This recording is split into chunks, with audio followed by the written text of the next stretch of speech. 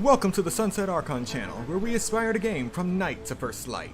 And today we'll be playing Genshin Impact version 4.1.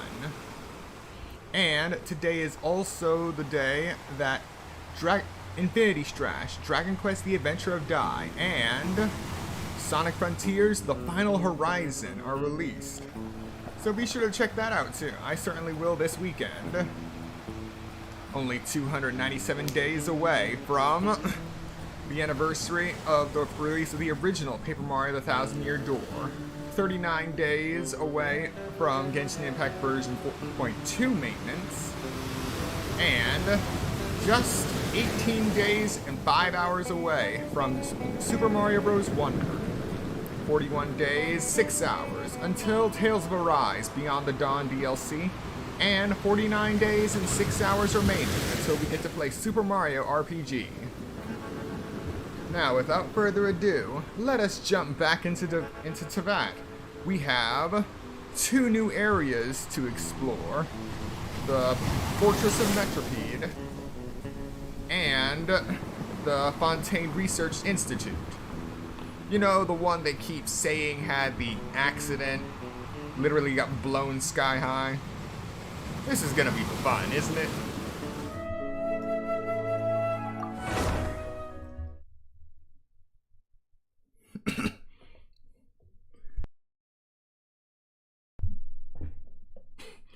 Alright, let's see what we got.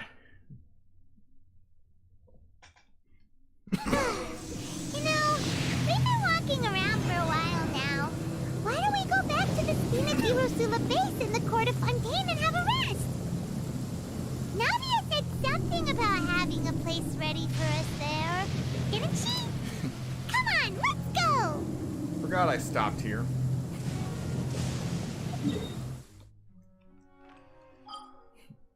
Ah.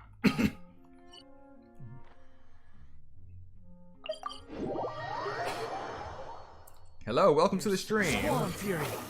Can't forget the crab bro.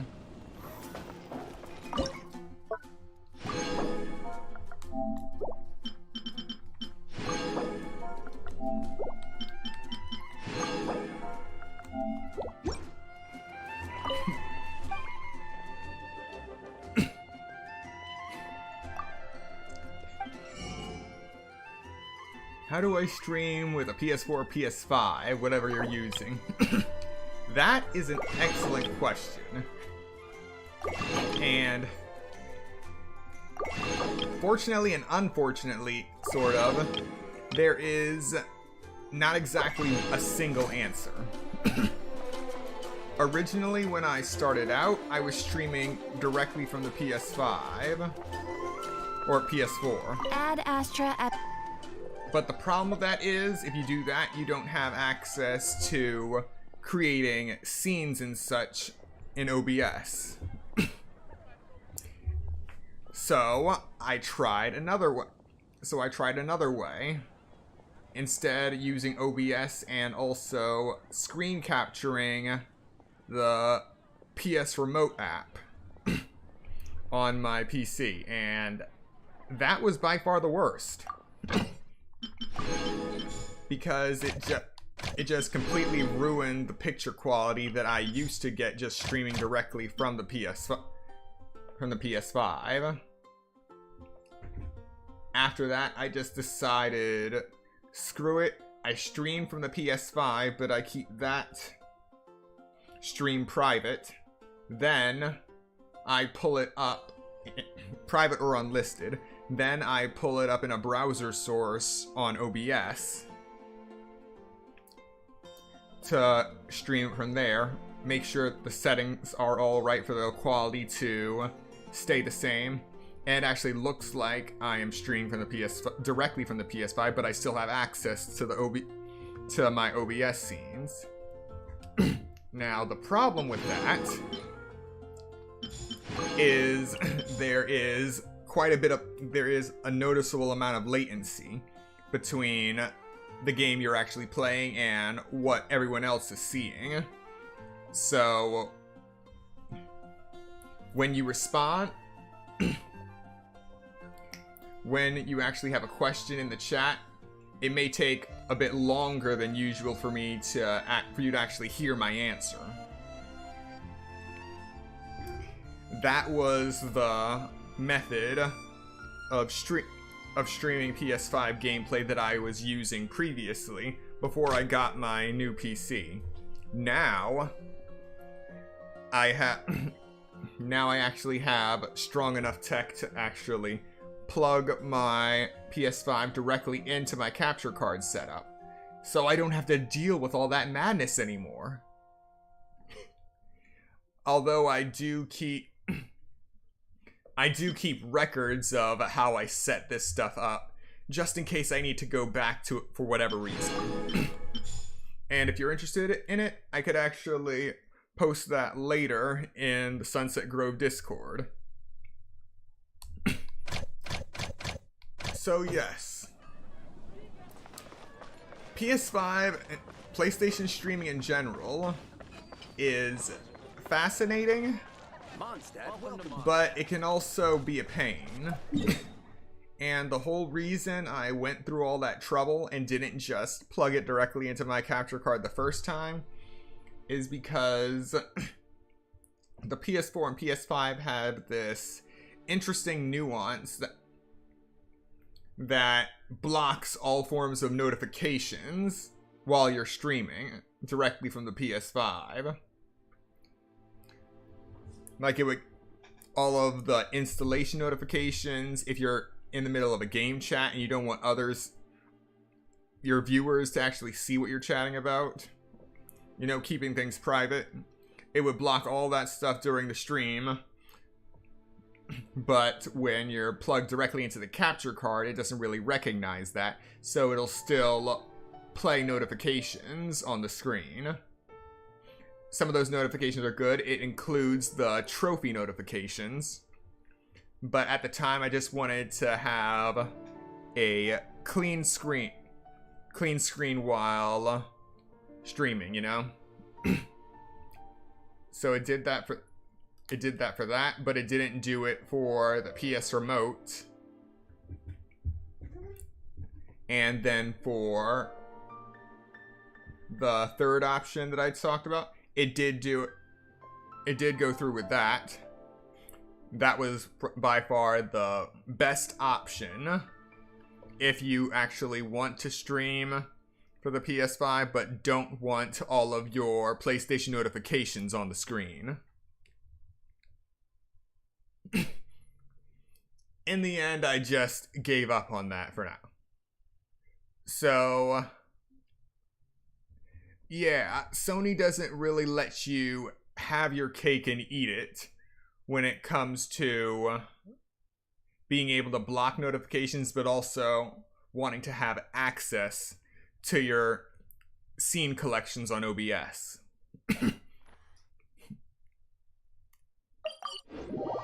Hoping that changes someday.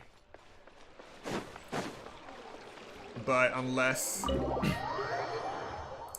Sony allows you to suddenly stream in places other than YouTube or Kick, YouTube or Twitch, not Kick. Oh, new recipes. Bodin nor os pomis. I think that's right.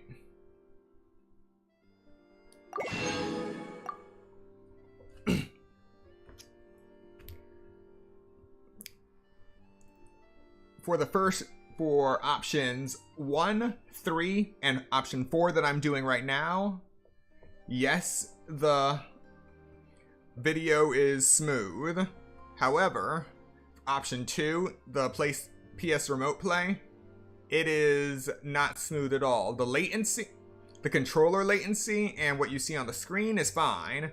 It's just if you don't have a good internet connection, the visuals are absolute crap.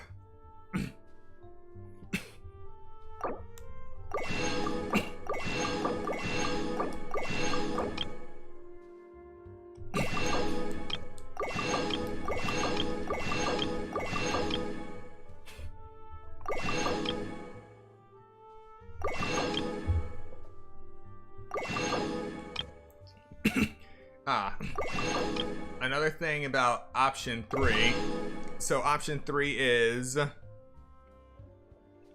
doing the gameplay stream directly from your PS5 to YouTube, then getting the embed URL from YouTube and putting it into a browser source in OBS.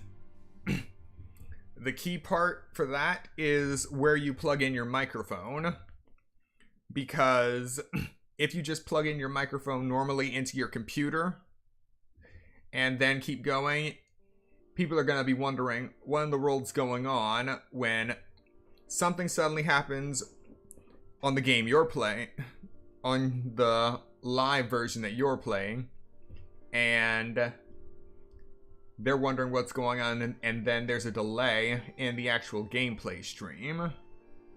And then suddenly everything catches up and it makes sense, but it just creates a noticeable disparity between what happens on your mic audio and what happens in the game stream. So you would have to make sure to plug your mic into the PS5 or PS4 so that both your mic audio and the video stay synced. It's all about context. Thank you, Sanguinetti. You never fail me.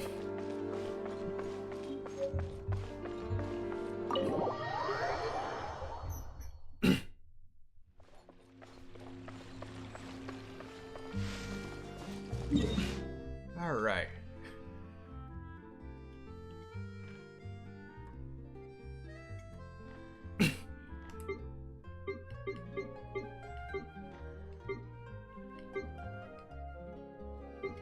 There we go.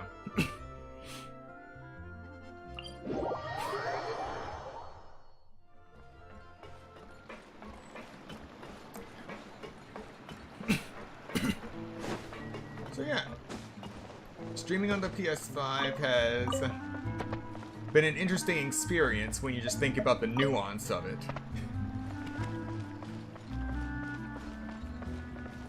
And then in comparison, other consoles are easier to stream because, well, for one, the older ones don't have those pesky notifications, so that's not really something to worry about. But with a Nintendo Switch, yeah, it could really use that kind of feature to block notifications while streaming. But seeing as how most all online features are tied into Nintendo Switch Online, Nintendo doesn't really have much incentive to add such a feature, which is sad.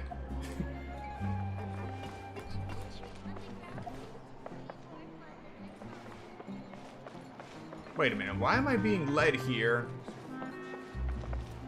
if I don't have a quest open? What the? Huh.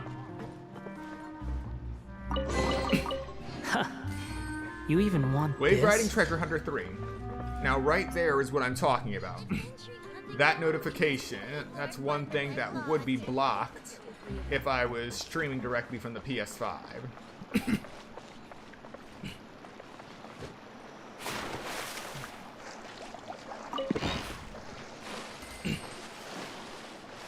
So it ends up...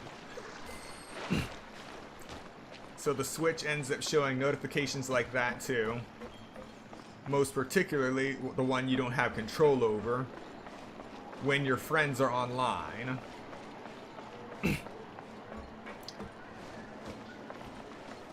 Alright. Oh, right. That's where it is. Okay. The wind rises.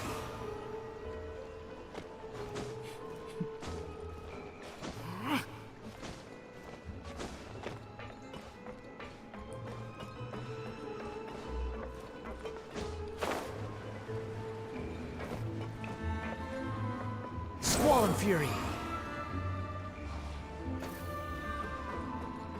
No.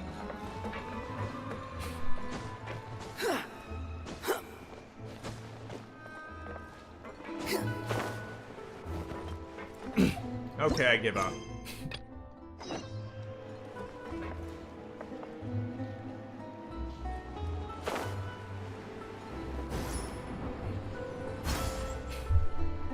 Yep, here's the room, and it's empty and waiting for us as promised. Navia is such a good person. Now that the serial disappearances case has been solved, no one's going to come after us for anything. Even without Silver standing guard, we can just completely relax. Why don't we stay and rest up here for a while? Even machines in Fontaine need to stop and recharge now and then. Oh, come on! This place isn't that bad. Besides, how often do we get to stay in an actual base? Oh, fine. Remember that detective story Paimon read before? Well, the author is about to release a new book, so Paimon wanted to buy it as soon as it came out and have a quiet place to read it. Yippee! Then it's agreed. Come on, let's get some sleep. We'll need to be up first thing in the morning to get in line and buy a copy.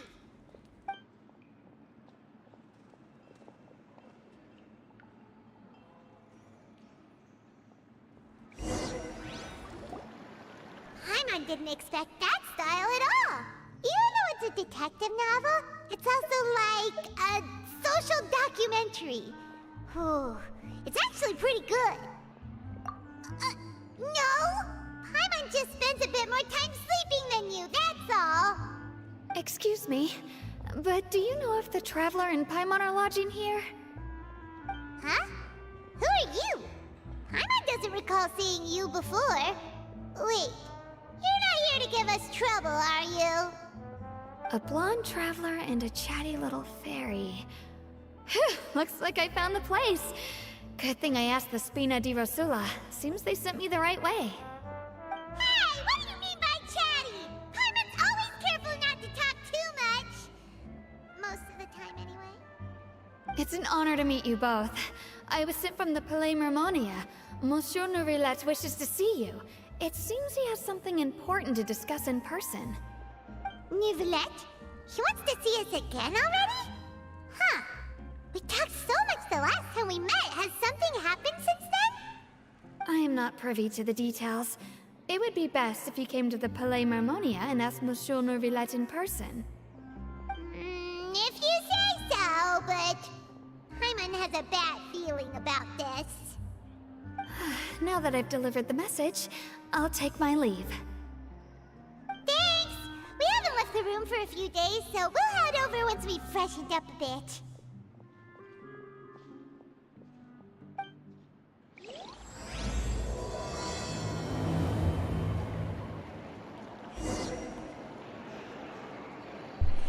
Okay.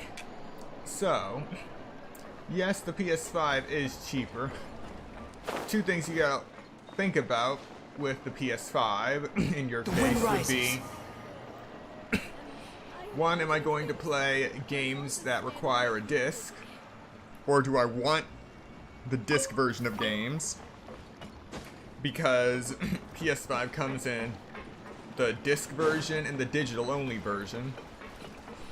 And two, are you going to be playing Genshin Impact on it?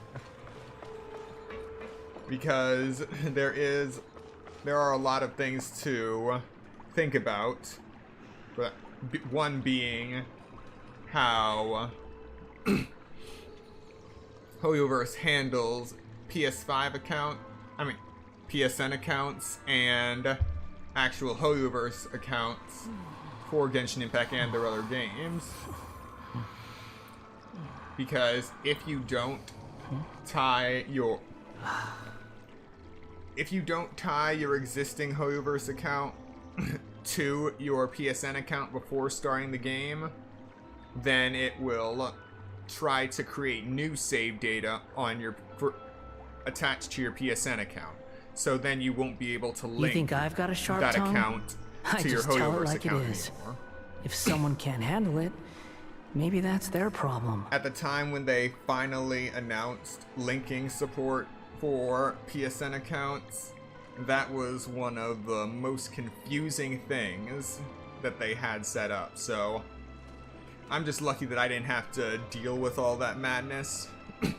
But it's something that any new PS5 or PS4 owner should keep in mind if they're planning on buying a PS5 and playing Genshin Impact on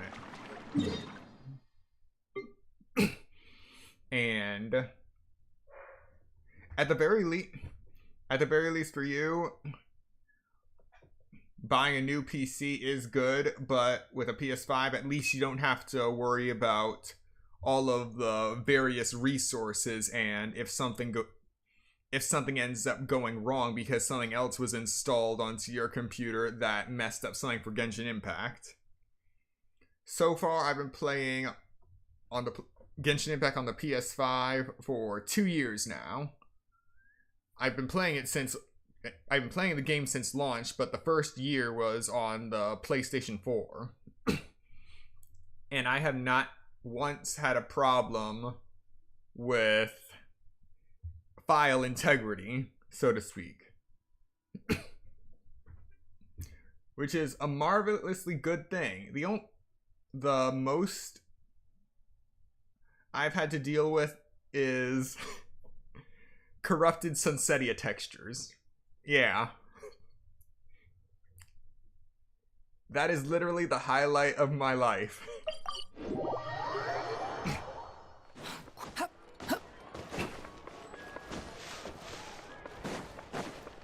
Behold! Yeah.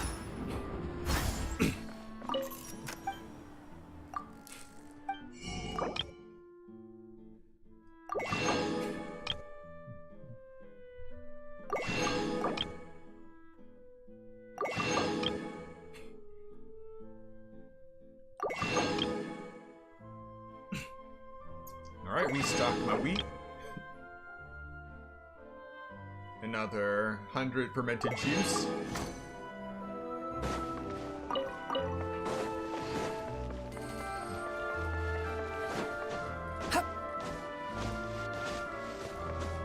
Squall Fury!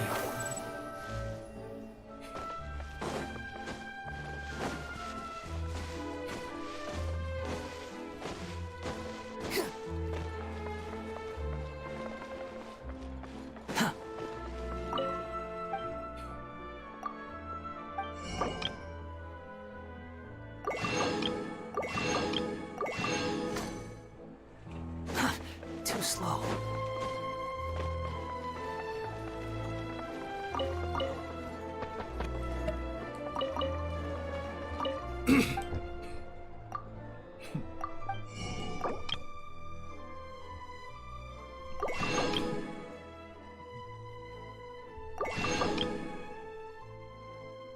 Wait, when did they start selling Zayden peaches?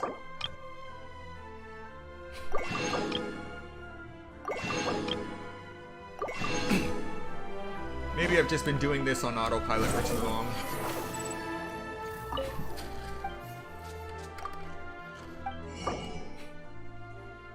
All right. A recipe for crepes. Crepes Suzette.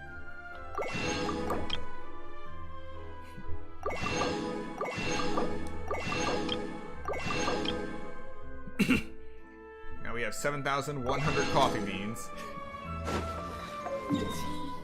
All right.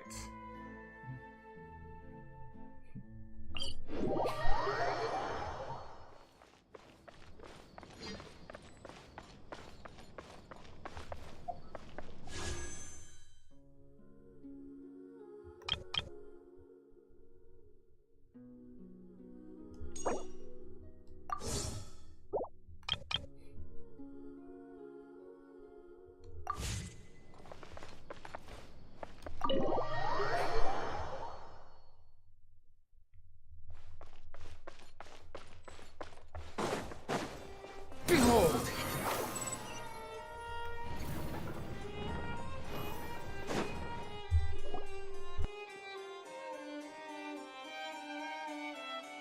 Neverland, we're here! Did you want to see us about something? Huh? Why were you just standing there? You daydreaming or thinking something over? Yes, I did send someone to fetch you. But as for what I'd like to discuss next, well, I still have some reservations. Given that we've already made the trip here, you should just tell us. Bet you need us to help you with something, right? I do indeed have something I'd like to ask you to do. However, you should wait until after I tell you the details, then decide for yourselves whether you'd like to help or not. The situation is this. It has come to my attention that the Snezhnayan Harbinger known as the Knave wants a diplomatic meeting with you, correct? I heard that she was originally from Fontaine, but for her to suddenly arrive here and abruptly request such a meeting like this, I sincerely advise you to refuse her invitation outright.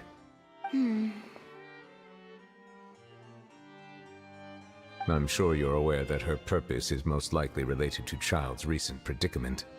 We convicted one of the Snezhnayan Harbingers in a court of law, but we have yet to provide any form of detailed report on the matter. This does indeed provide an opportunity for Snezhnaya to put pressure on us. I believe we should adopt an evasive stance until we can provide a proper explanation and have a preliminary plan on how to deal with the matter. No, we shouldn't. I think we should agree to the meeting. Oh? Well, you see, we are the ones that owe an explanation. If we keep putting off the meeting, it could easily result in the problem escalating, right? It's like a fight between two friends. If they don't agree to see each other and talk in person, isn't it possible that the friendship could end entirely? Though diplomatic relations between Fontaine and Snezhnaya could be considered as friendly, it is only superficially so. You wouldn't go so far as to say that our nations are friends, as you did in your example. It was just an analogy. An analogy, okay? Moreover, even if we were to talk in person, if we don't have sufficient information prepared, it is quite possible the result wouldn't be restored relations, but a complete falling out. I don't think we should overthink those possibilities yet. Even if the logic of the divine is not immediately apparent, its wisdom will only be revealed with time. Besides, you'll be at the meeting. If any problems do pop up, you'll have no problem navigating them. I must clarify that interacting and communicating with people outside of court is not my cup of tea. It seems you think too much of me. But more importantly, when did I agree to join the meeting with you? You mean you won't come? No, that won't do. I can't go to the meeting alone. You have to accompany me. I must take you with me. Lady Farina, could there be something else regarding this matter that is being kept from me? No, not at all. Look, I am the Hydro Archon of Fontaine, Focalor, the god of justice who is loved and adored by many. So I only hope that justice will be served in this matter. Don't overthink it. I'll go find someone to arrange the meeting.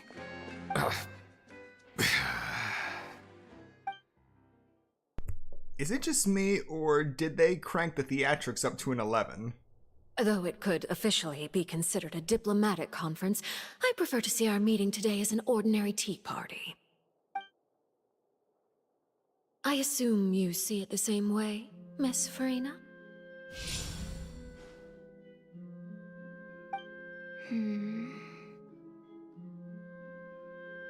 Lady Farina? Yes, that's right. Just like you said, a tea party. I should thank you for providing the pastries. They look delectable. To make this tea party even more lively, I've invited someone else to join us today. It's a pleasure to meet you, Monsieur Neuvillette. I was born in Fontaine, so naturally, there's no need to introduce the nation's revered Eudex to me. Hello. The pleasure is also mine. First, I would like to thank the two of you. I'm often away on business outside of Fontaine, and I'm told that the children of the House of the Hearth have been well taken care of by you. Oh, I'm not referring to when my children, Linny and Lynette, were falsely accused by you. Please don't misunderstand. The children of the House of the Hearth are often misunderstood, perhaps due to the reputation of the Fatui. There's no getting around that. All I meant to say is that Fontaine has been stable in recent years. The people are well off and the children lead happy, fulfilled lives. That is something truly worth cherishing, and no one wishes to disrupt such peace. Now then, you have come regarding the matter of child, correct? Well, yes. It appears the ever-busy Iudex Neuvillette doesn't wish to waste time with diplomatic pleasantries, and hopes that we can get straight to the point of our talk.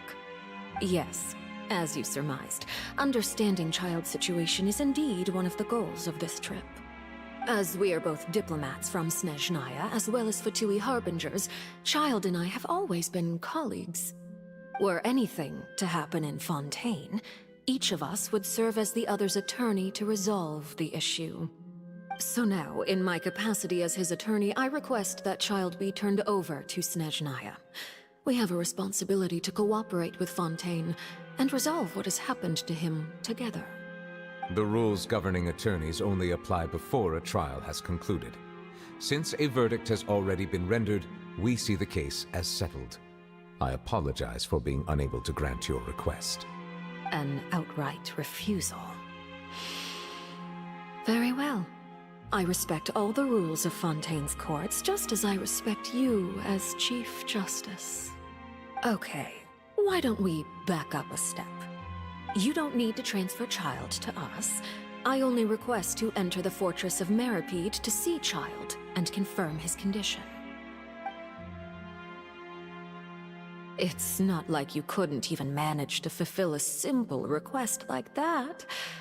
Right, Miss Farina? About that. The Fortress of Meripede has always been completely autonomous. Even we have no authority to interfere there, and diplomatic issues do not suffice as an excuse. However, if you absolutely must confirm the situation of the Harbinger, I have a proposal.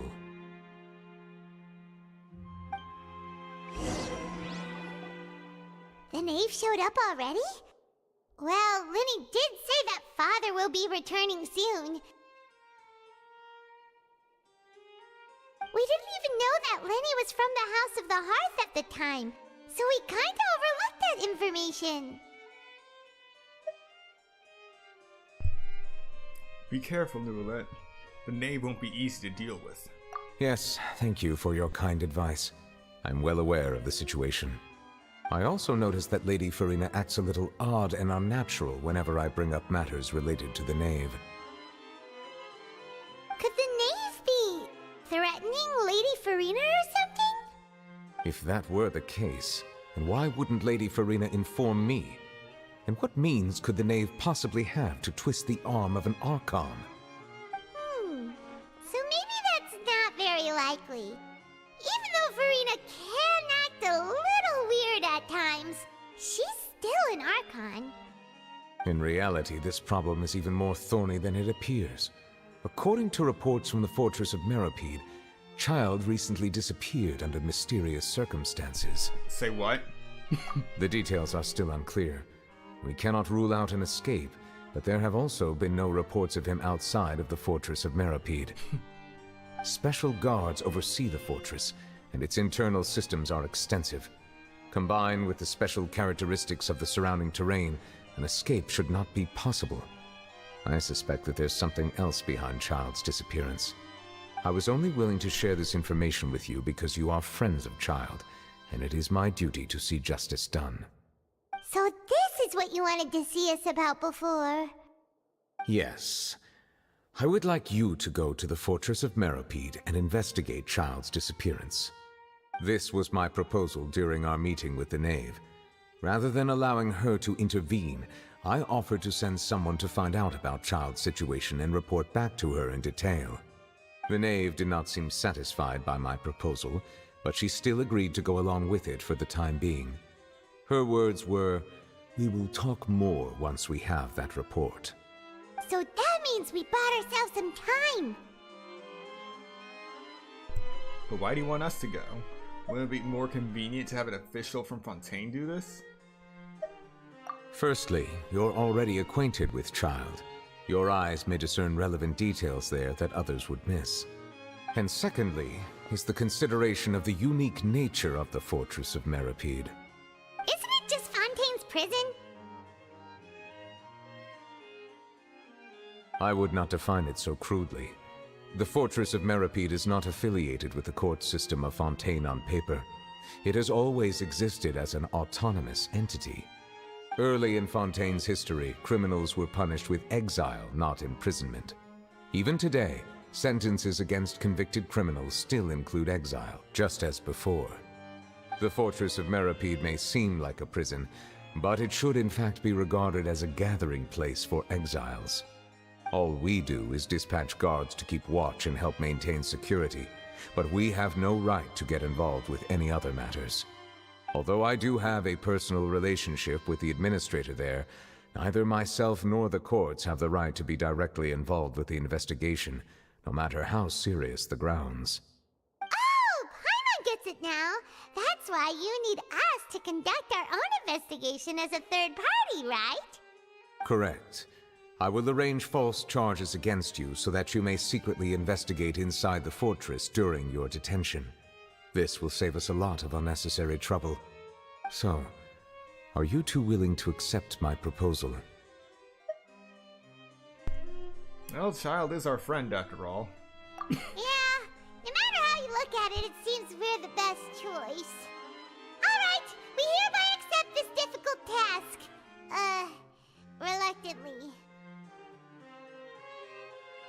You two have my sincere thanks. This matter is of critical importance to Fontaine's current situation. Also, I hope that both of you can keep this operation a secret.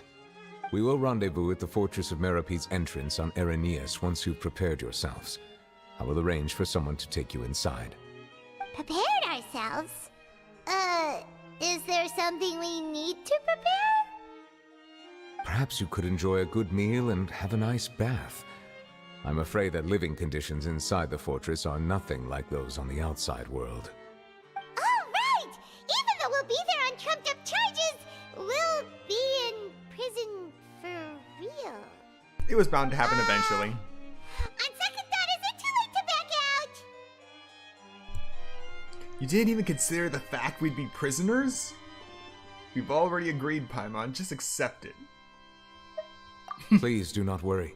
Since you are sacrificing both your time and quality of life for the sake of delivering this report, you will be compensated according to the highest standards permitted to legal staff, regardless of the outcome. Now that's more like it! Come on, traveler, let's go eat the best meal we can find! We'll eat so much that we won't need to eat another meal for a whole month! You're a treat! Are you leaving now? In that case, please take this cake as a token of my personal gratitude.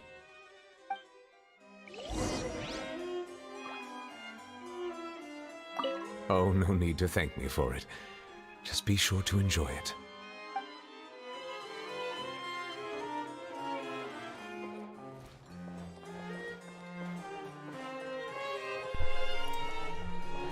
I really hope this cake isn't poisoned. Huh. These newcomers are full of enthusiasm. Keep that quest in mind for later.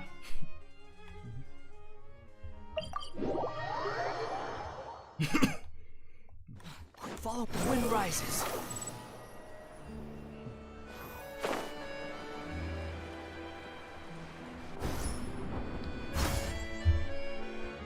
I'll have that, and that!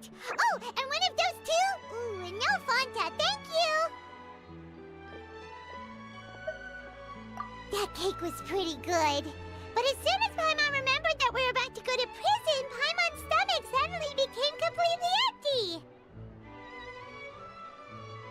Now that Paimon thinks about it, we've always been super careful ever since we arrived in Fontaine. Just to avoid breaking any strange laws here. But here we are, about to willingly send ourselves off to the Fortress of Meripede. Maybe this is what they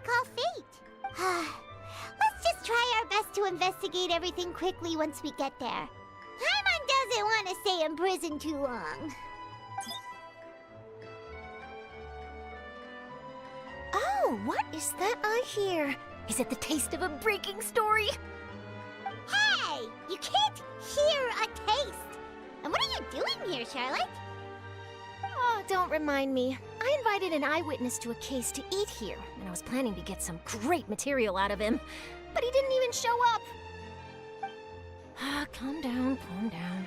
This is nothing new. As a journalist, you should be used to this by now.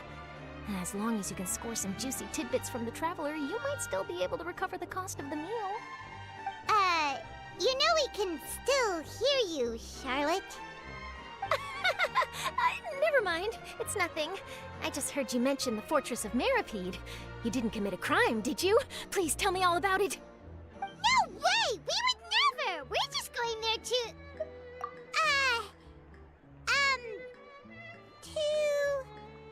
Oh no! Paimon almost forgot that Neverlet told us to keep it a secret!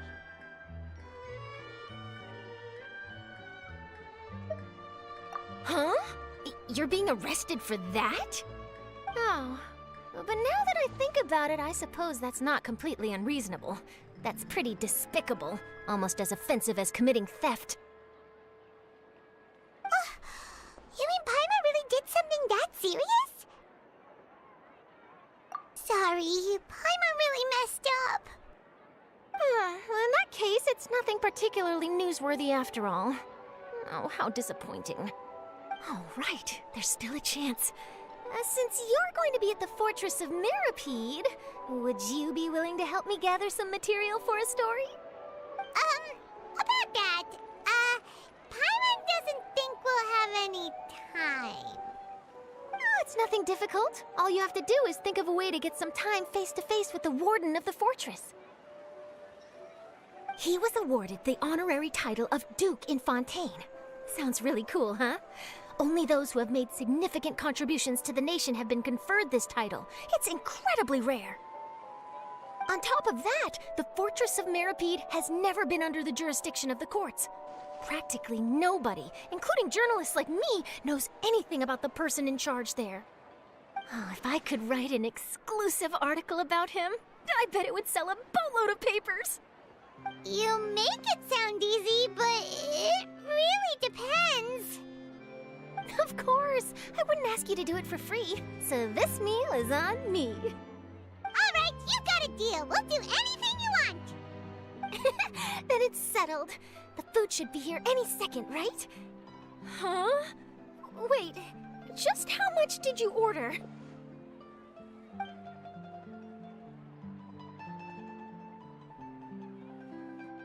Oh, Paimon's so full. Well, guess we have nothing to regret now, so let's get going. Wait. Paimon just said something really ominous, didn't she? It was at this moment Charlotte knew she screwed up. I had no idea you could eat so much. That didn't go according to plan. Please, please, don't forget about the material for my news article.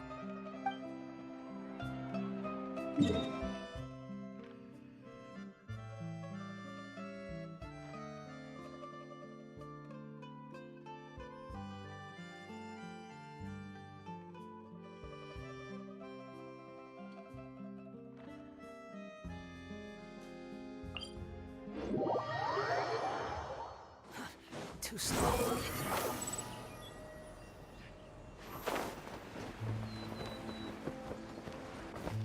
One with the force.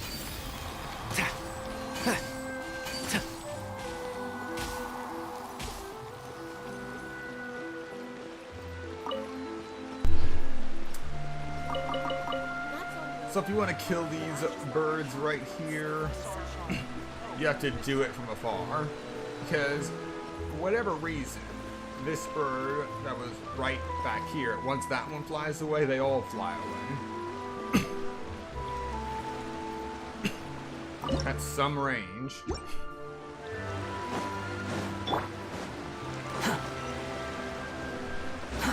Too slow.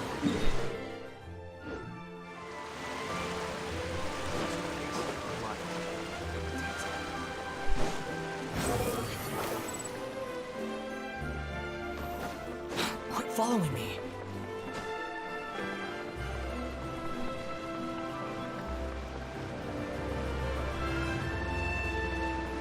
We'll worry about boule fruit hunting later.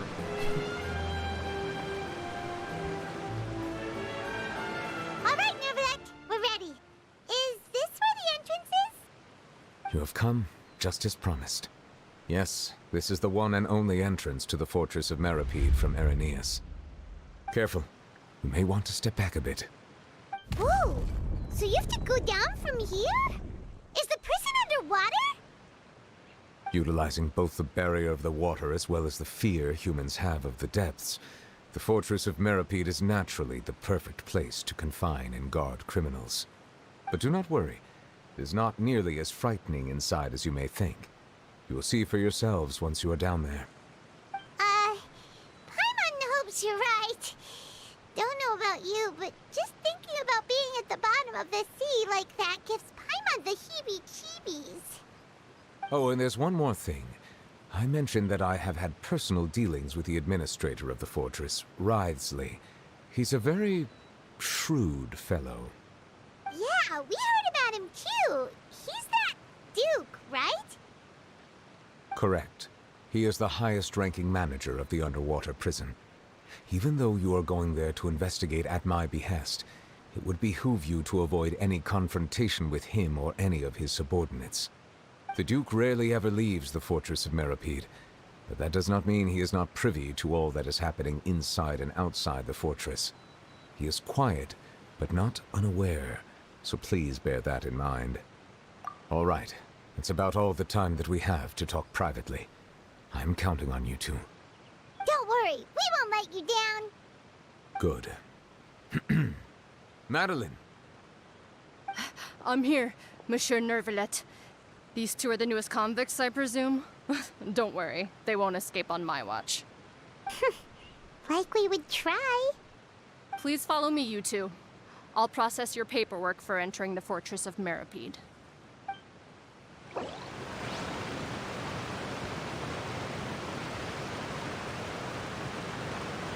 Huh? Note, involvement in other quests. Current quests? To the stars shining in the depths. Continuing the current quest may cause parts of the following quests to become occupied. Progress cannot be made on following quests. Unfinished comedy.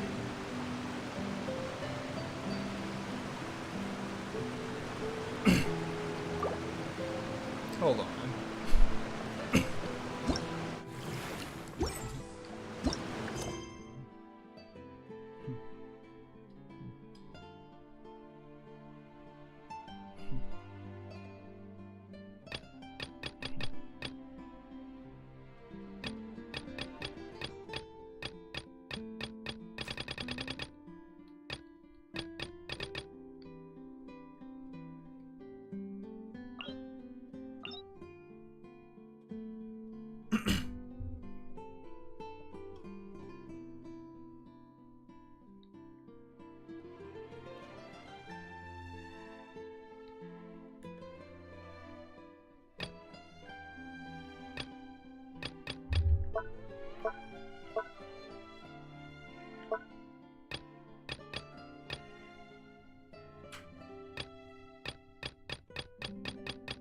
I'm not sure I see what quest it's talking about.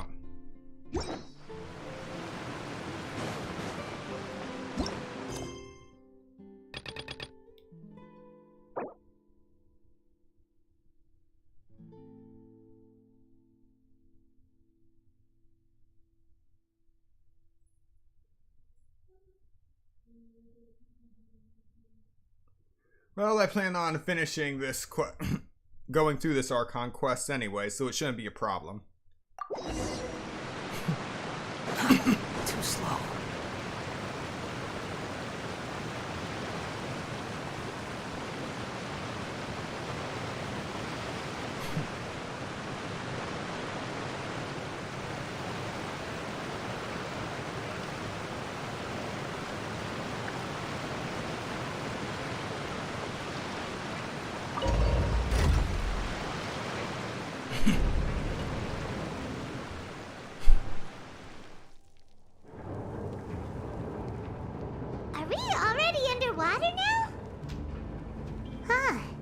So this is what it feels like to be a criminal in Fontaine. You two seem to be taking this pretty well. It's rare to see convicts in such a good mood.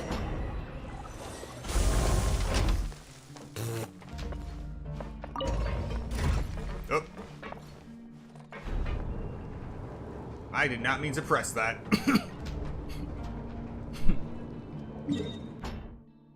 Well, it's good to know I can leave at any time. Wait.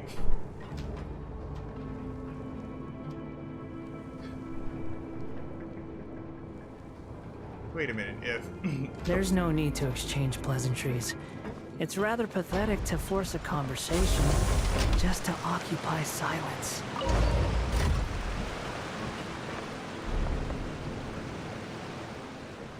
I did not expect to be able to do that. Behold!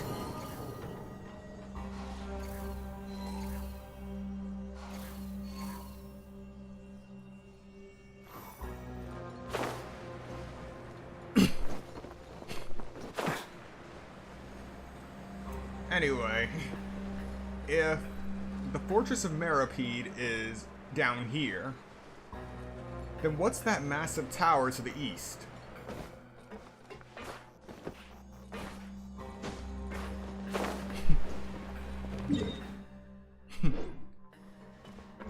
Quit following me.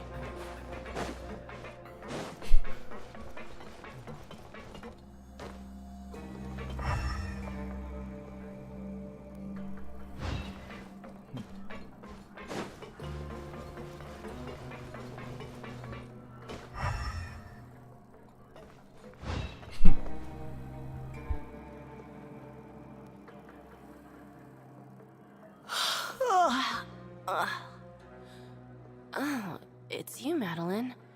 Why'd they make you make the trip down here today? Monsieur Nervalet personally requested I escort these two convicts.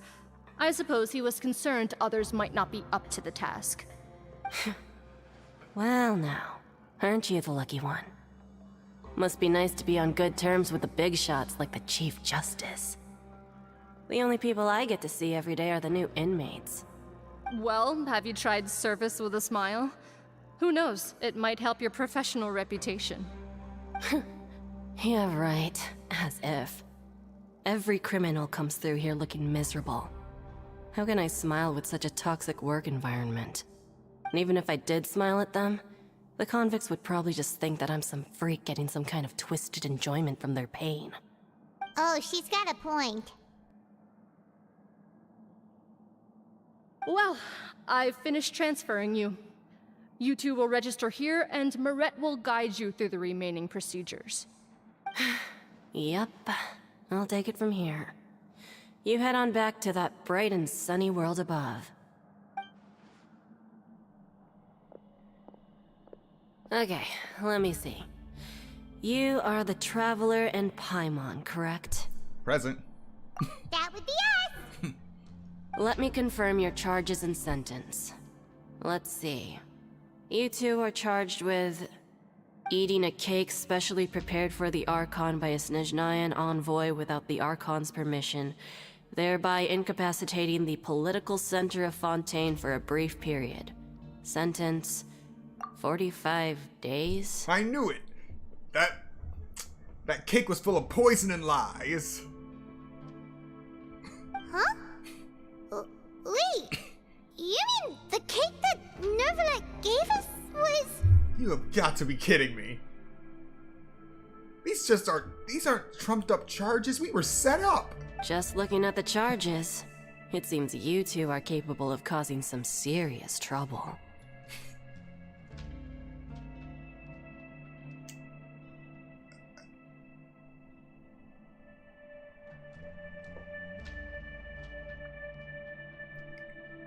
Cake.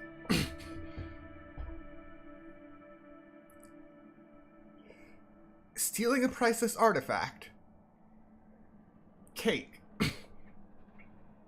Deicide. Cake.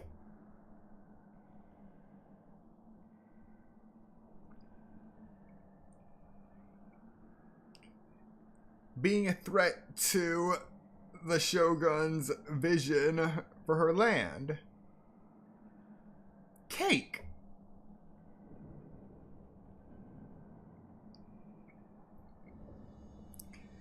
Getting tied up in a conspiracy of the academia. Cake. Of all of the things that we have been through for the last 3 years, Cake is the thing that gets me sent to prison. Cake. And considering how fond Lady Furina is of sweets, this crime is tantamount to trying to assassinate the Hydro Archon herself.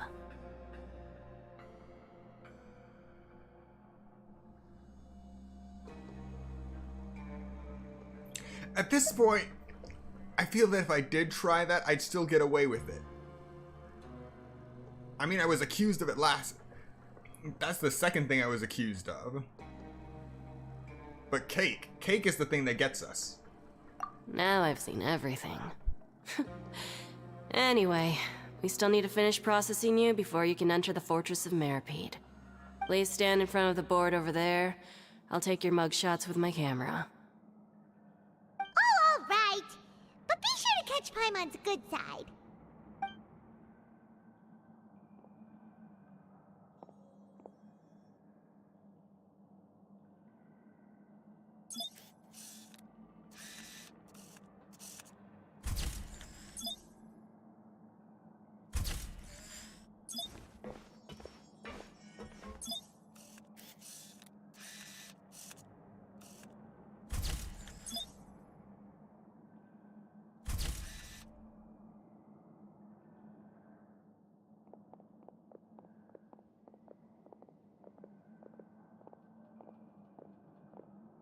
And we're done. Thank you for your cooperation. Next, someone will be along to guide you inside the fortress. Please be sure to cherish this opportunity for rebirth. Huh? Rebirth? Isn't that a little much? We're only gonna be here for 45 days! You two are the new inmates, right? Follow me. Oh, okay! Paimon is Paimon and this is the Traveler! Save it. Not like I'll remember your names. Move it.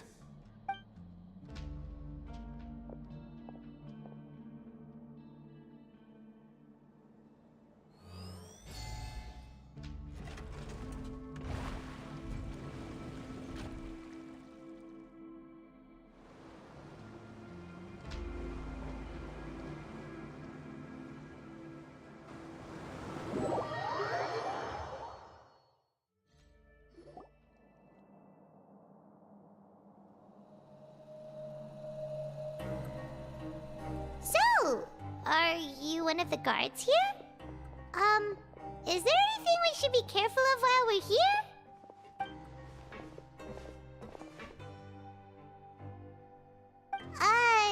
Did Paimon already ask something she wasn't supposed to? Why should I tell you anything? What's in it for me? You sure don't seem like a guard. This is exactly why I can't stand new fish.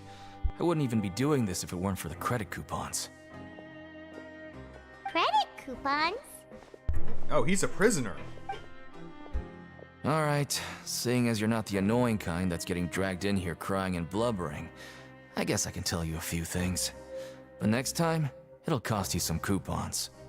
Mora means nothing here. Here, we use credit coupons. Alternate currency. Already feels like prison. Coupons can get you almost anything in the Fortress of Meripede. Desires? Fulfilled. You want power? No problem. Coupons can even change fate itself. So, credit coupons are a currency that can only be used here? It's not as simple as that. Like Moret said, everyone gets a chance at rebirth. No matter how much money or power you had before, it means nothing once you set foot inside the Fortress of Meripede. You have to start over and earn your coupons. Everyone starts from the same place, and you have a chance at a new, less terrible life. I guess that's the real purpose of the coupons. They symbolize true fairness and true justice.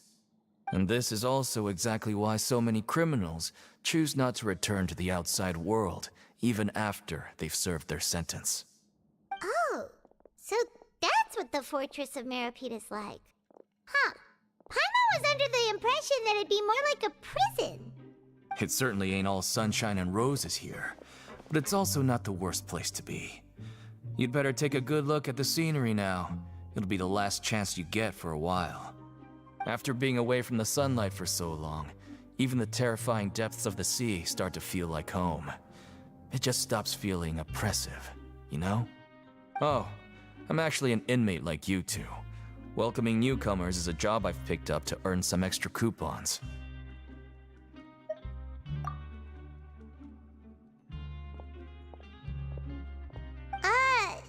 Why aren't you answering us again? I've told you enough for free. Any more info is gonna cost you. So all you care about is Mora! Wait, no. Coupons? Almost there. It's down through here. Your turn to give it a try.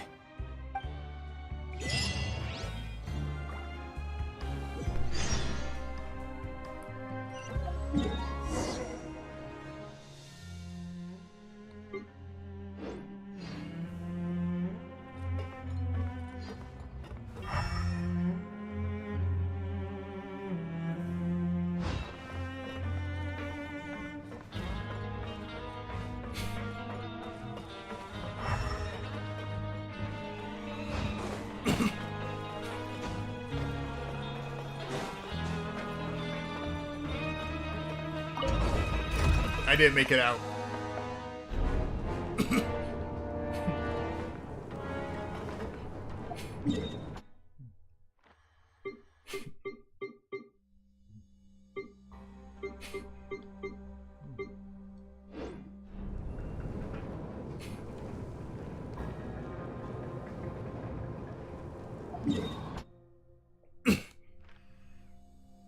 Yeah, I can't do this.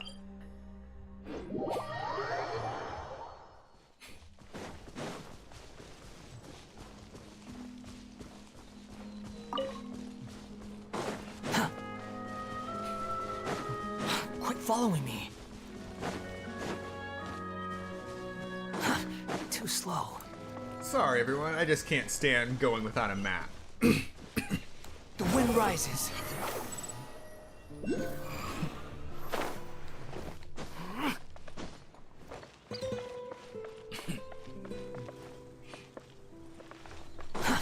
Too slow.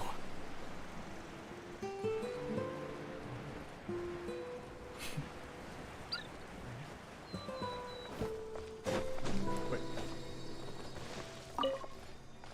Huh. A sub-detection unit?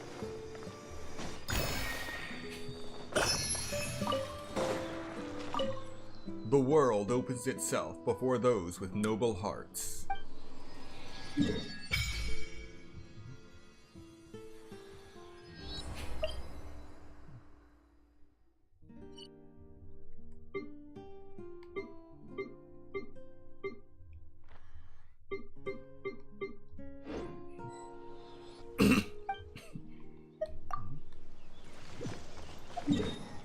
Alright, now I have something to work with.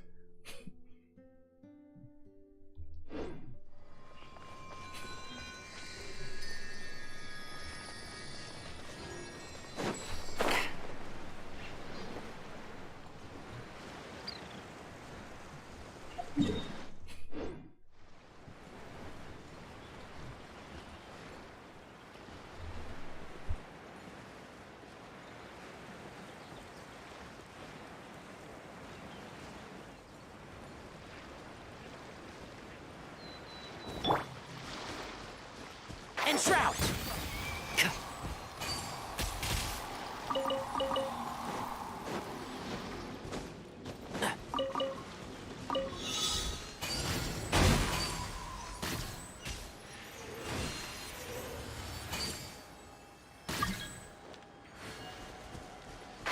Can't see?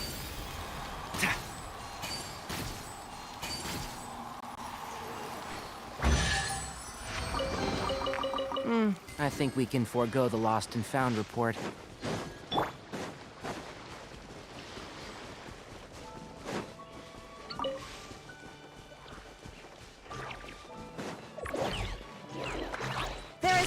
Enshroud! I hear everything! Incinerate! Inadmissible evidence!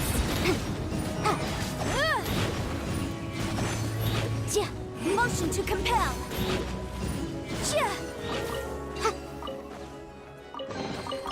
Remarkable condition.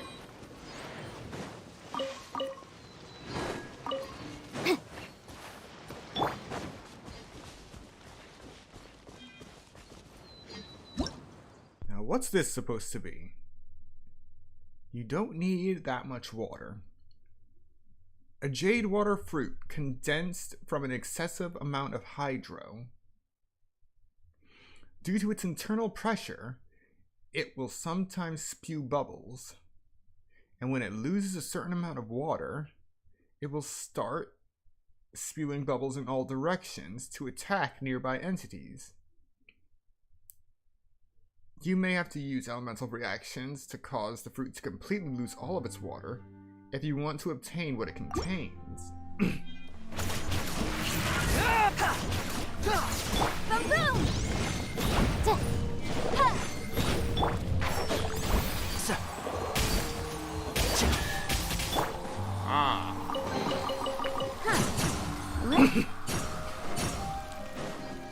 Okay.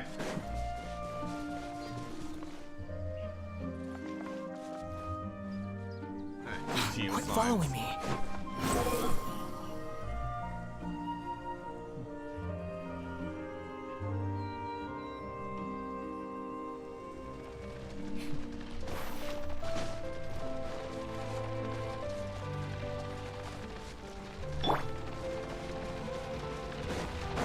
Illusion shot.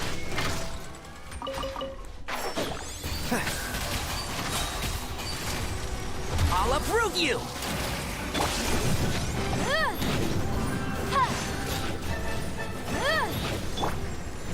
Torn to oblivion. There is no escape. Ha!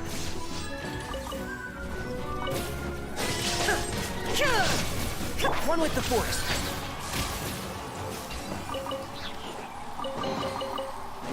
I think we can forego the lost and found report.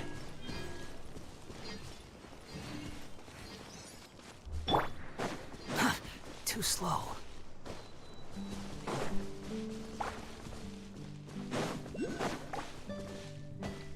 Quit following me.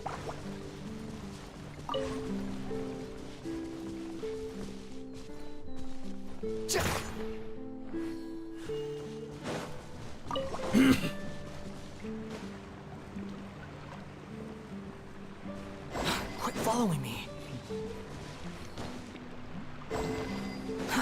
Too slow.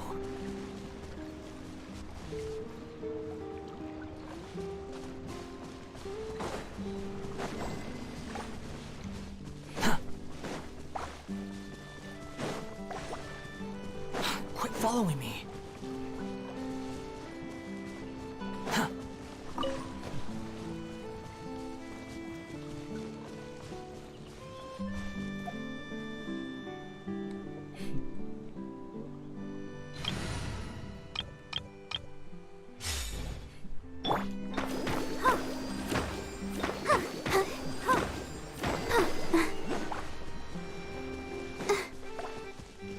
Go, Barbara, go!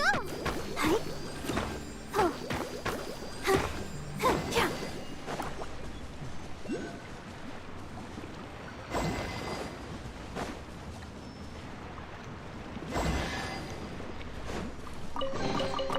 This is the kind of surprise I could sing about.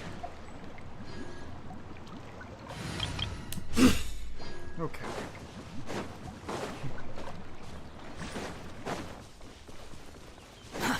Too slow. Squall and fury.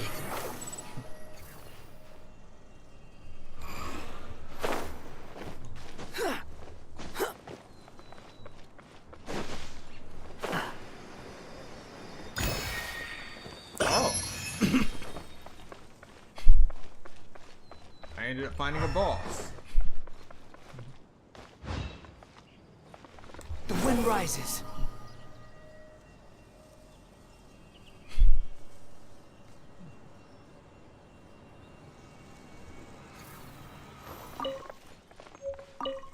mysterious ore. And spin crystal 112.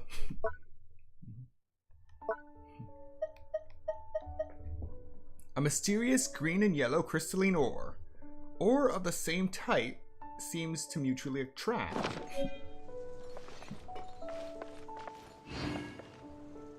Alright, let's see what we got here.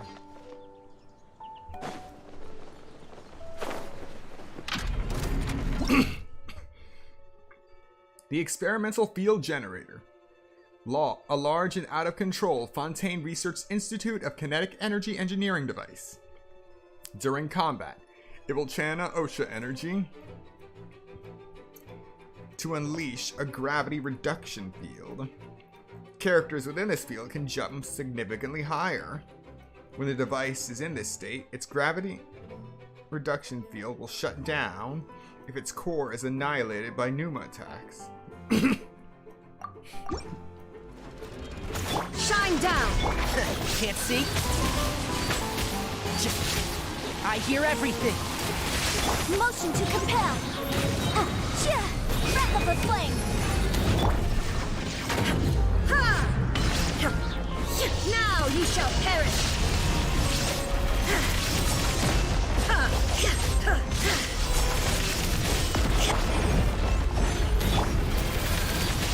My tail's all messed up.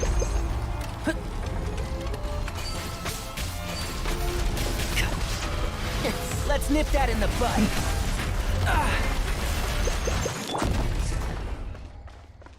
Yeah, that was okay.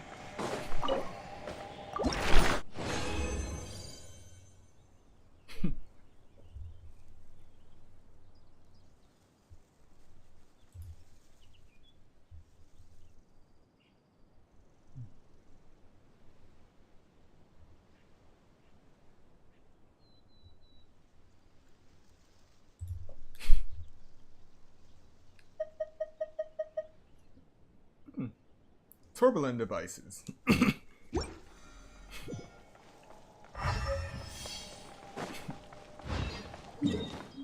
Alright. Quit following me. Now let's continue our quest to the next statue. Squall and fury. Upon the gale.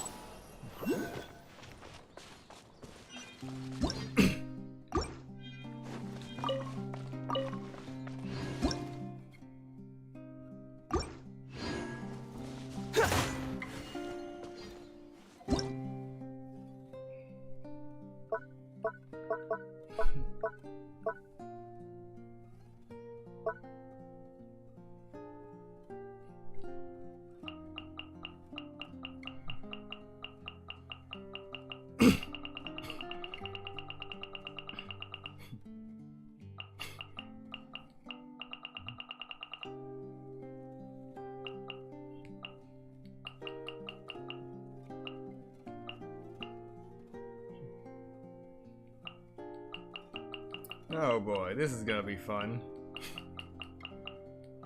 Trying to figure out how to open this thing.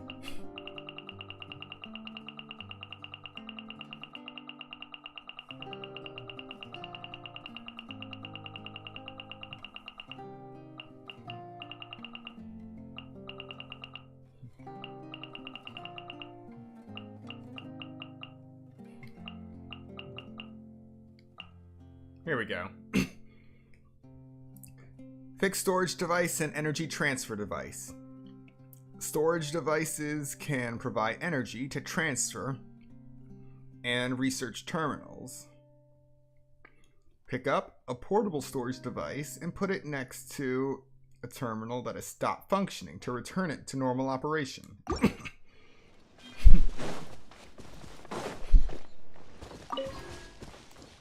So they're putting chests in cages now.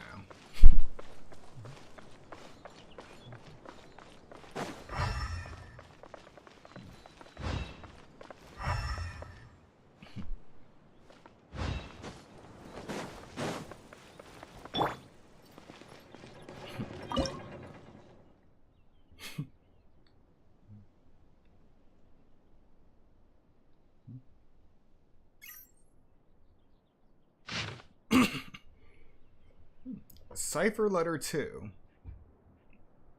This is a test text for cipher letters. It is not a test text.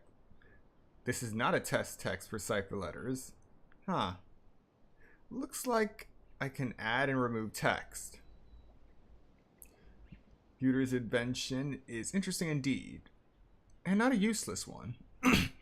Unfortunately, there are too many blockheads in the Institute now. Apart from a few intriguing individuals, the rest of them only know how to follow what's tried and tested. These few exceptions are buried in their own fascinating experiments and care little for others' projects. But I believe that one day, cipher letters will be applicable in our daily lives. Just like my system-wide prototype, which has tons of developmental potential.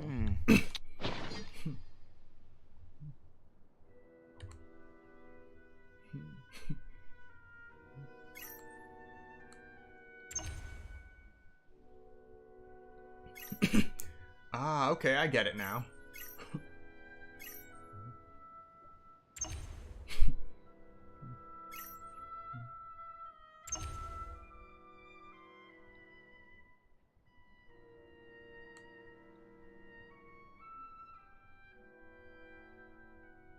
Don't be afraid to make mistakes. It's all part of the learning process.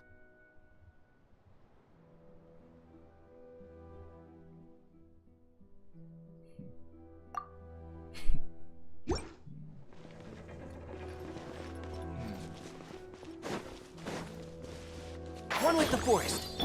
Illusion shattered! Behold!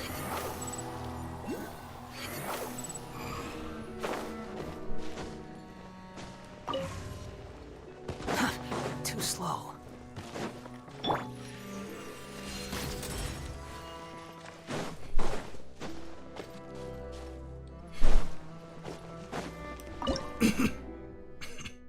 Let's try that again. Alright. We're charged.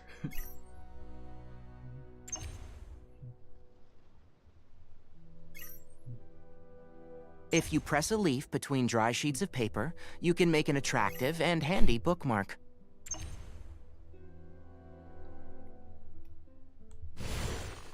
Bingo.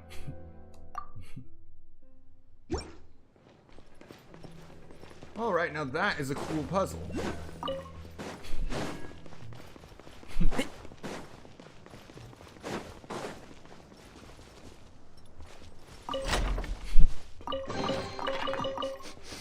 Smells like something good is inside.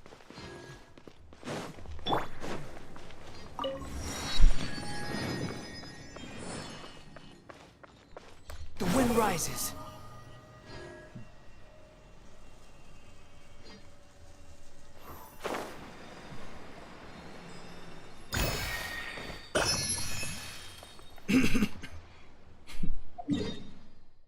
Well, I found another Shrine of Depths.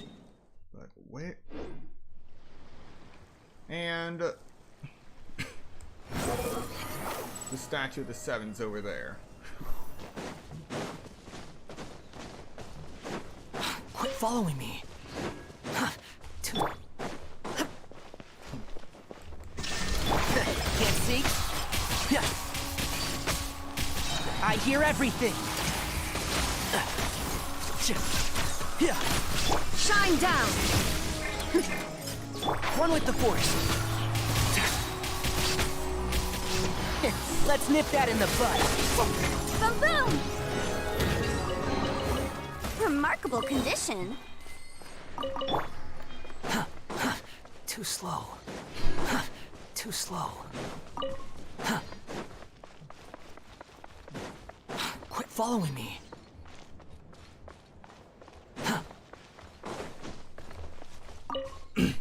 Alright, collecting pine cones again. Can't see?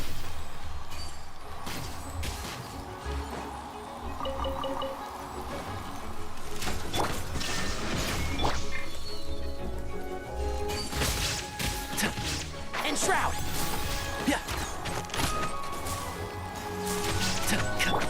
Behold!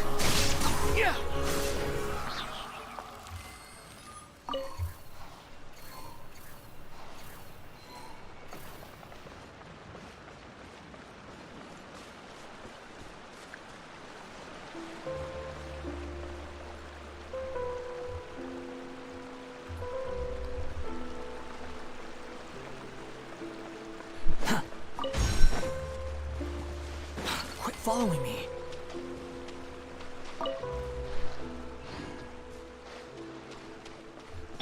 Motion to compel.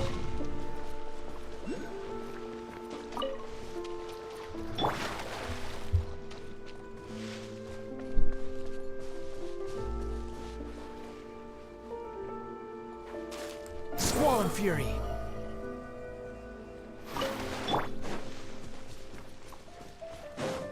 Invisible evidence. Incinerate. One with the force. I'll uproot you!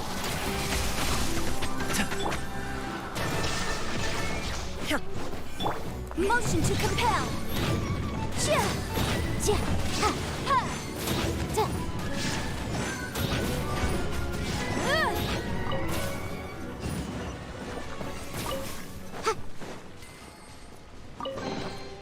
Remarkable condition.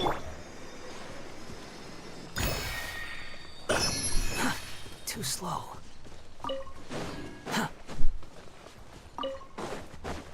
Behold!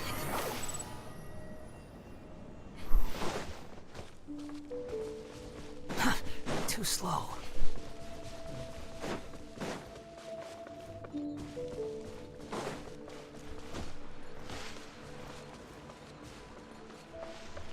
Quit following me. The world opens itself before those with noble hearts.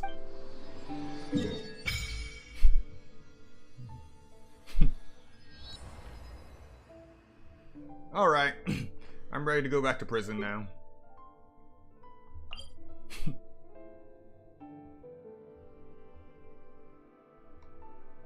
What do you mean teleport currently disabled? How did I make it out?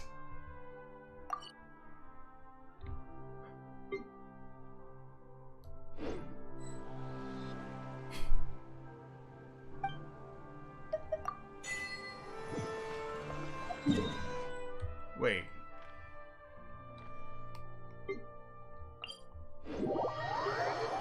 Oh, that's why. Still inside that one menu.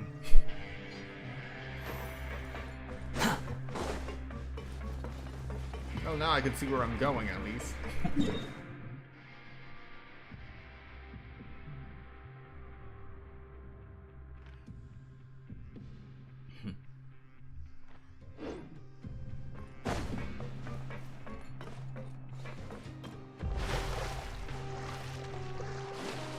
Can't dive here.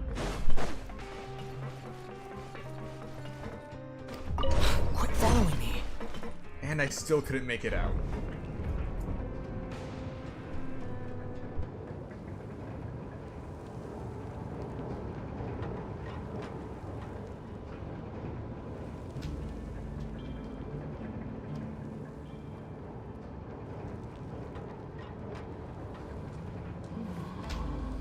So, we're going even deeper now? Just how deep down are we? It's like a metaphor for your previous life, isn't it? Our lives weren't that bad.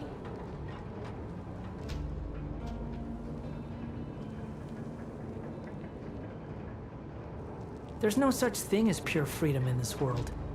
Even the wind cannot blow on forever. Say there's no freedom in this world when you are literally going deeper into a prison. Too slow.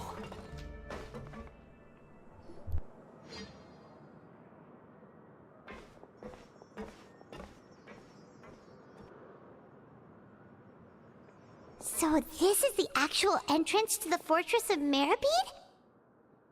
Huh. It looks like there are other new arrivals, too. Oh, they sure don't look happy. Maybe we look too relaxed for fresh convicts.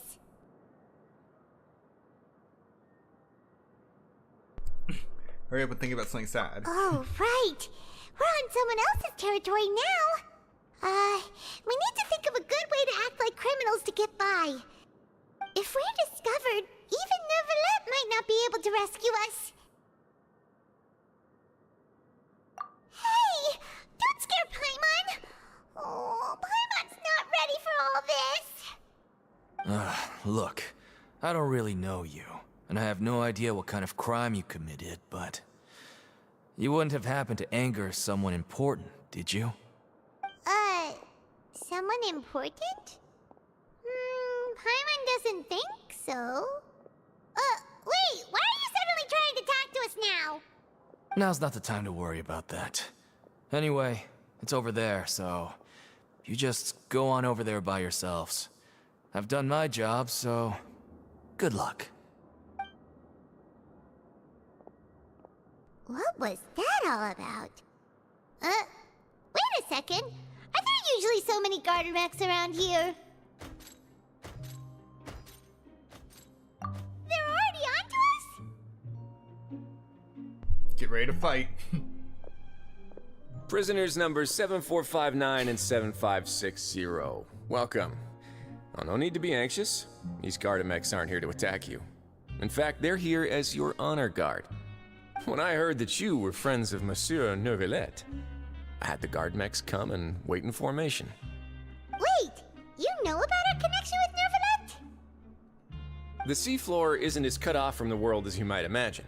However, I'm afraid that I know nothing more than that you are friends of the Udex.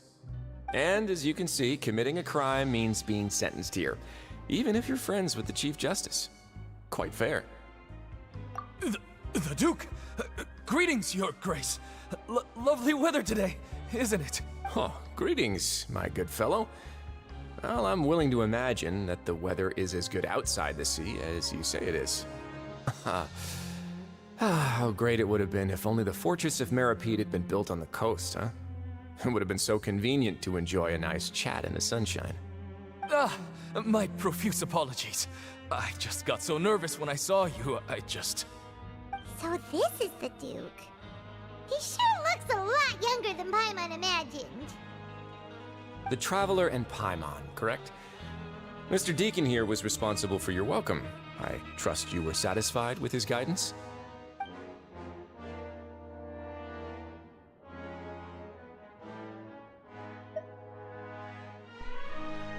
He's taking great care of us. Splendid chap, really.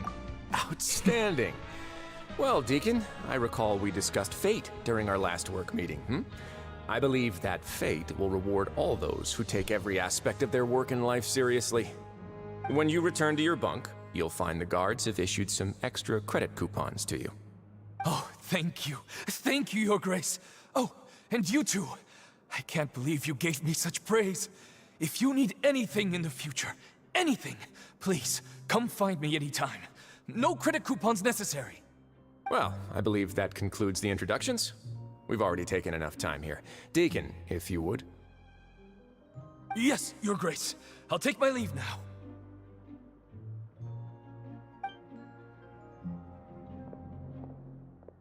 Please, follow me.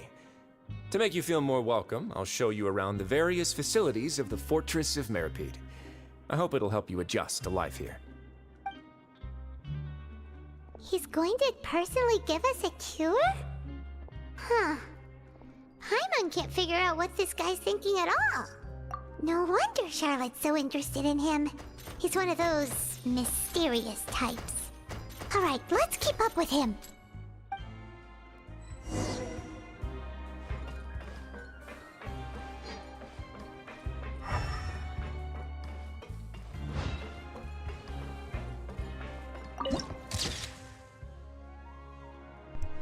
The Copper Keep.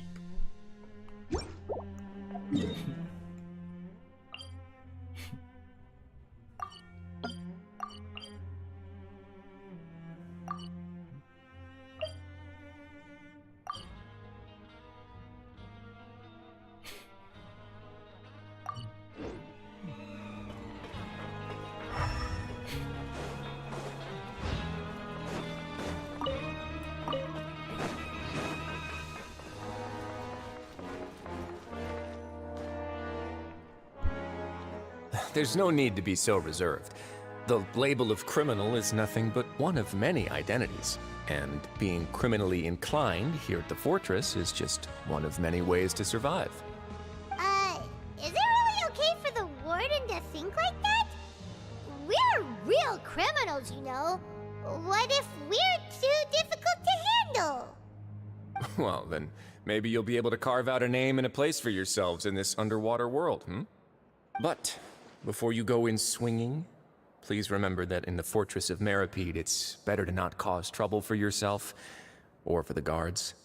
Now, we've arrived at a very important place, the Coupon Cafeteria. You can come here and claim one welfare meal each day. Welfare meal? You mean it doesn't cost anything? That's right. Criminals are essential to Fortress operations, so we must guarantee that they at least have the basic means to survive. But that's not how it was.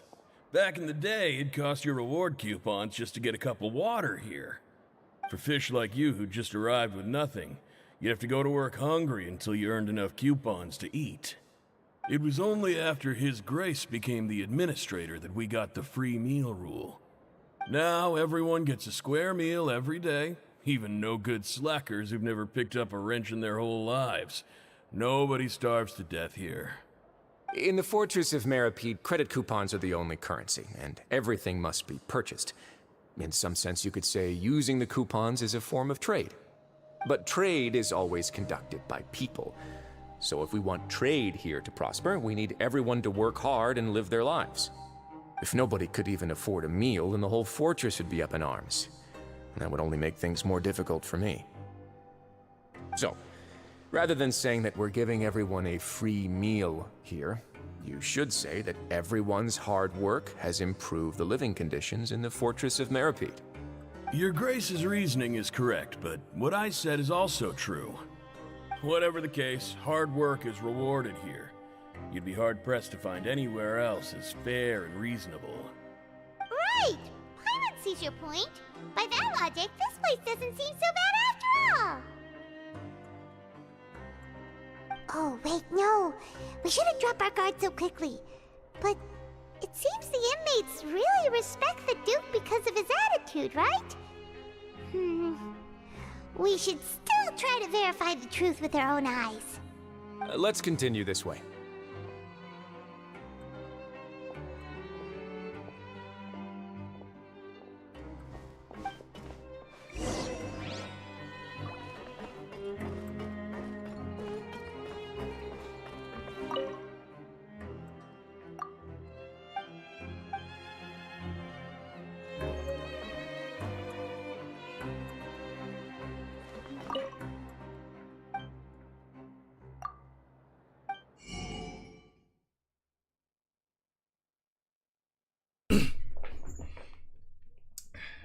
So, I can buy trout amandine, barbecue ribs,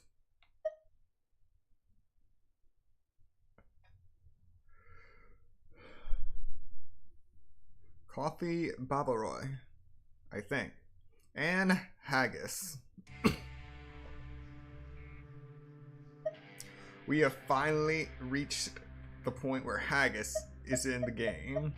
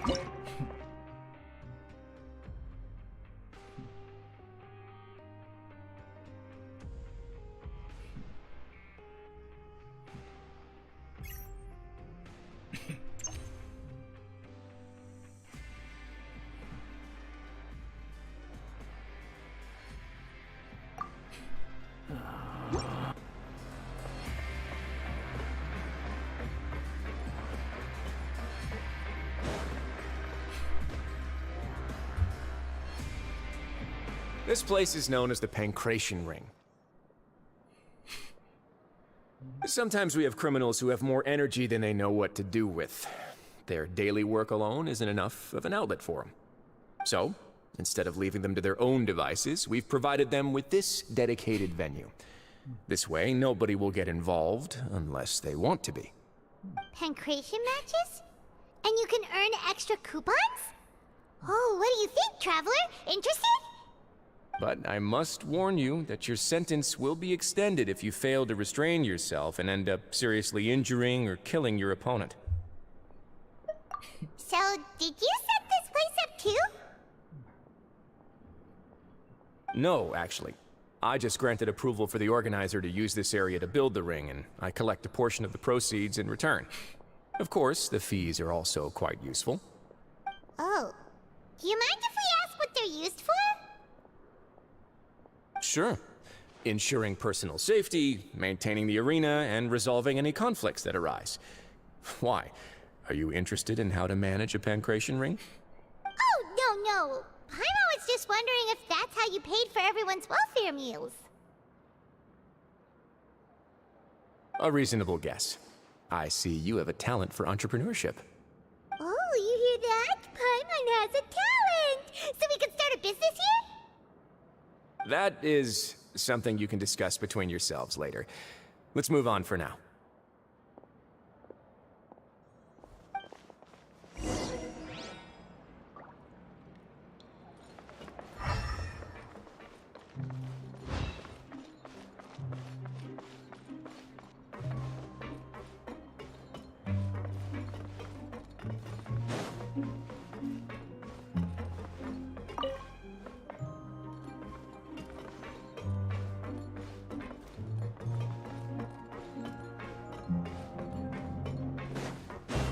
The wind rises.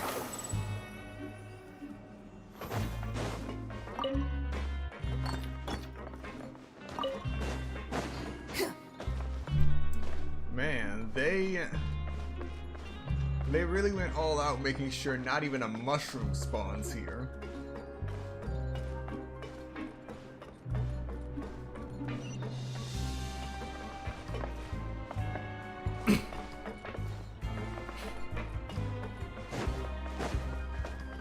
Behold! Too slow.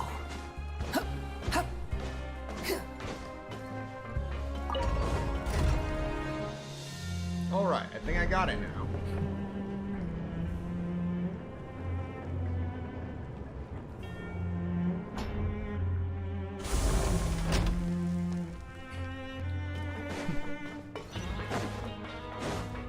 Quit following me.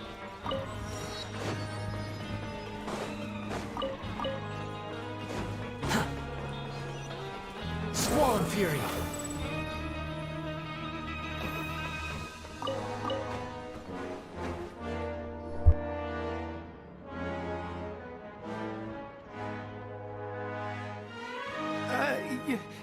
Your Grace.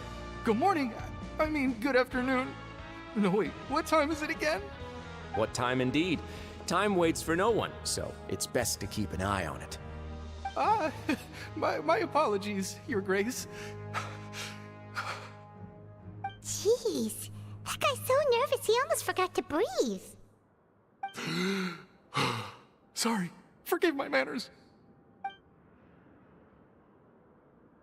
These are the dormitories, which is where inmates sleep.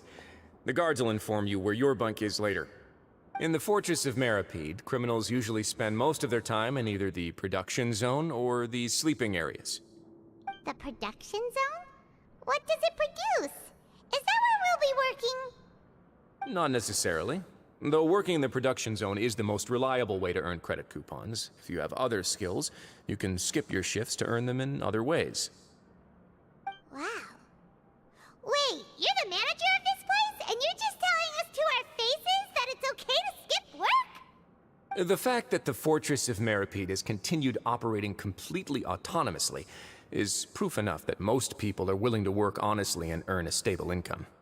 As for what we produce, many of the clockwork machines seen all over Fontaine originate from our workshop. Therefore, the Fortress of Meripede is not only a place where criminals serve their sentences, but also a giant machine factory. There's no need for me to get into specifics about the production process now. You'll experience it all firsthand when you report for work tomorrow. Let's move on. The tour continues over this way.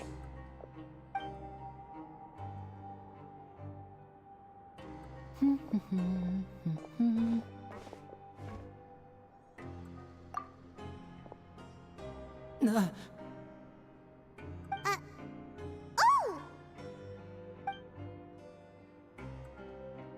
Oh, you really scared me there. I didn't expect to see you here, Your Grace. I thought maybe I was so tired from work that I was starting to see things. The only thing you should be seeing is the work in front of you. Stay focused and keep up the pace. Oh? Is something the matter? It's nothing. Paimon's just worried about how hard we'll have to work tomorrow.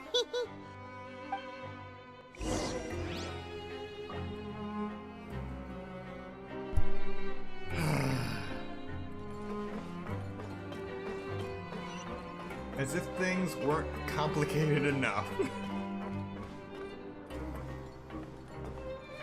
Now we find out Lenny's here. Too slow.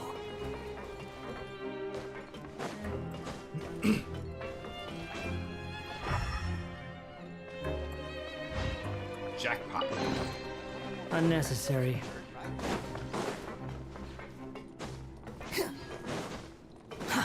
Too slow.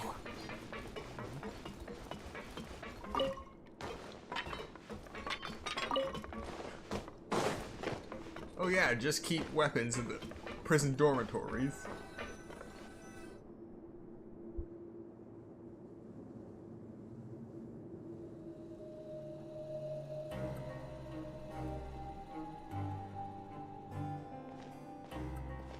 Your Grace? What are you doing in the infirmary at a time like this? Oh no, you didn't injure yourself, did you? Not yet, unfortunately for you. But thank you for your concern, Sigewin. Oh, then you must be here for those two. Allow me to introduce you. This is the infirmary, and Sigewin here is the Fortress of Maripede's head nurse. Hello, new faces. They call me the head nurse, but I actually handle all the nurse-related work all by myself down here. Since you seem to have some rare downtime with no patients, perhaps you could find the time to join us for dinner? Oh, then these two must be some important convicts. Sure, I'll join the welcome party. Thank you. Your presence will be the pièce de résistance for today's tour. Oh, so the tour part is over now? I believe I've already covered the primary aspects of life here in the fortress. As for your work, there'll be someone else to guide you through the details. Is there anything else? I seldom conduct tours, so why don't you just ask if you have any questions? Well, this is our first time here. Paimon's not sure what to ask. Then let's head back to the coupon cafeteria. Maybe a meal will help you think up some questions. You should at least try to be excited. Our free meals are actually pretty good here.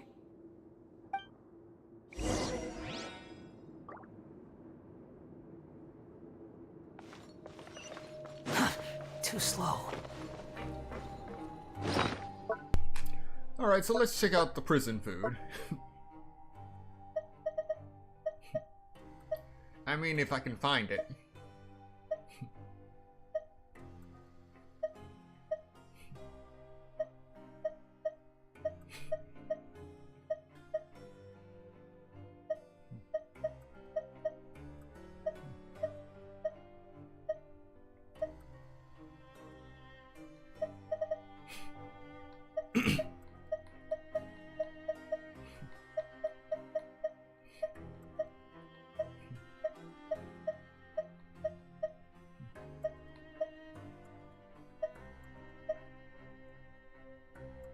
Wait.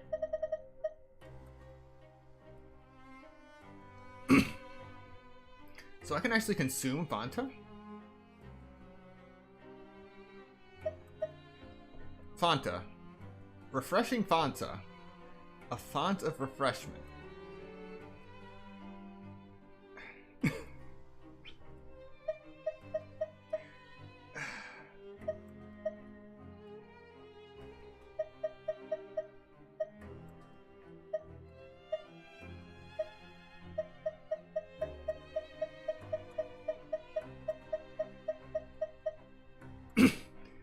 Outstanding, I can't find my welfare meal.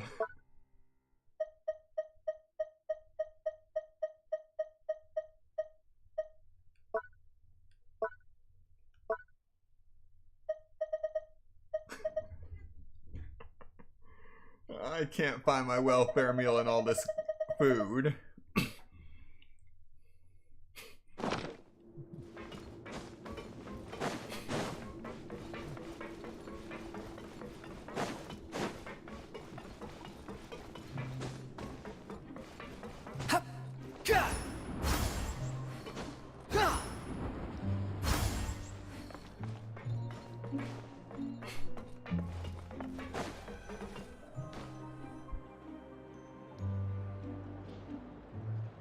What do you think of the food? Does it meet your expectations? Wow, it looks delicious! Neverlet made it sound like living conditions in the Fortress of Meripede wasn't very good. Who would have guessed that criminals get to eat tasty food like this every day? Oh, isn't that the meal box that only super lucky people manage to draw? Seems like you two are quite fortunate. It actually has nothing to do with luck in this case. I had a word with Walsey, so you didn't have to draw lots like everyone else. Oh, you mean the meals are random? Yes, what you get to eat depends completely on your luck. You could say that it's a distasteful little game that Chef Walsey likes to play here in the cafeteria. Paimon knew it! If criminals got to eat tasty food like this every meal, the crime rate in Fontaine would skyrocket for sure! Excuse me, did I hear you mention Nervylette just now? I've been wondering how he's doing. Is he busy with work? Has he been taking care of his health? He seems healthy no matter how you look at him, but he works so hard all the time, so it must be really tiring. Sounds like he hasn't changed a bit. Looks like you can stop worrying so much, Sigewinne. Oh, that's good. But I still feel like it's been too long since I've heard any news about him. No news is good news. Maybe next time I've got something to discuss with him, I can invite you to accompany us. Hmm? But isn't the Fortress of Meripede independent from Fontaine's court system? What do you two have to discuss? Well, we provide all kinds of mechanical products for official use, and some essential goods have to be obtained from the overworld, so we naturally have to stay in touch about this and that. Monsieur Nervylette's character is unimpeachable. No matter the question, you can discuss it openly and freely with him. Talking with him feels quite effortless. In light of that, I am quite willing to go out of my way to show respect and accommodate him. In fact, right now, I'm treating you two as guests invited by Monsieur Nervylette. But unfortunately, I can only do so until the end of this meal. After this, you two will just be inmates here. Understood. Thank you for your hospitality. You're very welcome. Well, your new life awaits.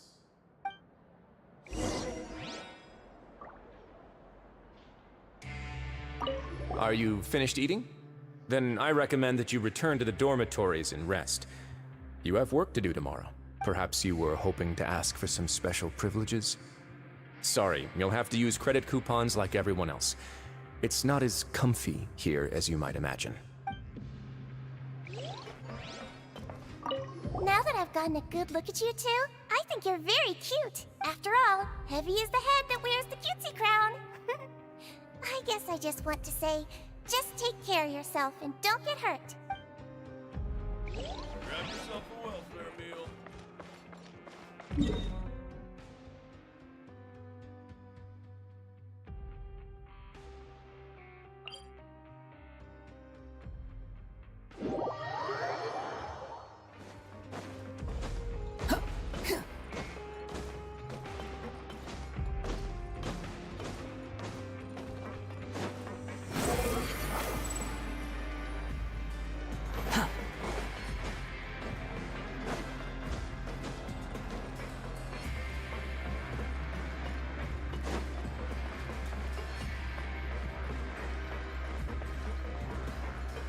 Quit following me. Too slow.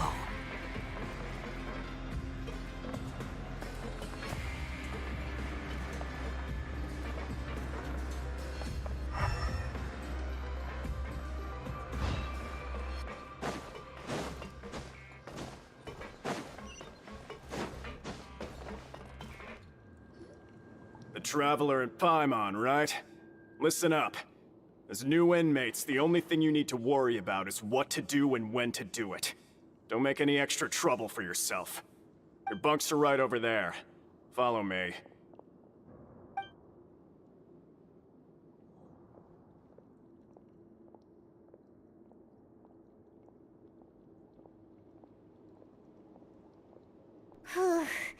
So this is where we'll be sleeping from now on. Oh, Paimon can't believe this! The days of staying home and reading detective stories are like a dream now. By the way, Traveler, we saw a lot of things worth investigating just now. Even though the Duke didn't say it too directly, judging from what he said at the end, it seems that he was only welcoming because we know Neuvillette. We are criminals, and Paimon did eat that cake, but we're actually here to help Neuvillette. Is it possible that he knows we're here on a mission?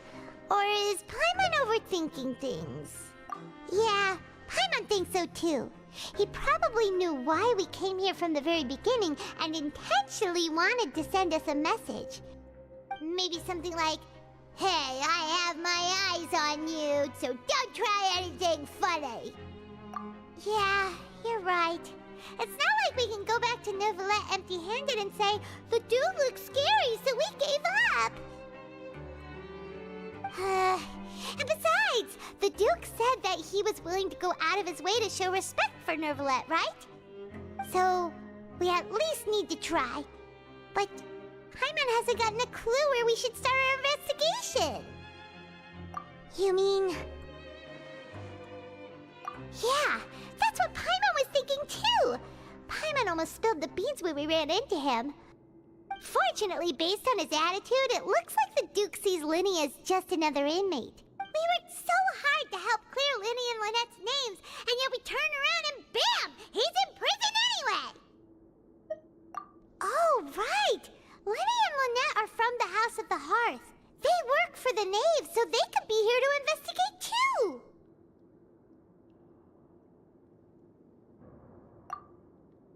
Huh?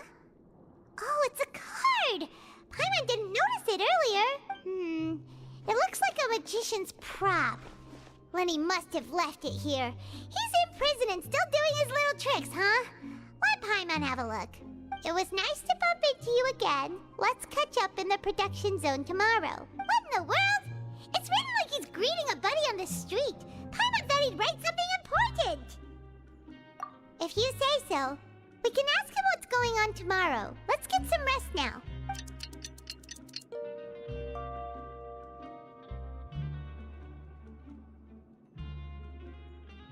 Hey, you're finally awake! Yeah, so we slept in a bed. That's a plus. Well, it's Paimon's first day as a prisoner. Last night, Paimon dreamed about getting interrogated by the guards until Paimon told them everything, and then Paimon woke up. You told them everything? Hey, come on! It's just a dream, okay? Paimon wouldn't really squeal. Maybe. Hey, lazy bones. What are you still doing here? If you don't want to starve, then get yourselves over to the production zone. Sorry! We're going right away!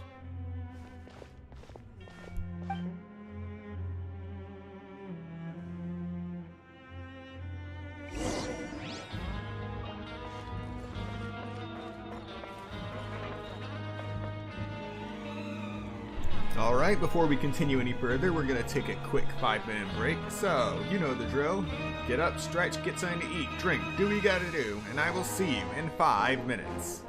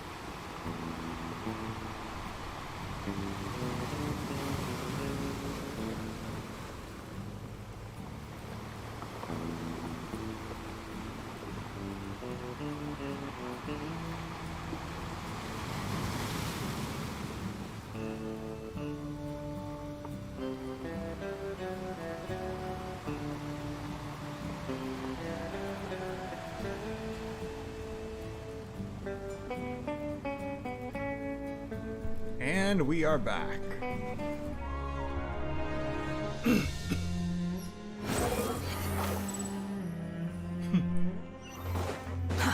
Too slow.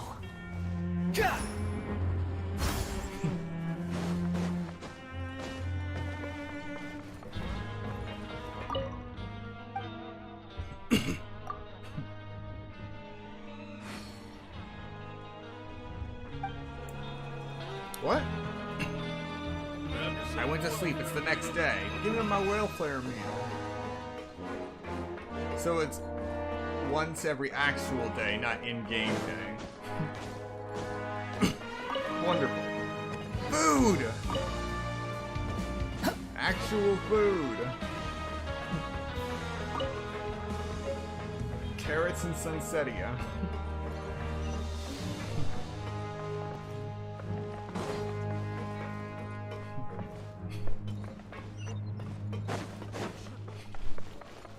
Behold!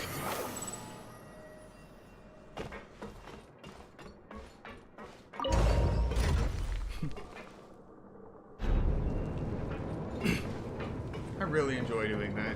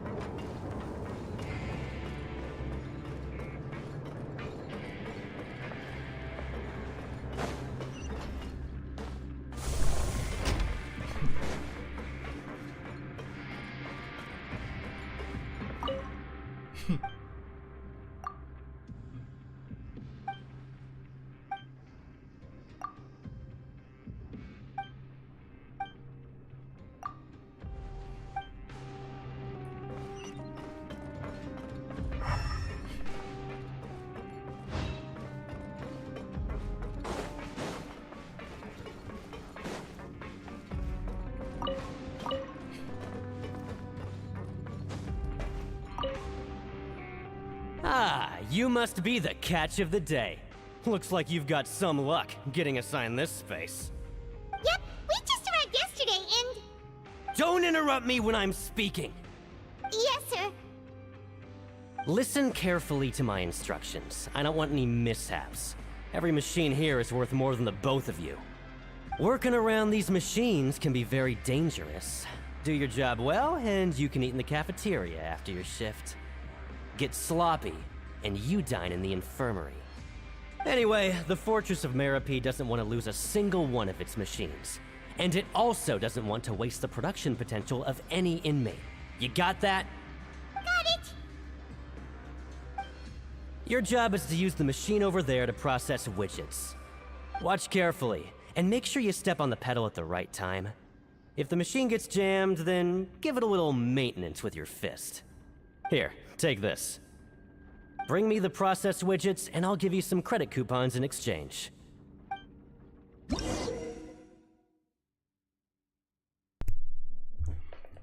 Press operation and widget processing. For the modeling process, you must place the unprocessed parts into the machine, and then interact with the machine to start the challenge. When some parts get stuck while rotating, you will need to attack the rotating part to restore the machine's function. Once the part's base glows, jump to complete the modeling process once.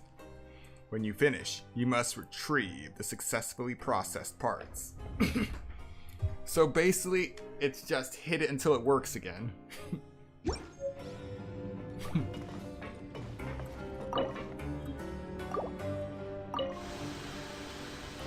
So if the machine gets jammed, you just need to attack it to fix the problem.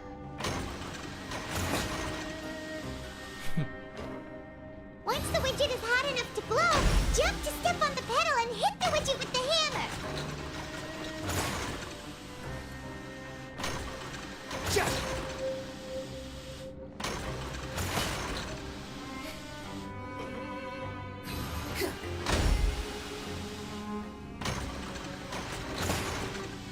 Interesting. Okay, you got this! Great! Now we can report back to the foreman and give him the processed widgets!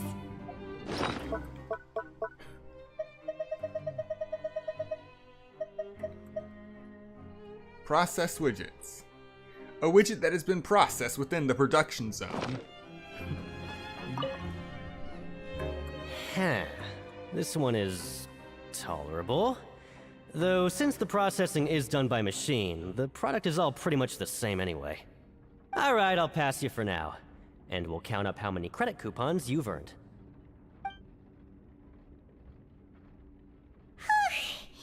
Paimon's exhausted. We're done now, right? Oh, that foreman. He's so scary that Paimon couldn't even speak. Ugh. Even though Paimon's starving and wants to head straight to the coupon cafeteria, we still need to meet Lenny first, right? He probably just finished up his work, too. He should be around here somewhere.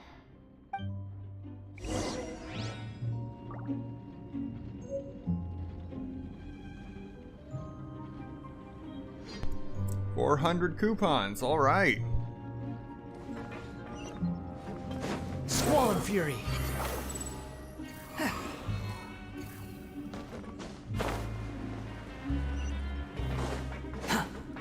Lenny? Mr. Magician? Where are you? Oh, this had better not be some disappearing act. He doesn't seem to be around here. Let's try looking somewhere else. For a second, I thought I almost got caught in the door.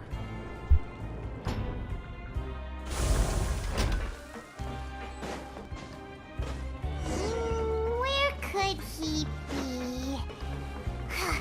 Did he decide to slack off and sleep the day away?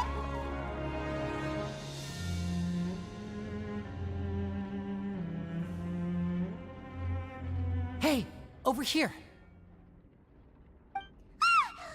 Oh, you scared Paimon! How did you appear out of nowhere like that? Oh, you scare so easily now? Is there something worrying you these days? You little... The only thing we're worried about was trying to find you. Sorry. Come over here and keep it down.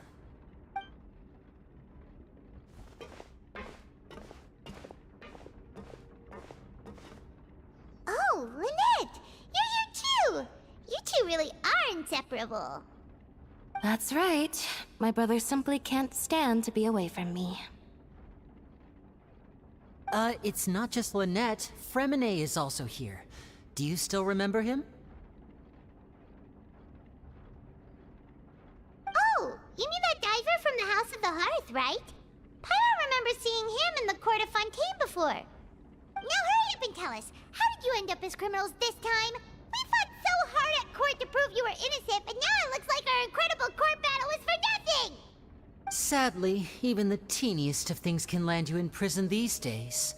I put together a street performance and used the popularity we gained from the Opera House incident to attract a big crowd.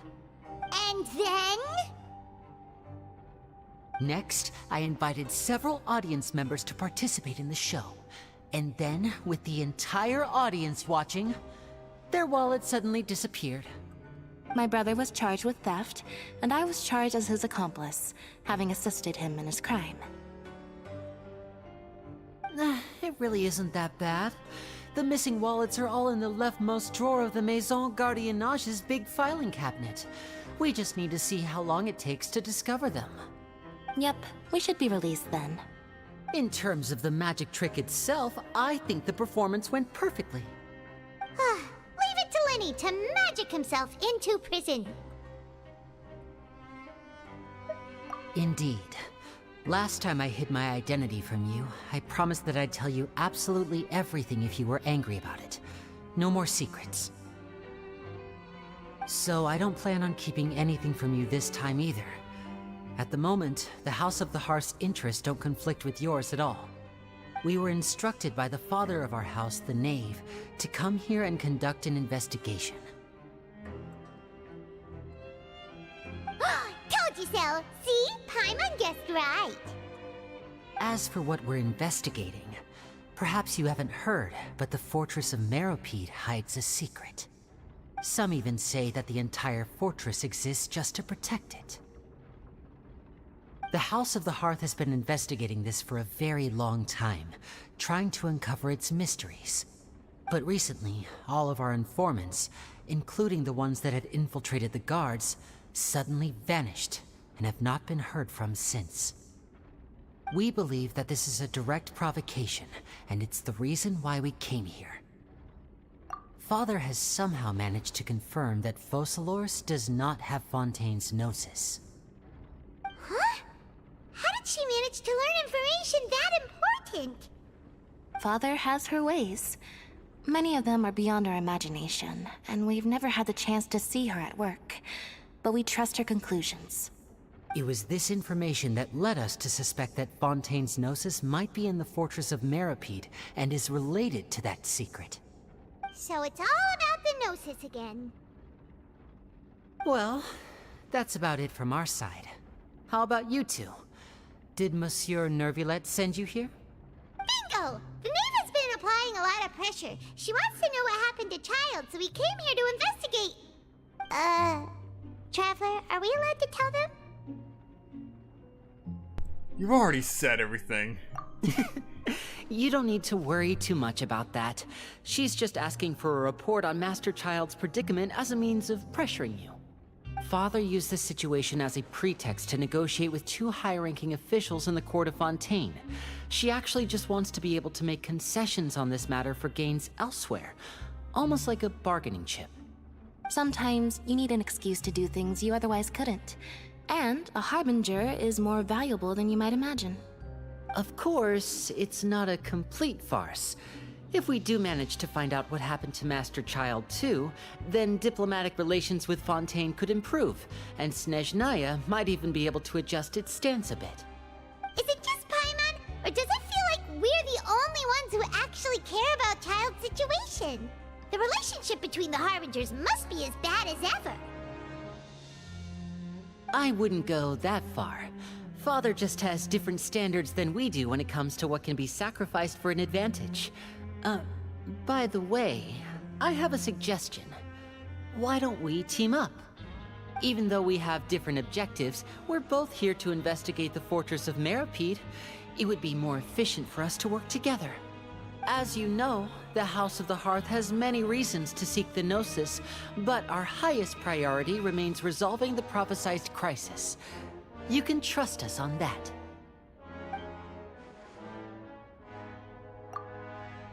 See, I told you. Is that so? Sure enough, it won't be easy to convince them to cooperate with us. Lenny seems to be thinking pretty hard about something. Of course he is. Lenny has been looking forward to a chance to reach an understanding with you ever since last we met. Or, I should say, we were really looking forward to teaming up with you this time. Lynette, just tell them everything, why don't you? It's okay to open up a little.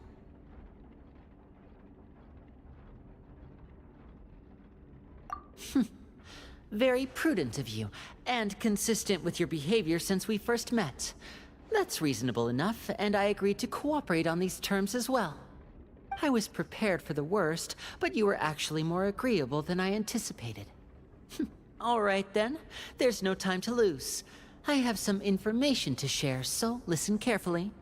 Since Lynette and I arrived here, our investigation uncovered the fact that the Fortress of Meripede has a forbidden zone. Most people just clammed up and wouldn't talk, but after asking the right questions, we were able to confirm the existence of the forbidden zone from the guards. You should be aware of that while you're investigating. A forbidden zone? Could that be where the child disappeared to? You're right, we'll definitely keep that in mind. Good. That's the most suspicious thing about the fortress that we know of so far. We have a few other unanswered questions, and we'll be investigating those as quickly as we can.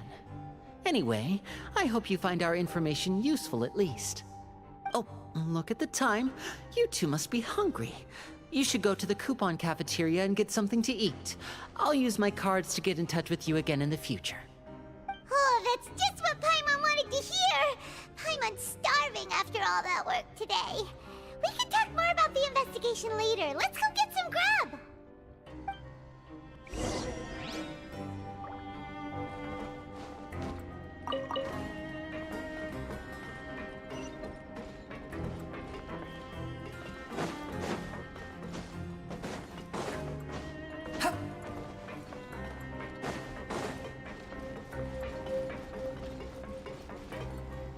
Quit following me.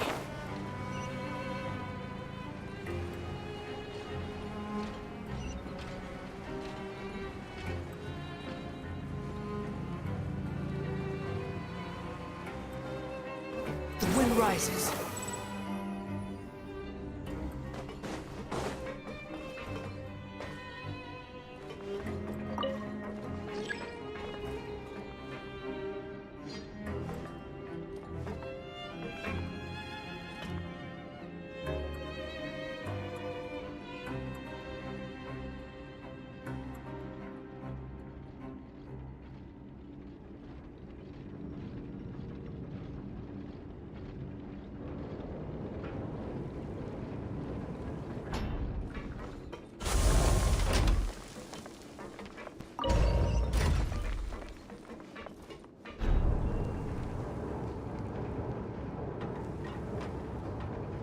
Behold!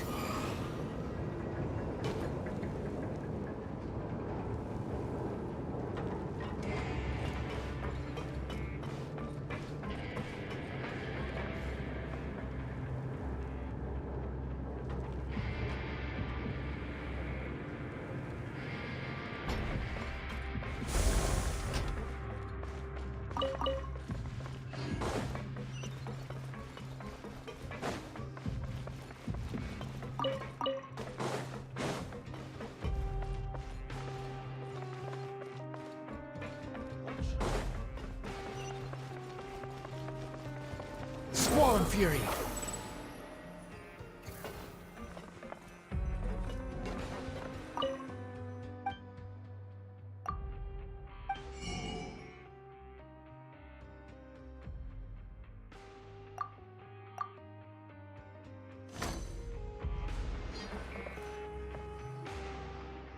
Oh, he wasn't kidding. Today's meal is nowhere near as good as last time. Oh, who knows how long long it'll be until we're lucky enough to get that super tasty meal again. Forget about it then. We'll just deal with the regular food for the time being. Let's just get out of here as soon as possible. But life here doesn't seem all that bad. Other than the foreman being kinda mean and the work being pretty tiring. You think so, mate? If I had a coupon for every fish who said that. Seems you fishies still haven't learned your lessons from your life up on the surface. If you take things at face value, then by the time you reach a dead end, you won't even know how you ended up on that road in the first place. I like your attitude. I can, let you in on a little something. Everyone's been telling you to just follow the rules and not cause any trouble for yourself. Am I right? But what they don't tell you is that the rules aren't exactly what they pretend to be. The rules for being a prisoner. The truth is, this place has a lot of hidden rules. Huh? Hidden rules? What do you mean? Not everyone knows about those rules, but whether you know them or not, once you break one, you might encounter something even worse than death. Really? Oh, now you're really scaring poor Paimon. Don't joke around like that! Of course. And I'd say that just disappearing would be one of the better outcomes. Oh, you mean that if there really are hidden rules, then Child's disappearance might have something to do with that? In that case, would you tell us some hidden rules? We definitely want to avoid breaking them. Come on, mate. This is valuable information. The difference between life and death. Do you really think you can just ask and I would tell you? Paimon understands, but we don't have many credit coupons yet. Yeah, I know. Not like I'm going anywhere. Just come talk to me after you've saved enough. Moreover, you're new fish, freshly caught, and completely out of your element. What'd be the point in even telling you anything before you've gotten a handle on your new lives? Come and find me once you've been here longer. I'm usually around the Rag and Bone shop. Just call me V-Doc. Bye-bye now.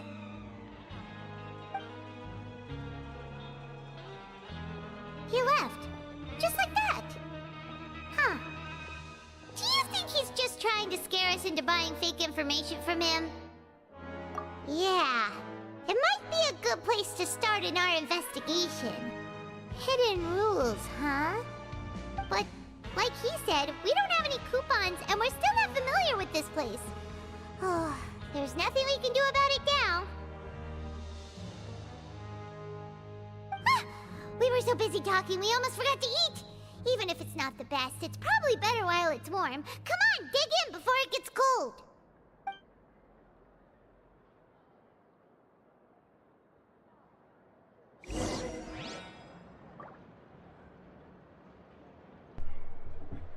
Alright, so we've met the informant of the prison.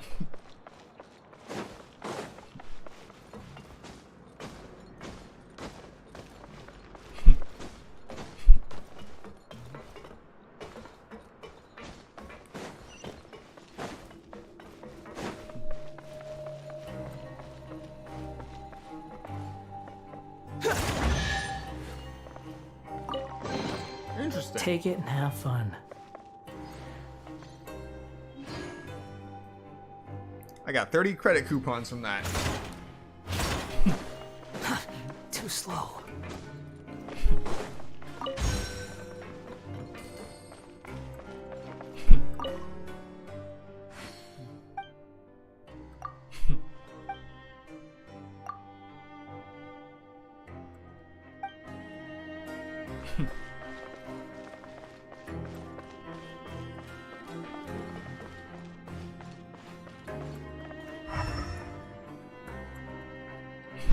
Behold!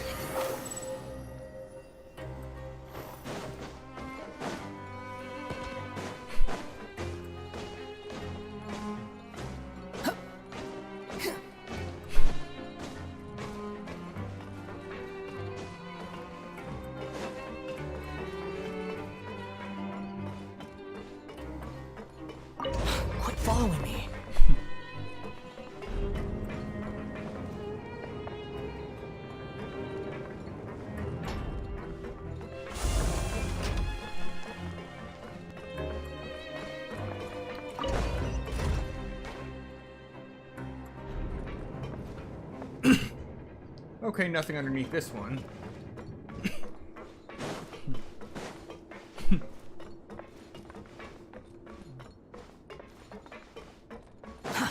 Too slow.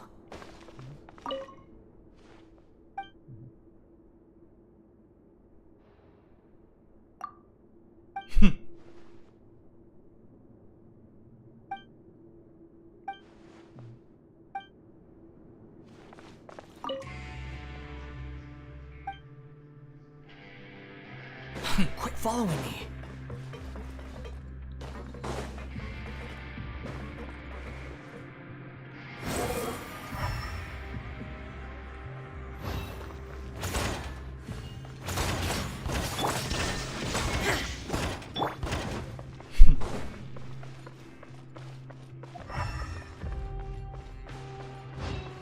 Squall and Fury.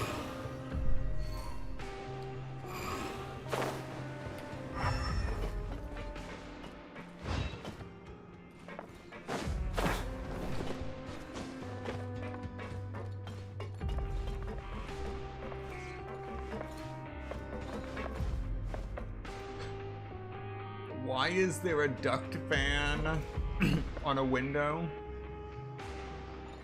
Bordering the open sea.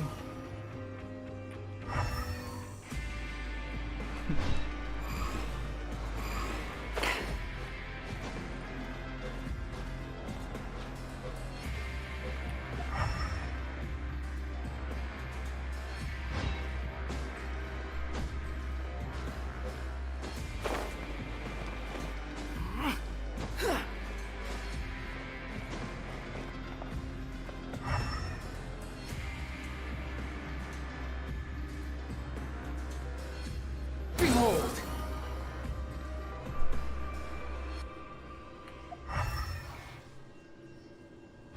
Yeah. Nothing of interest here for me right now.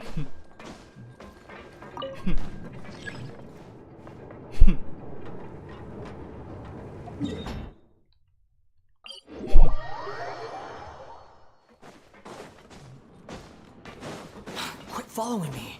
The wind rises.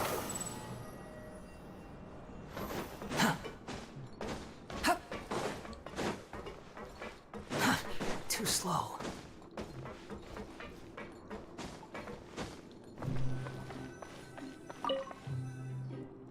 So Paimon just confirmed with the guards that our shift is set for every morning, and we're free to do whatever we want all afternoon. But it seems like most of the other inmates choose to continue working through the afternoon to earn more credit coupons. Oh, and they also said that you can use coupons to skip work in the morning and free up your time. They weren't kidding. Credit coupons really can be used to do anything here. Paimon's so tired. And we'll need to wake up and go to work in the morning. Without any credit coupons, it's not like we can really do anything else. Nighty-night, Traveler. Paimon hopes we can keep making progress on our investigation tomorrow.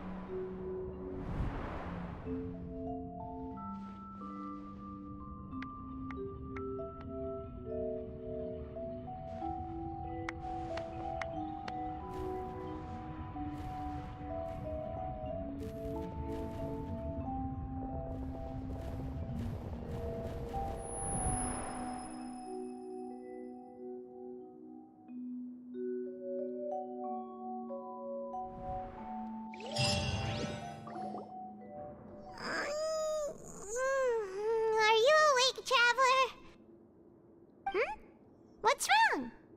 You seem to have something on your mind. Did you dream about something last night? Is that even possible? Unless it wasn't an ordinary dream? Oh, Child's vision! So you had it with you this whole time? Maybe the vision connected Child's consciousness to yours. And our investigation has its first major breakthrough! Good thing you brought the vision with you here. So what did you see in the dream? Do you know where Child went? Huh. Okay. Well, hopefully it'll be a bit more helpful in the future. What's more important now is that it's the start of another new day as prisoners. Let's do our best to earn more credit coupons. What's the plan for today? Let's go! It's time to start working. If that guard Fielding catches us skulking about, he's sure to give us an earful.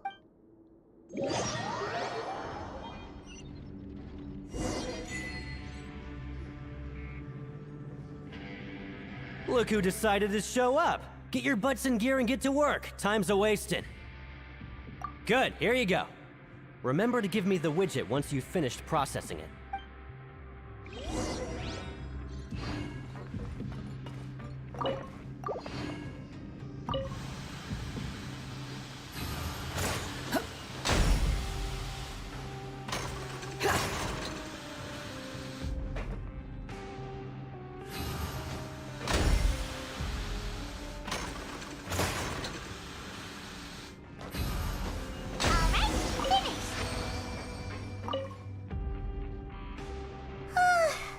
I'm on speed. But after so many shifts, it seems we're really getting the hang of it now. Hey there, fellow shiftmates. I saw you finished your work, so I thought I'd come over and say hi. Oh, hey there! We've seen you before. Your assigned workspace is really close, isn't it? That's right. The name's Rowan. This past few days, I couldn't help but notice the new faces working nearby. I guess we were destined to meet.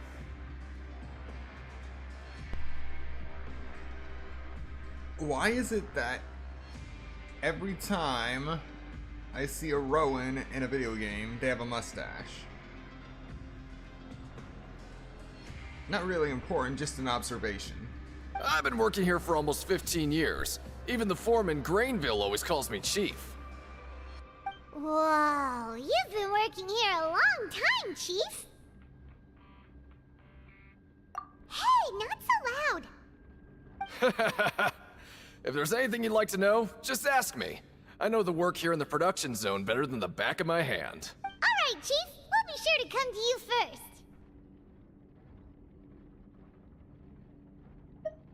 first. Did you just ask about the rules? Pretty sharp for newcomers. You've already heard about the rules, huh? Who'd you hear it from?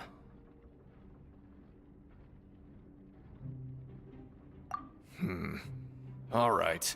Seeing as I'm the one who came over here, you're already calling me Chief. I guess I can tell you a little. Truth is, you two keep working like this, you might be putting yourselves in danger. Huh? Wait, there's even a rule about that? What would have happened if you never told us about this? Well, it's usually not that easy to break one on accident. The conditions of the hidden rules are usually pretty specific. But once you do break one, bad things happen. If you work continuously in the production zone for 3 days, and if all you do besides eating and sleeping is just work, then something bad will happen during lunch on the 3rd day. Huh? Like what? Oh, don't scare Paimon! If I knew that, then I wouldn't be standing here talking to you, now would I? You mean, even you have never tried working 3 days like that before? There's actually a legend about this rule. They say that there was a worker who worked way harder than me. He was both efficient and eager on the job, and most other workers couldn't hold a candle to him. One time, he tried to test his limits and worked as long as he could. Then during lunch on the 3rd day, he disappeared into thin air, as if he'd evaporated. Later, some people went and asked some of his past friends about him, but they said, never heard of the guy. What the? How could that happen?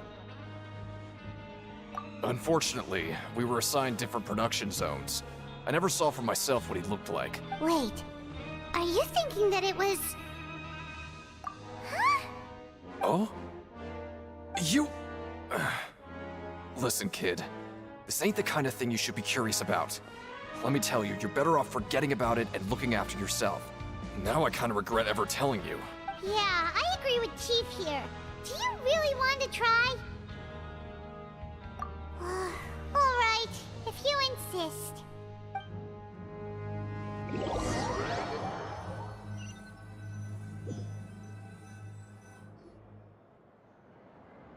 Whoa! Isn't this the Super Lucky Meal? Looks like hard work really does get rewarded. Paimon's gonna take her time and savor every bite. What would you like to do this afternoon?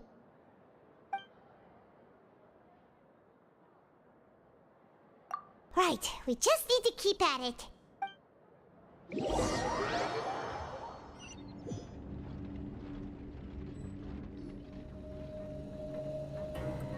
Look who decided to show up. Get your butts in gear and get to work. Time's a-wasting. Good, here you go. Remember to give me the widget once you've finished processing it. I think I've seen this episode already.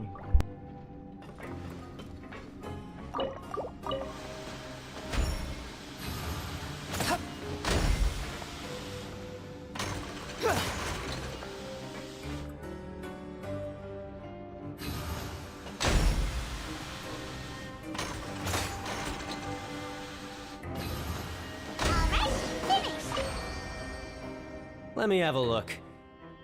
Not bad. Right, here's your credit coupons.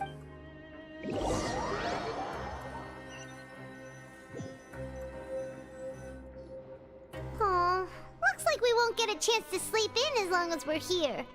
Let's get to bed early.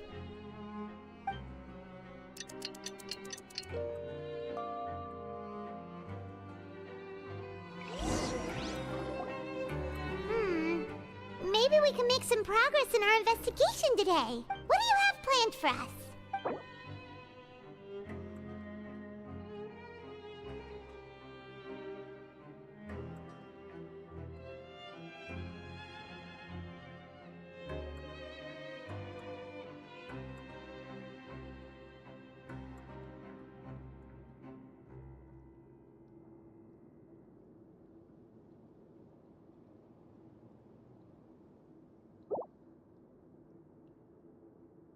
Let's go!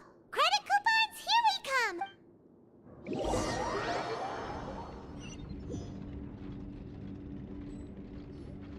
Look who decided to show up. Get your butts in gear and get to work. Time's a-wasting. Oh? What's with suddenly wanting to work so hard? You need coupons that badly? Sure. Let's just say we really want to test our limits.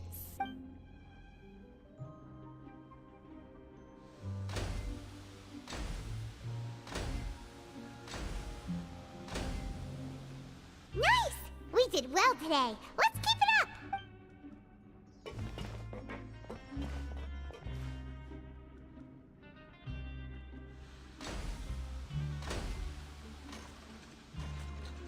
Whew, Paimon's had it. Who knew that processing these widgets would be so tiring?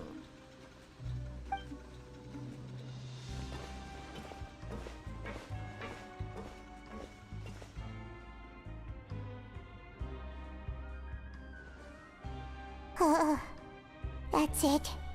Paimon doesn't even have the energy to talk anymore. Is it time to eat yet?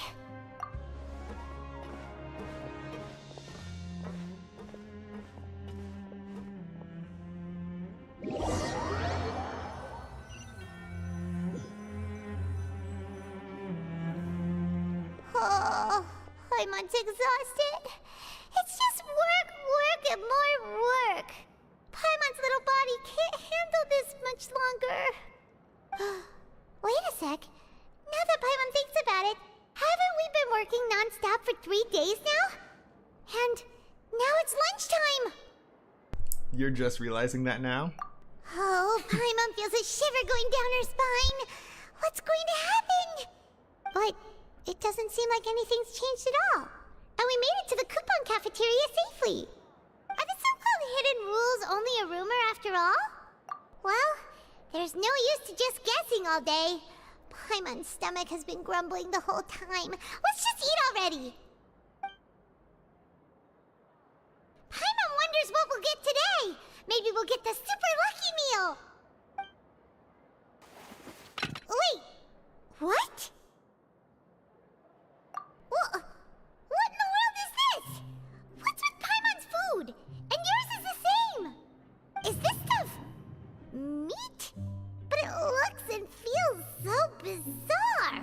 What kind of chef would make food like this? I've never seen a welfare meal like this. What do you think is going on? Is this the bad thing that Rowan was talking about? Someone went missing before, and now our meals have this strange meat. No, stop right there. Paimon gets what you mean, just don't say it. Hey, isn't that Woolsey over there? He must have made the food, right? So let's just ask him about the food and be done with it. Hey, Woolsey, have a moment? What is it? I'm about to go report the numbers for today's free meal, so you'd better make it quick. It's about the meat in our meals. Look, does it seem normal to you? The meat? Oh, that. Looks perfectly fine to me. Totally normal. You better hurry up and shout out. How could this be fun? Hey, don't leave! You barely even looked at it! Hey! What should we do now? Woolsey wouldn't even give us the time of day. Yeah, looks like we have no other choice. Paimon was positively famished a minute ago, but now she's lost her appetite. A strange welfare meal received after violating the hidden rules of the production zone. What would you like to do this afternoon? Yeah, Paimon felt like some of the people here were a little strange the moment she saw them.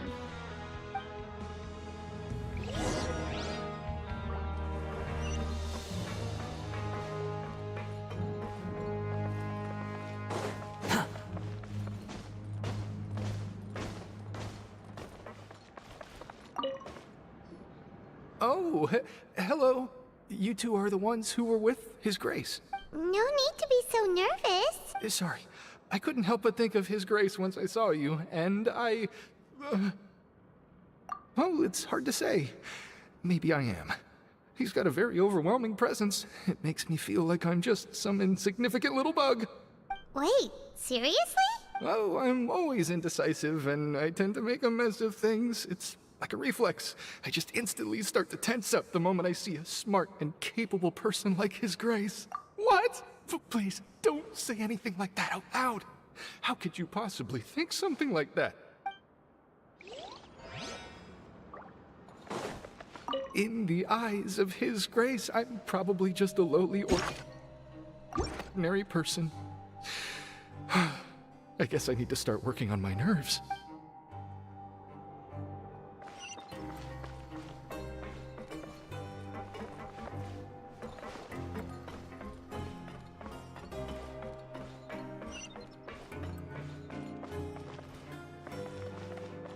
Quit following me.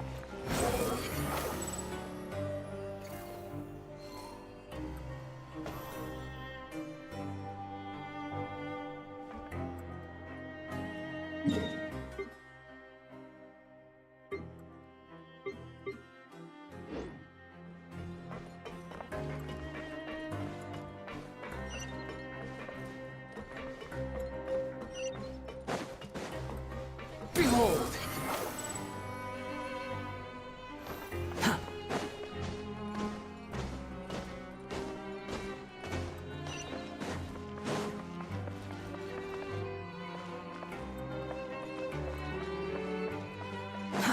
Too slow.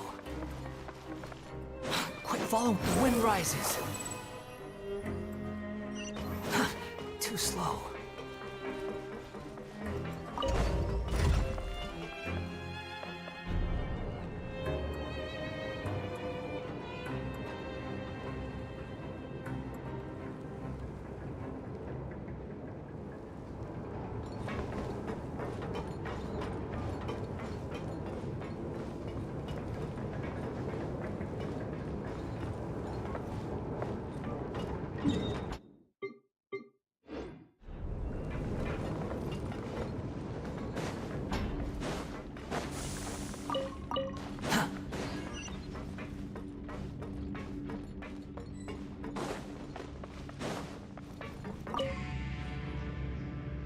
Hey! It's the Traveler and Paimon! No need to tease me, okay? I won't trip on the same step twice. Listen, I feel ashamed about last time. Thank you for praising me in front of His Grace. Here are the extra credit coupons he gave me. I'd like you to have them. Huh? No, we couldn't take them. They're your reward after all. But when I was welcoming you, I didn't do anything but give you the stink eye. Come on, I insist. These coupons are nothing compared to getting the attention of His Grace. I won't take no for an answer.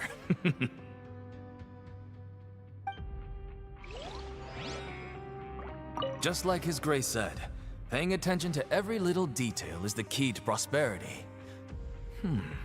Maybe this is the true meaning of rebirth, not just earning credit coupons.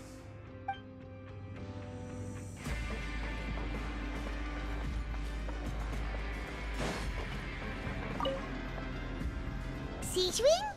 Aren't you supposed to be in the infirmary? What are you doing in the production zone? Hello, Traveler. Paimon? Everyone's usually busy around now, and we don't have any patients to look after in the infirmary. I thought I'd come here and enjoy the sight of everyone hard at work. Enjoy? What's there to enjoy here? It's really worth watching. I often stand here and observe everyone. Humans are just so interesting and adorable. I like to watch your expressions while you work. Are you talking about pets or people? Oh, I can see why you think that, but you shouldn't jump to conclusions. See, we Melazines are a different species, and we see the world very differently from humans. It's very easy for me to observe everyone's condition. All it takes is one look, and I can tell which workers are exhausted. Wait, Melazines can see that? Huh. That does sound useful for being a nurse. Yes, running around tending to everyone's health is very fulfilling. But I'd much prefer it if you're all happy and free from exhaustion and pain in the first place. Take care of your body, and make sure you eat well. Always rest when you're tired from work, and don't push yourself too hard. We'll definitely take care of ourselves. Thanks for the reminder.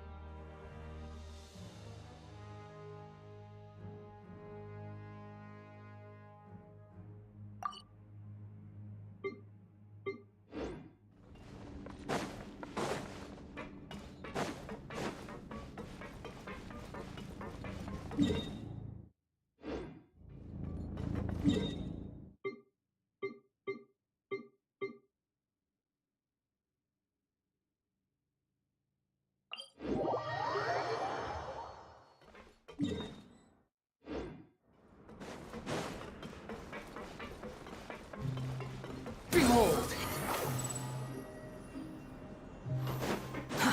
Too slow.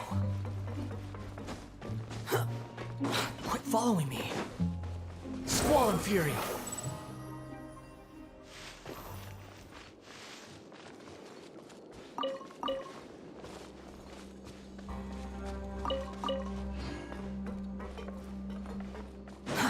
Too slow.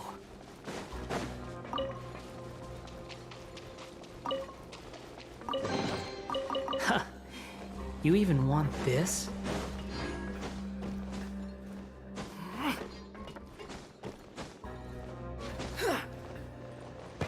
The wind rises.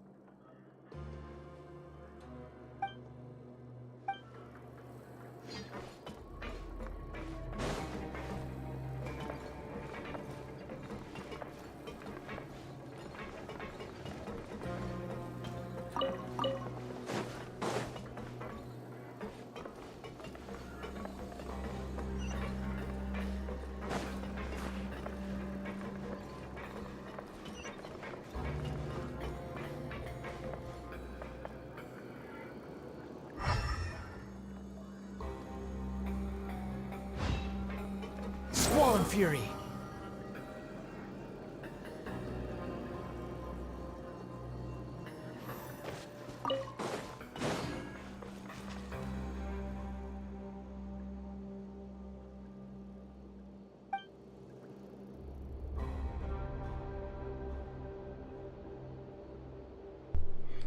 Okay, noted. Don't go that way.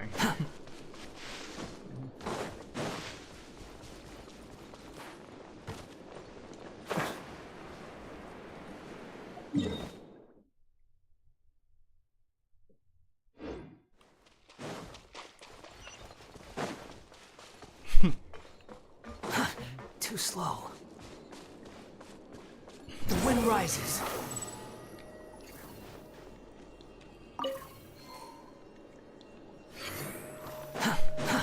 Too slow.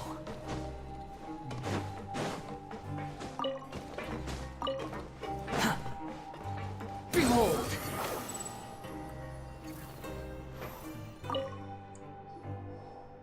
Oh, wonderful. I was worried that you'd be busy trying to earn reward coupons all the time, but it seems like you haven't neglected your investigation work after all. Paimon likes having more coupons, but no one wants to work all the time. Have you also been investigating the area, Lynette? No, I was just slacking off, and you happened to catch me.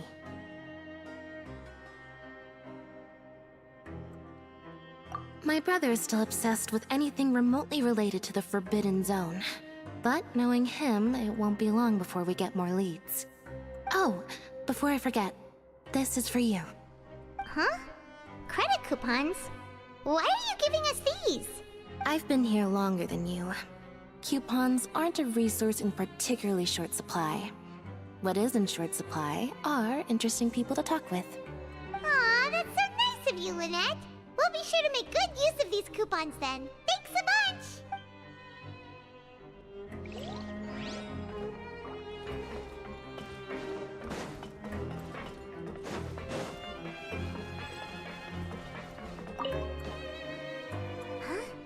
Rowan?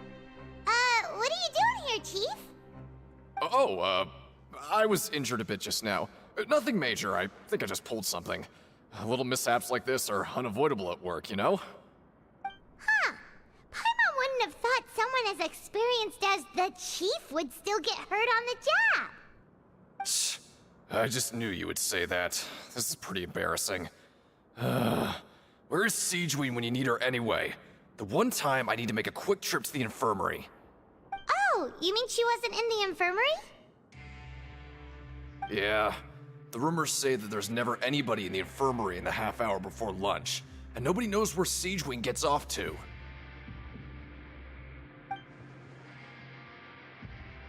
Huh.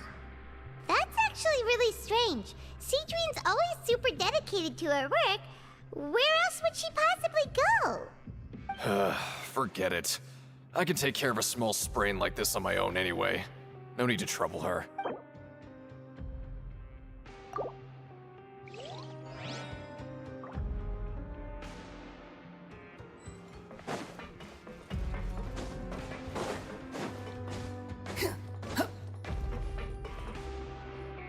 Hey, look!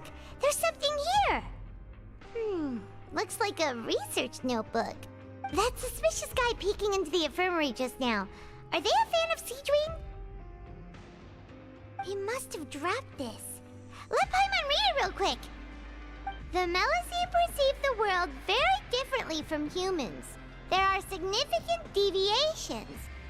As a result, their sense of aesthetics and beauty is also very different from that of humans. This must be taken into consideration when giving gifts. Ooh, this all sounds pretty serious. He sure did his homework. And as for the notebook, let's take it.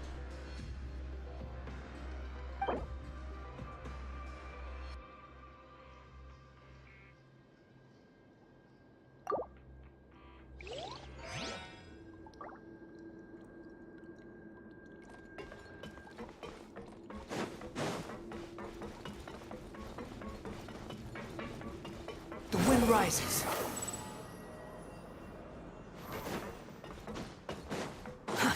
Too slow.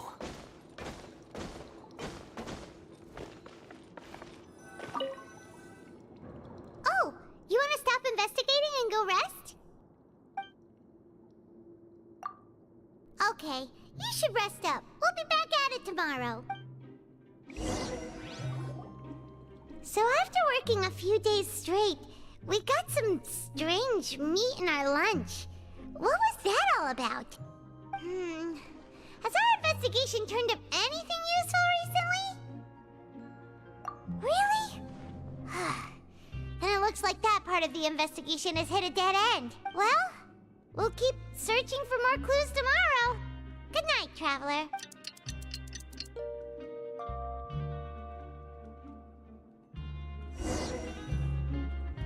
Oh, Paimon doesn't want to get up. Paimon still feels completely exhausted from yesterday. What do you have planned for us?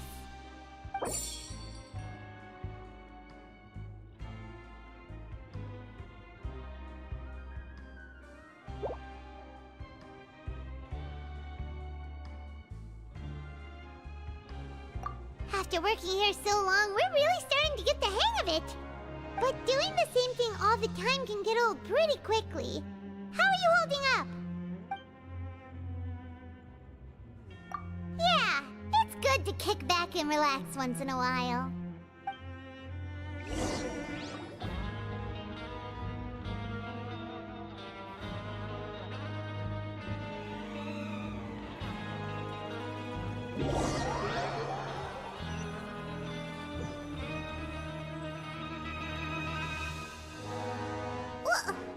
What is this garbage? Ooh, it looks disgusting. Oh, Paimon misses your cooking now. What would you like to do this afternoon? Maybe we'll be able to find some leads there.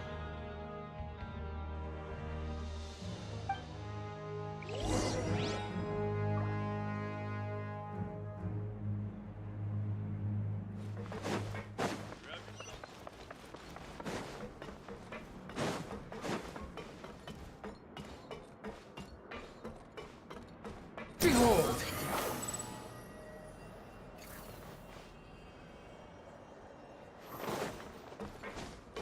Quit following me. Hup.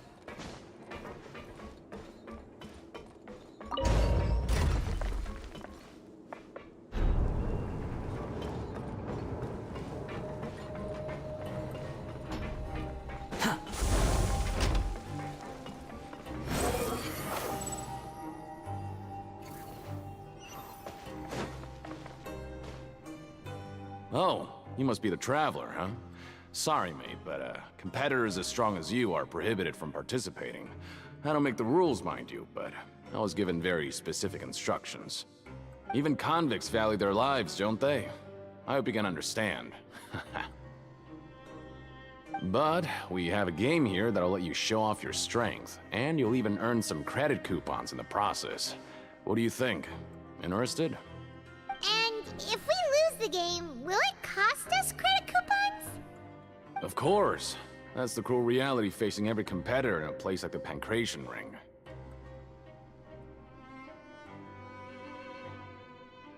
Okay, great. Let me walk you through the rules. The targets in front of you will pop up one after another. You'll need to hit the targets in the same order that they popped up.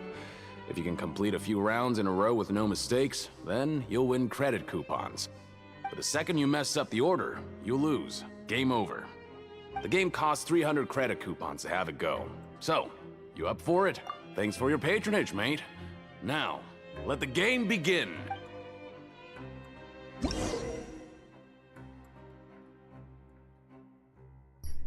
The Pancration Ring Challenge.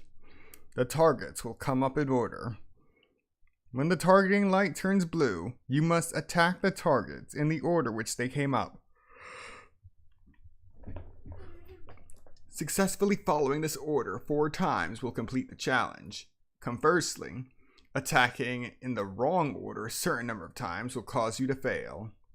Manually interrupting the challenge or leaving the challenge area will also cause you to fail. Too slow. Okay, do your best to hit the targets, just like Colin said!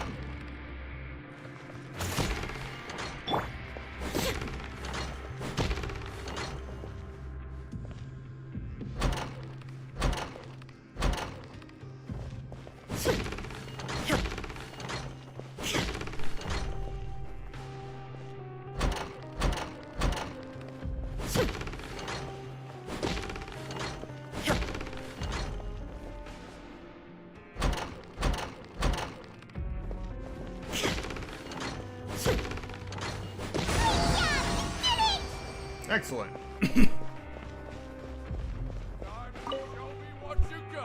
Your strength really shouldn't be underestimated.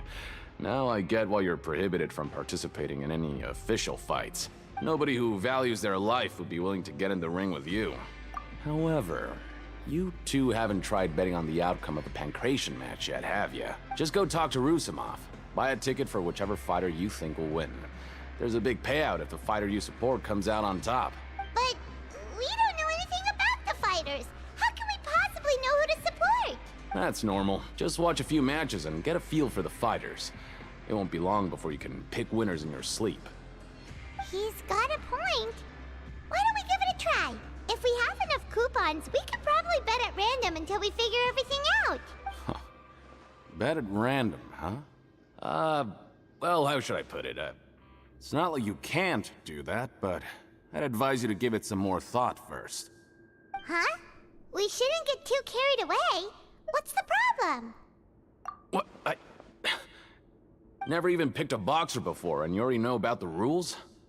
You're not just strong fighters. Seems you're pretty perceptive, too. Might as well tell you about it, since you already know that much. Plus, I think you've got the potential to be one of my greatest customers. I think I can let you in a bit. Besides, I don't want to risk ever losing a customer like you. Is it that serious? Okay. The hidden rule here is, if you buy both boxers' tickets and support them both, something bad will happen the next morning. So the rule is that we shouldn't pick both boxers in the same fight. But if anyone actually did that, wouldn't they be guaranteed to lose coupons? Who would do that anyway? And what do you mean by something bad will happen? How would I know? Not like I'm stupid enough to do that. But I've heard a story about the rule. According to the rumor, there was a masked boxer who possessed incredible skill and power. None of his opponents even stood a chance against him. However, in the final match, the organizers told him to take off his mask. He refused and never showed up to the fight. And after that, he was never seen again. Some say he died, or that he was taken care of by the event's organizers. But everyone remembers that he was someone who cherished honor above all else. In his eyes, supporting both boxers in a match would dishonor the competition itself. So you mean it's like a curse? He'll take vengeance on anyone who does that? No, he was always wearing a mask, like he was intentionally trying to hide his identity. I don't even know anything about his past. Traveler, do you think that boxer was... Huh? We will? You're not serious, are you? Look, here I was just trying to be nice and warn you, yet here you are trying to break it on purpose? Yeah, it sounds pretty scary to Paimon.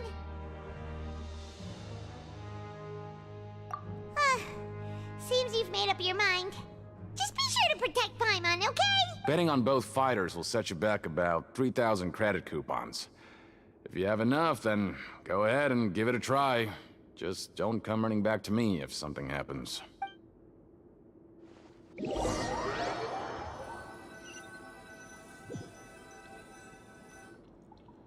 we had a productive day. Hope we can make even more progress tomorrow.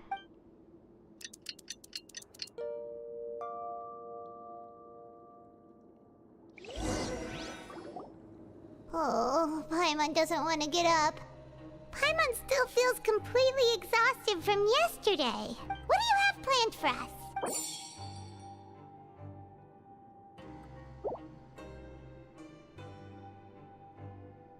After working here so long, we're really starting to get the hang of it. But doing the same thing all the time can get old pretty quickly. Yeah, it's good to kick back and relax once in a while.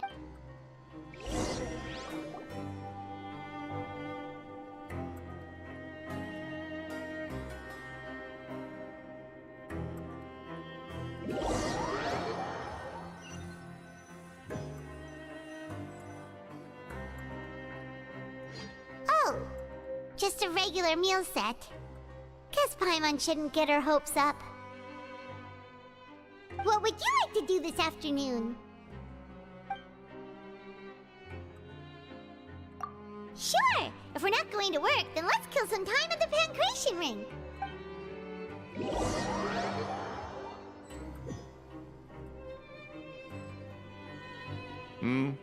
Are you two here to buy tickets? Better be quick about it. Another match is about to start. Who are the boxers in the next round? We have the reigning champ, Le Grappler, versus a contender from the Eastern Prison Block, Demon Horde. Are those their nicknames, or did they choose those names themselves? Either way, super weird. Since you're new around here, I'll help you out and give you a little suggestion. Even though Le Grappler is the crowd favorite, Demon Horde is a first-class dark horse with incredible potential. Anyway, for this match, I recommend that you pick... Huh? For both fighters? I can tell you're new to this, but I didn't think you were completely clueless. Maybe you don't quite understand the rules, no? Let me try to explain again for you more clearly. You see... Oh, no need. We're aware that we're going to lose coupons. Alright then, if you're absolutely sure. Remember, no refunds once you buy the tickets. Yeah, we got it! Just shut up and take our coupons!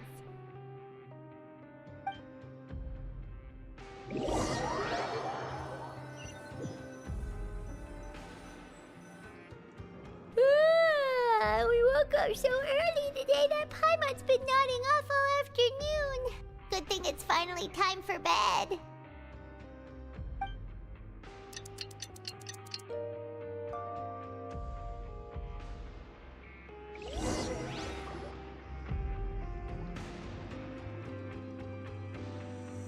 Hey, Traveler.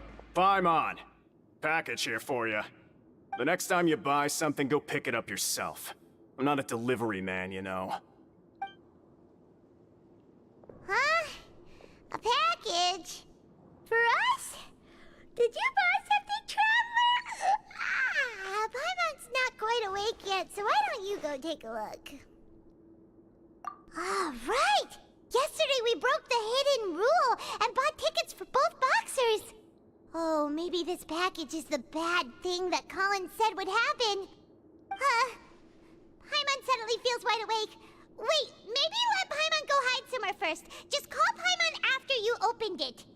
Hey, wait! Paimon's still here! Don't open it! Ah!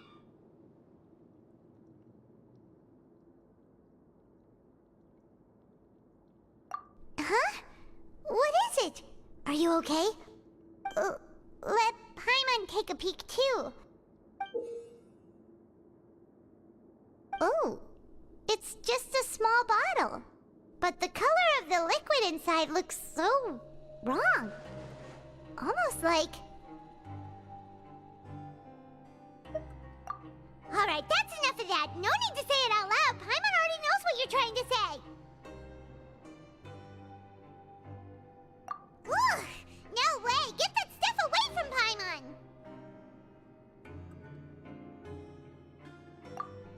Paimon thinks we shouldn't open the bottle until we figured out what's going on. Just trust Paimon on this one, okay?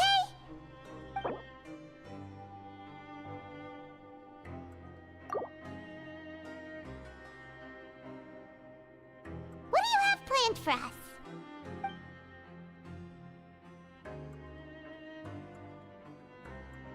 Though it feels nice to slack off a little, less work means less coupons. Let's make the most of our morning.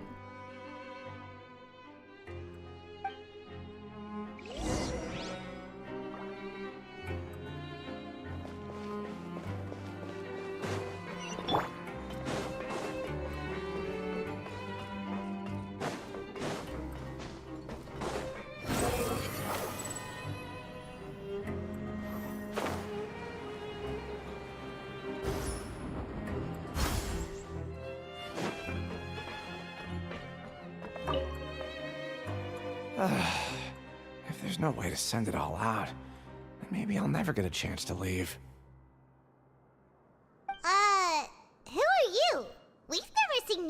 for, and you don't look like a fellow convict. I'm not! Of course I'm not. Please, don't mistake me for a criminal. I'm a good, law-abiding citizen. Then what are you doing here? You sure seem anxious about something. I'm a promoter for Fontaine, and I'm usually responsible for promoting our drink products. I thought I could complete my task here quickly and return to headquarters, but I've been here way longer than I anticipated. Fontaine? Oh, a promoter from Fontaine. So what kind of problem did you run into? I'm so upset. It's all because of that Duke. After discussing the company's promotional plans with him, he told me outright that my project was worthless. However, in light of our long history of successful collaboration, I still tried to patiently explain the details. However, to my surprise, he just cut me off while I was speaking. Let me take a moment and recall his exact words. I'm just gonna stop you there and say no. If anything, I'm saving you time. It seems you don't fully understand the value of credit coupons here, nor do you understand the value of your own products. The former is because you are from the overworld. That's understandable, and I don't blame you for that. But as for the latter, only someone monumentally stupid, so breathtakingly stupid that they were completely ignorant of the value of credit coupons, despite living in the underworld, would ever possibly consider buying your drink. Let's just forget it. Anyway, that's how he rejected my proposal and asked me to come up with another solution with the condition that it doesn't cause any trouble for him. Can you believe that guy? Well, he is the head honcho here. Not much you can do about that. We met him too and could tell that he's the kind of guy that's hard to pin down. Fine, fine. I know I should just let it go. I'm on his turf after all. His house, his rules.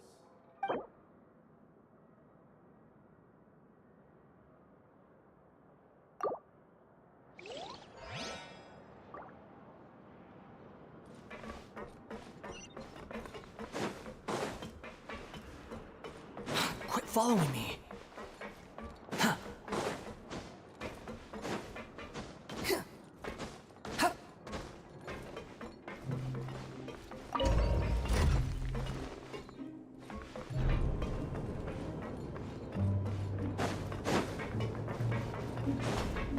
Squall Fury! Too slow. Quit following me. Hey, I heard you crazy fools really did it. You bought tickets to support both fighters, didn't ya? Well, did anything happen? Well, the next day we received a mysterious package, but we still haven't made any sense of the contents. So it is real. You didn't become cursed or anything like that, did ya? Are you both still okay? Wait. Are you sure that it's still you controlling your bodies right now? Paimon's not sure. What do you think, Traveler? Is Paimon still Paimon? Only you'd ever ask such a question, so I'm pretty sure you're fine. Oh, okay. Well, that's good. Yeah, you two don't seem to have changed at all. But I wouldn't let your guard down just yet. Still, I didn't expect you would actually do it. You'd actually throw away coupons like that just to satisfy your curiosity? Even if we bought tickets like everybody else, it's not like we could hope to earn any coupons. When it comes to things like this, it's always the organizer who makes the real profits. Hey, just what are you trying to imply? The Pancration Ring is an honest business, and we really don't make much from selling tickets. We make so little that even the current tournaments can only be held thanks to funding from the producer of Fanta. Oh, so it's the company that manufactures Fonta sponsoring the events? Paimon thought all of this was thanks to the Duke's support. Let's just say it's a mutually beneficial arrangement. They reached out to us first, hoping to promote Fanta products in the Fortress of Meropide. Anyway, you try and take extra good care of yourselves these next few days, you hear?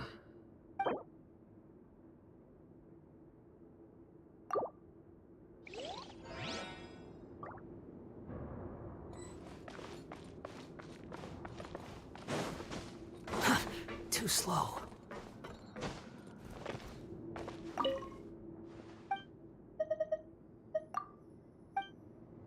Time to show me what you got.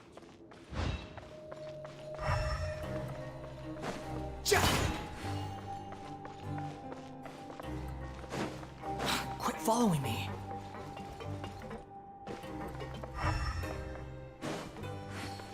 The wind rises.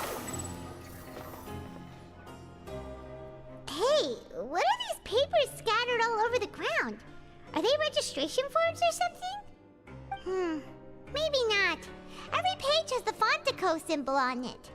Maybe it's some flyers from the company. They talk about the Fontaine symbol like I have seen the Fontaine symbol before, or have ever paid attention to it until now. Now Fontaine's just popping up everywhere, like it's always existed. Okay. But if someone catches us, they could accuse us of trying to steal the company's secrets, couldn't they? What are you afraid of? We're already convicted criminals. Oh, you're right. Guess there's nothing to worry about then. Let Paimon have a look here.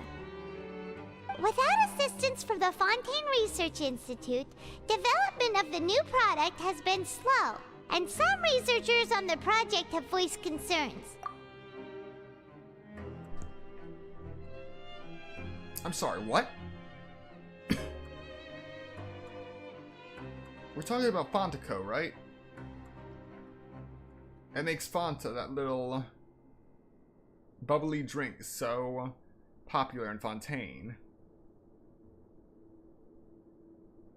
And they were getting help from the Fontaine Research Institute.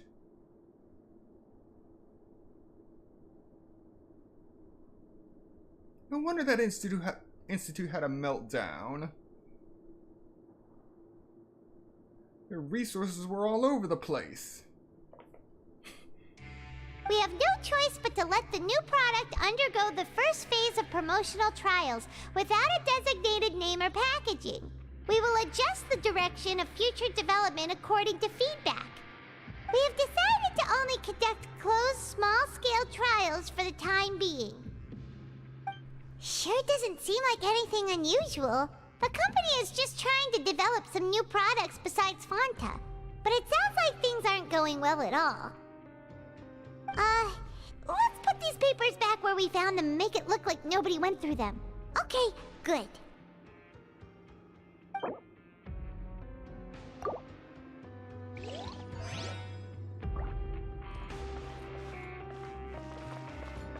Time to show me what you got.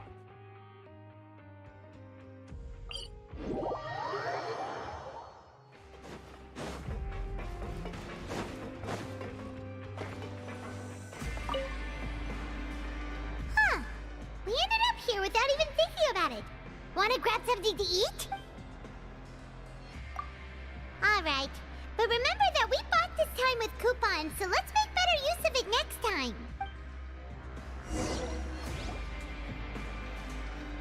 Oh. Just a regular meal set. Guess Paimon shouldn't get her hopes up. What would you like to do this afternoon? After working here so long, we're really starting to get the hang of it. But doing the same thing all... Yeah,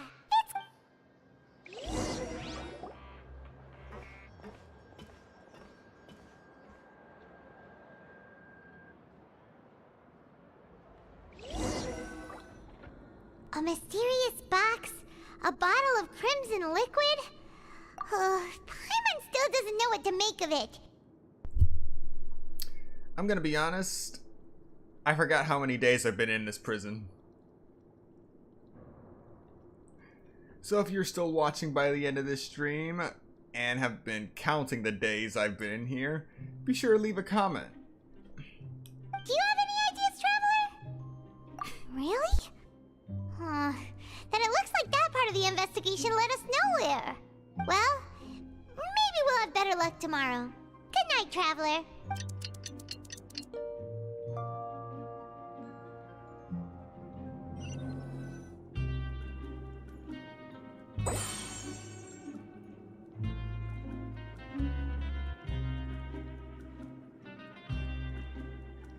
Oh, I completed the objective. Okay, so we've investigated 2 of the hidden rules. Paimon didn't think this prison would have so many weird things going on. We'd better pick up the pace with our investigation, otherwise we'll never get anywhere. Yeah, let's skip work for now and put our time to good use.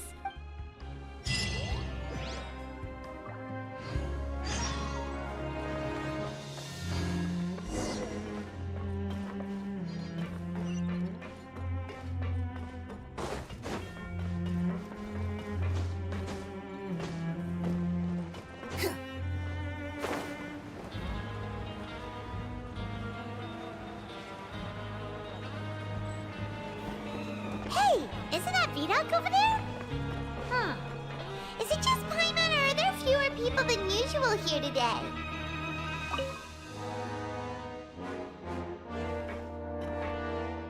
Ah.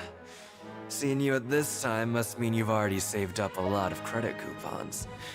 Or at least enough to skip work. Seems you're getting into the swing of things around here. Impressive. Very impressive. So, now can you tell us about the hidden rules you know? If that's what you want to know, I guess you couldn't have come at a better time. Huh? What do you mean it's a good time? Leonid and those other pesky broke urchins have all gone to work in the production zone. I wouldn't want them listening in without paying up. We get it! Just tell us already! So, you know those pipes that make strange sounds? Don't ever, ever go near them at night. Even if you manage to avoid the guards, you might find something even more terrible there. Something even more terrible? Like what? A group of cannibals. Cannibals? In the Fortress of Meripede? Every month, they meet a few times in the dead of night. Rumor has it they might be connected to the people that have disappeared here. But what's even scarier is that they have a special proclivity. Since they have no way to dispose of the leftover remains, they have ways to transform them into other forms and keep them in the fortress forever. Paimon might already know what you mean by other forms. So that's what's going on here. Oh, Paimon's stomach doesn't feel so good. You two look pretty skeptical. No matter. Learning the truth behind dark secrets isn't necessarily a good thing. I've got things to do too. I suggest you just act like I never told you anything.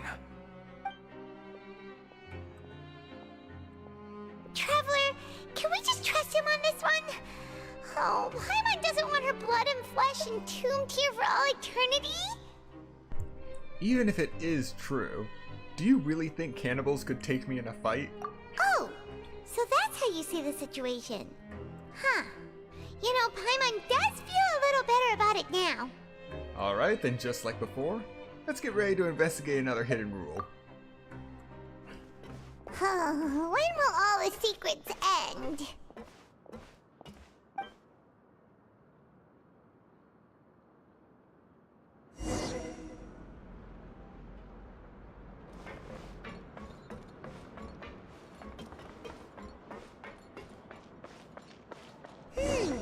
Vidoc isn't here. But the guys who went to work in the morning are back. Let's go ask them!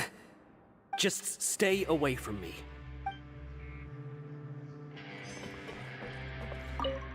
What? What are you saying? You shouldn't go around saying stuff like that.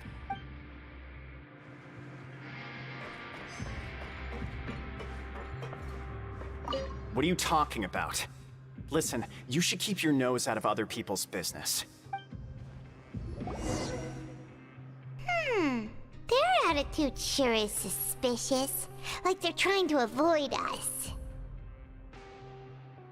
But if they're being so obvious about acting weirdly, do you think they might just be trying to lure us in? Oh, this is all getting way too creepy for Paimon. So you mean we still need to investigate some more? Okay, if you say so.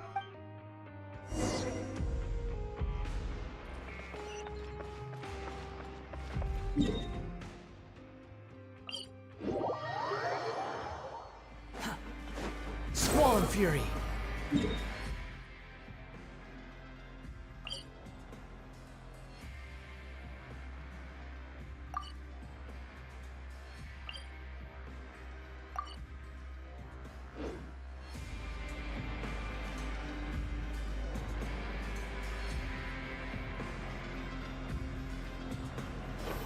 Quit following me.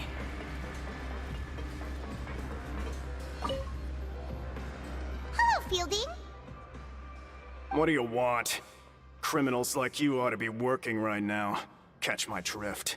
We just want to ask you a simple question. Have you ever discovered anything odd during your nighttime patrols? Why are you asking about something like that?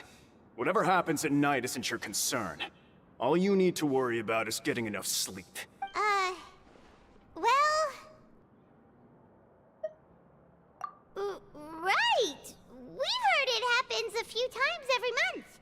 Paimon has sensitive ears, so it makes it hard to sleep. Really? I see. But it's not like I'm on duty every night. And now that you mention it, I recall my colleagues talking about something like that before. They say that strange things tend to happen at night on pipe cleaning days. Lots of us don't willingly take those shifts. So, what happens at night on pipe cleaning days? They just conduct regular cleaning of the fortress's drainage facilities. There are 3 pipe cleaning days per month, and it just so happens that today is one of the scheduled days. You can try to confirm the sounds tonight if you want, and if they're real, then I can report the issue to my superiors for you. Oh, okay. Then we'll keep both ears out tonight. If that's all, then I'll be leaving now. I advise you not to try anything funny, though. Even if I'm not on duty tonight, someone will still be watching you. Don't worry, we don't want any time added to our sentences. Oh, he left. So what do you think about the pipe cleaning days he mentioned? Right, both are a possibility. But Fielding did say that tonight is a cleaning night. Paimon knew you would say that. Alright, sounds like we'll be up all night tonight then. Paimon just hopes the guards don't catch us.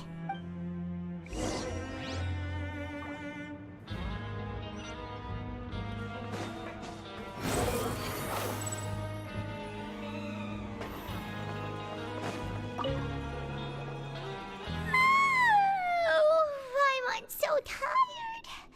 But we can't sleep yet. They'll be cleaning the pipes tonight, so it's the perfect chance for us to investigate.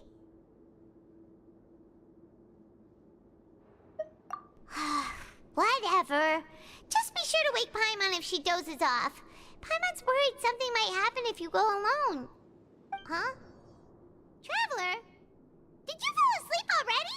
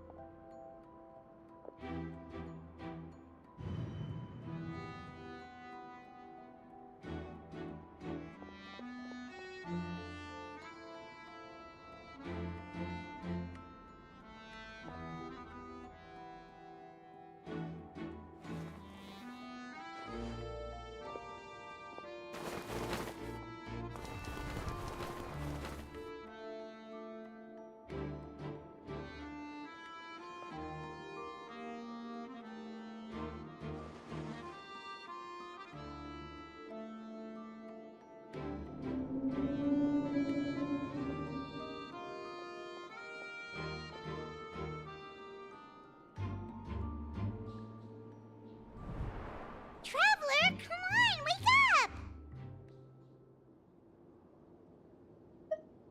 Oh, it looks like you were just peacefully sleeping to Paimon. Well, what did you see this time? Really? So we're finally starting to figure out what actually happened! But what about the cannibals? How do you explain them? Okay, well it's about time for us to get moving. Just be careful, to avoid the patrolling guards.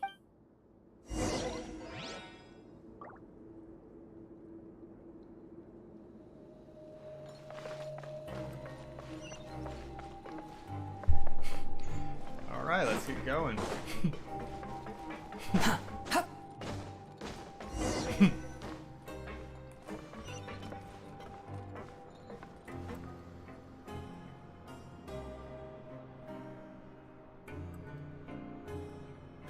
Behold!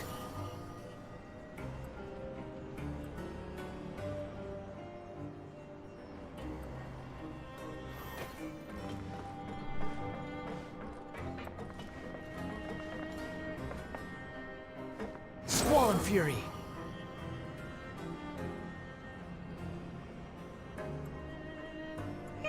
This should be the place. That's one way to avoid the guards.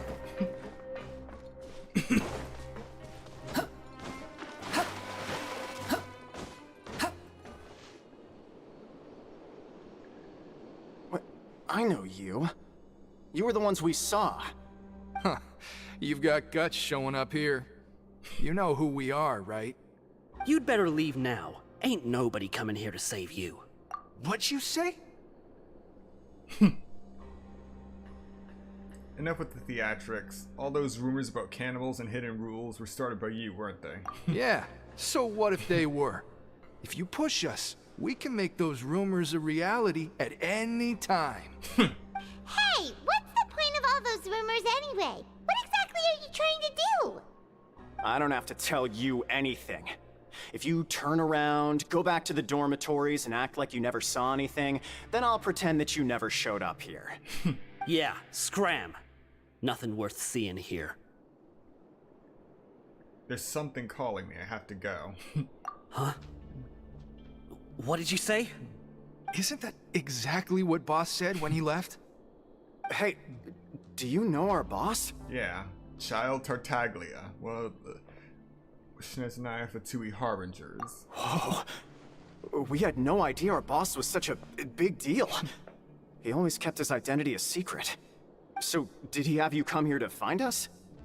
Oh, so you're Child's crew here? Seems like he had no problem fitting in. I'm a friend of his.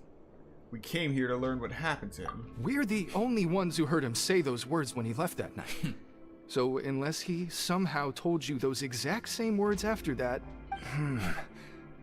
All right. I guess that's proof enough for me. I believe you. Wow, those dreams of yours sure come in handy. We gave him the business for a while and would always give him a hard time when he first came to the fortress of Maripede. But here in the fortress, the strong will always earn respect. He was working the longest hours and racking up wins in the Pancration Ring. You could always see how amazing he was, even when he was teaching us a lesson. So eventually, we all decided to follow him. But one day, he suddenly told us that he had to find a way to escape this place, no matter the cost. He said it was because he heard that call again. And as his crew, if the boss wants something, then it's our job to get it done. So, we got to work, and used the hidden rules that were here to make up and spread the rumor about the cannibal rule. We just wanted to give him a better chance of escaping on a night after the pipes had been cleaned. Oh, thanks to your rumor, nobody would want to come anywhere near here, prisoner or guard.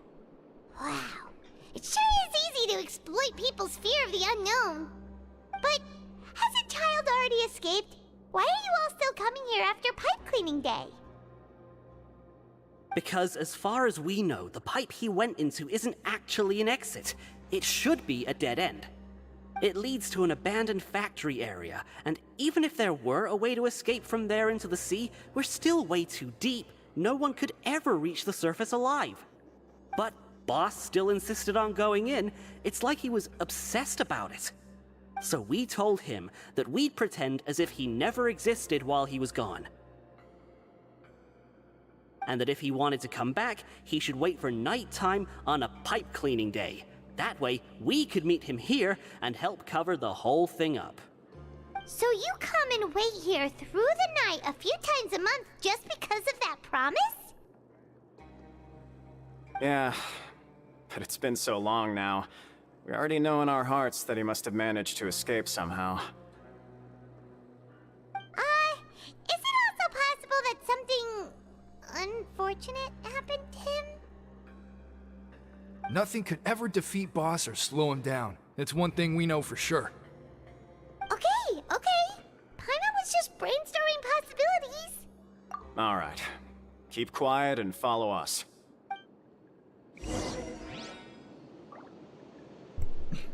Oh, this just got interesting.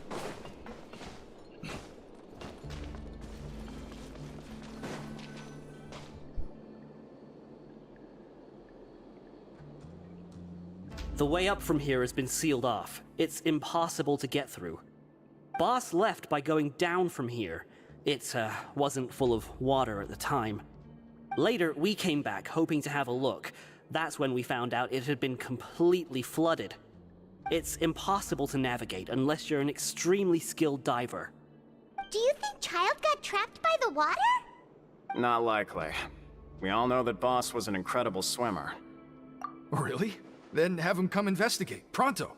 Just be sure to tell us if you get any news about Boss. It's getting late. We should leave before the guards come this way. Yeah, we learned a lot about what happened to Child here. Let's get going!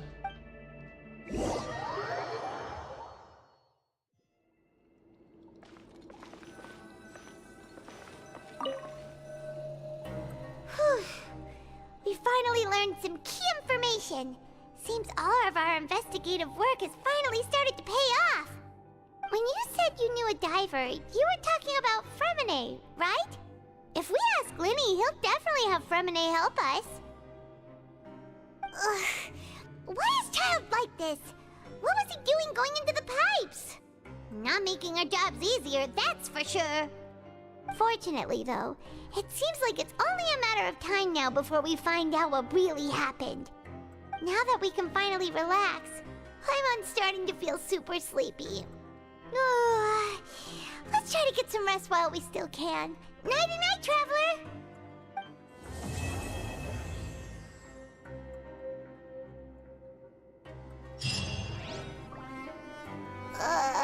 It's morning already?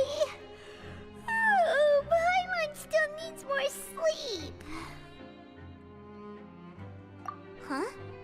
Wait, look over there! Isn't that... It's one of Linny's cards! Let Paimon see what's written on it! Maybe you haven't heard, but today is the monthly free day. Everyone has the day off today, which makes it the perfect time to do some investigating. It's been a while since we last talked. Have you been making any progress lately? Let's meet at our usual spot in the factory area before lunchtime. I have new information. Ooh, today's our lucky day. We have the day off. From the sound of it, Lenny's been making progress with his investigation. Wonder what he's discovered. We still have some time before we meet up. Let's talk with the people here for a bit more before we go.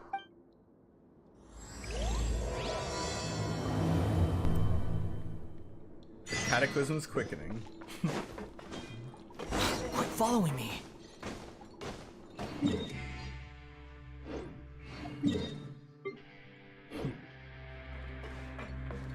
Quit following me.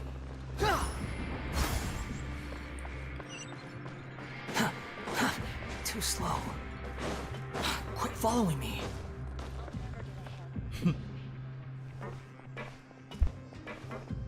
There's a group of people over there. Let's go listen in. So I said, that's not a faucet. Hey, who are you two? Why'd you come over all of a sudden? Oh, sorry for eavesdropping. Sounds like you were talking about something private. What's the matter? They're just looking to join in on our fun, that's all. Hey, don't pretend like it's okay for them to just interrupt us like that. Fine. You're lucky we don't mind extroverts that much. You hear that, Quisto? What nice! Your expressions tell me you're looking to hear some juicy info, am I right? But before that, it just so happens that I know you two. Really? Are we that famous? You kidding? How often does anyone get a personal tour led by His Grace himself? Practically everyone was talking about it. Word has it that you also caused quite the kerfuffle. A little mistake, huh? I like the way you put it. You see, people with a good attitude can join our group anytime, unlike some of the others here. Your group? I'm Quisto, and this is Lavaroon. People usually call us the Bombshell Bros, but don't worry. We're not playing with bombs or anything. It's just that our information is always so explosive, and we blow minds on the regular. So, you two really like to gossip? Whew, you sure know how to embellish. No. You don't get it. Knowing intelligence will make things better for you here. For example, knowing who's working with whom, who has the latest rumors, who's not getting along. Wouldn't you like to know all that? Whoa, all this info's worth something, you know? You should prove you're worthy of it. I don't mind him. Quisto's always this way. Just play nice and say something to massage his ego. The welfare meals. Talk about the welfare meals. Right. That meal we had yesterday was super delicious. Paimon can still taste it whenever she closes her eyes. Is that so? To tell you the truth, I've been helping out with making those welfare meals. I've been working as a kitchen assistant for about a month and a half now. Oh, so you're the one who made those delicious steaks. Amazing. You could be a professional chef. You are correct. I am a true professional. In fact, I even went to culinary school. But enough about that. Since you like my cooking, I guess that means we share similar tastes. Listen carefully. This little bombshell will help you learn what's really going on here in the fortress.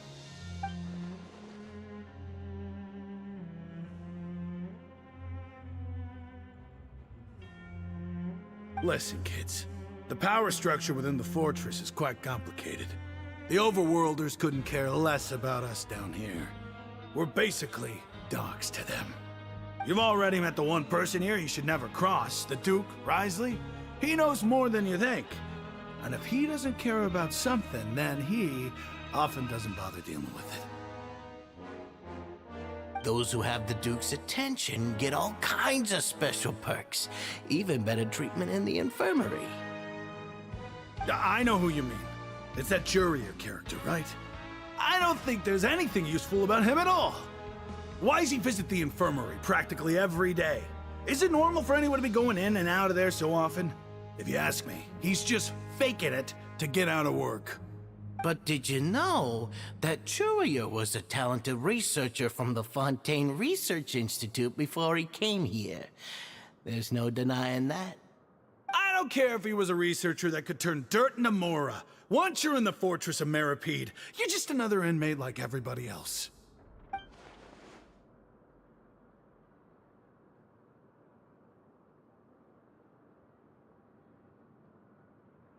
Speaking of which, the last time I saw him, he was passing by in the corridor with Lorvine.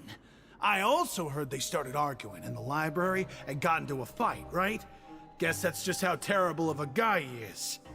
You mean he hit a woman? Wow, I never imagined he was that bad. But that Lorvine's also quite the odd one, you know? She's always gabbing away, got into a fight with a man, and she also got sent to the infirmary. Come to think of it, I always see her going to the sick bay every couple of days, too. Huh. Wait a second. You don't think? Do you think could it be that they're secretly meeting there to go on dates? But it's really hard to imagine. After all, I do remember seeing Lorvine beat Jurier to a pulp that one time. And we might be overthinking things.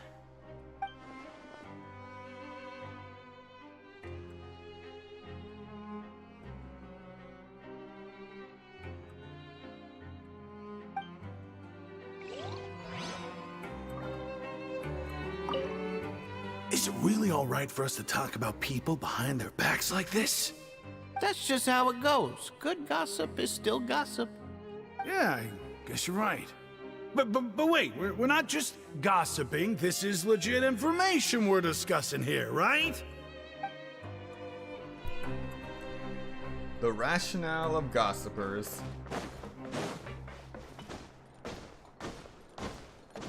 The wind rises.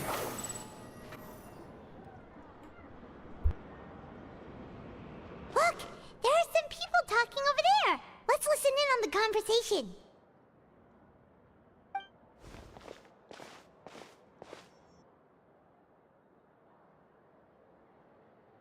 If you ask me, those pompous parasites on the surface act like they're all a bunch of aristocrats.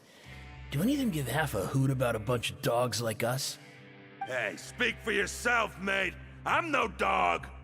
Oh, you think you're special or something? If you're here, then you're just a convict like the rest of us. I've heard that even if you're released after serving your sentence, going back to life on the surface ain't any better. Once a criminal, always a criminal. We're marked for life. I don't buy that. Hey, how cool would it be if the whole world was destroyed by a giant flood and everyone had to start over from nothing? What kind of filthy bilgewater are you spewing? I have family up there. You best shut your sewer hole with talk like that. Listen, things ain't so great on the surface, but who says that you have to leave? I've heard that you can still stay here and work even after you've served your sentence. Not bad if you ask me. Who wants to live in the ruddy overworld anyway? And what makes you think they'd want to hire someone like you? That's one of the great mysteries of the universe, how someone as useless as you is so confident. Whoa. Sounds like they're really unhappy about the overworld. Speaking of which, Paimon never heard anyone use the words overworld or underworld when we were living up there. Is it only something the inmates down here say? That's true.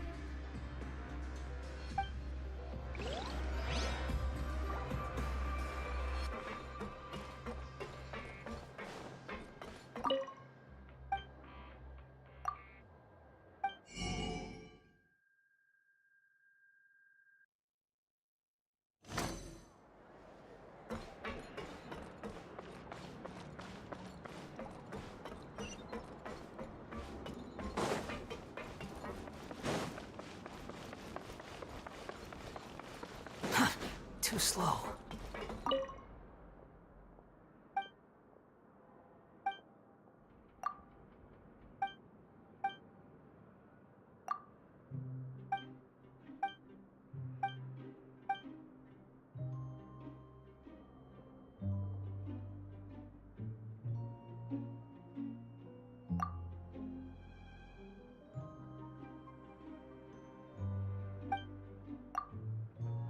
All work related to the geode mine shaft has been suspended. If you require one of the connecting paths to be opened for official fortress business, you must apply 7 days in advance and operate the drive valve only under the supervision of a technical expert to prevent accidents. Interesting.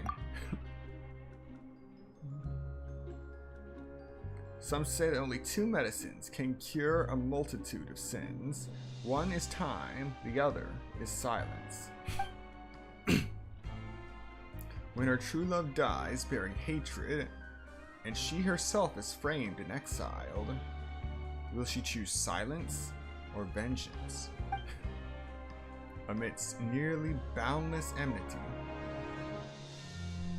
enmity, how will her fate sink and resurface?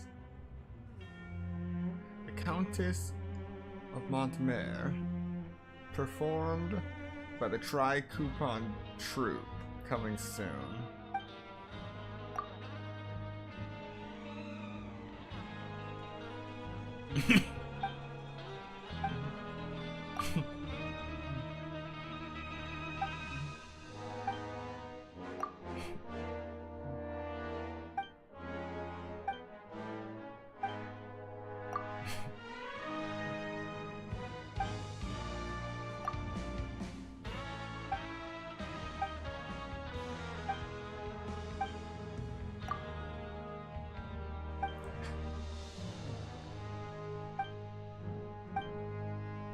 Oh, this is an endless loop. There is no end. Upon the gale. Hey, you over there? Yeah, you. Say, do you like playing card games? You know, like Genius Invocation TCG? You TCG players are like mint in the wild, literally sprouting up everywhere. Hey, come on now. What's wrong with finding fellow Invocation aficionados? Anyway, care to join me for a game? All right. No pressure. But why would you be looking for people to play Genius Invocation in a place like this? Don't people usually come here to fight? Whether you're throwing down cards or throwing punches, it's all a competition, isn't it? It's all the same in my eyes. There are lots of card players here in the fortress. When I saw you, I immediately thought, hey, even outsiders from other nations play cards. So I came over to say hi. Sure. Great! Since you've been here longer than us, you need to flex your seniority a little bit, right? Maybe you could start by telling us newcomers some stories about this place. I thought you would have already heard everything by now. All right, then. Did you have anything specific in mind? Or do you want me to just pick a topic? Why don't you pick? We'll let you know if we've heard it already. All right. Have you heard any strange rumors since you've arrived?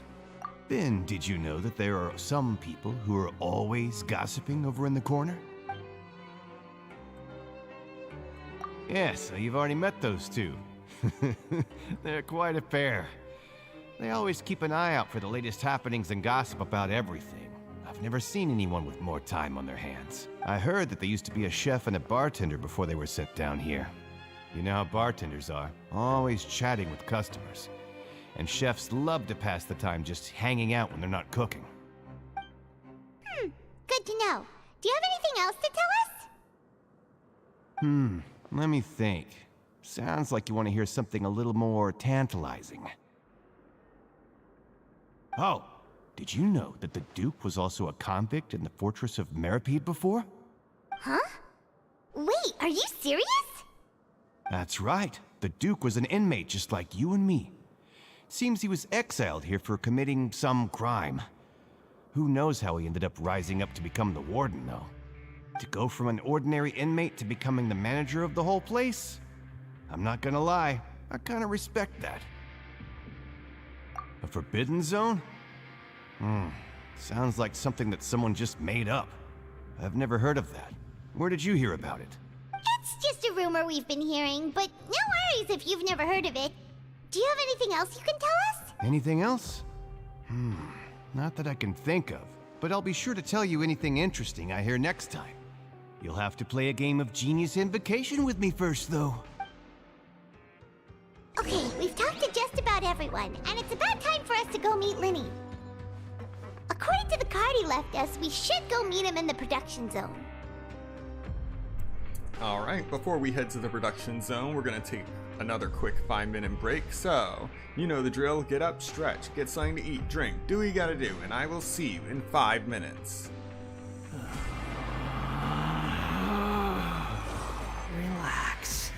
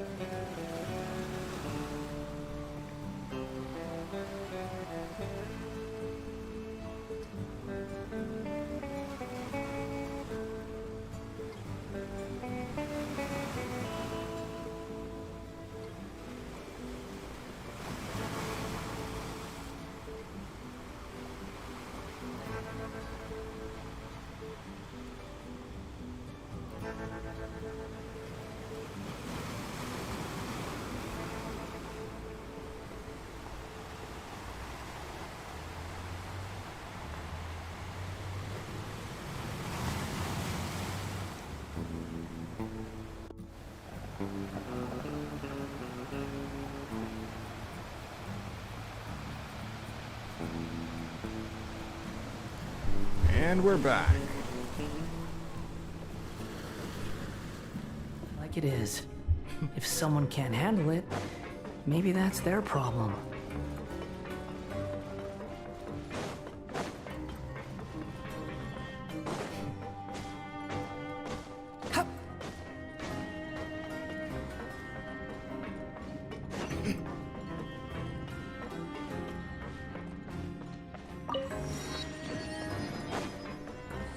Should have turned that on a long time ago. Quit following me.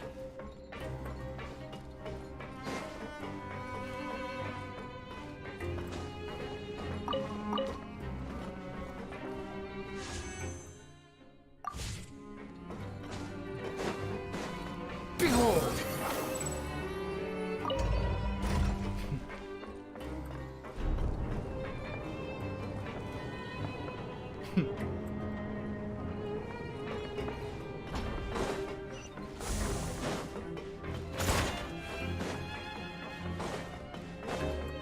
The wind rises.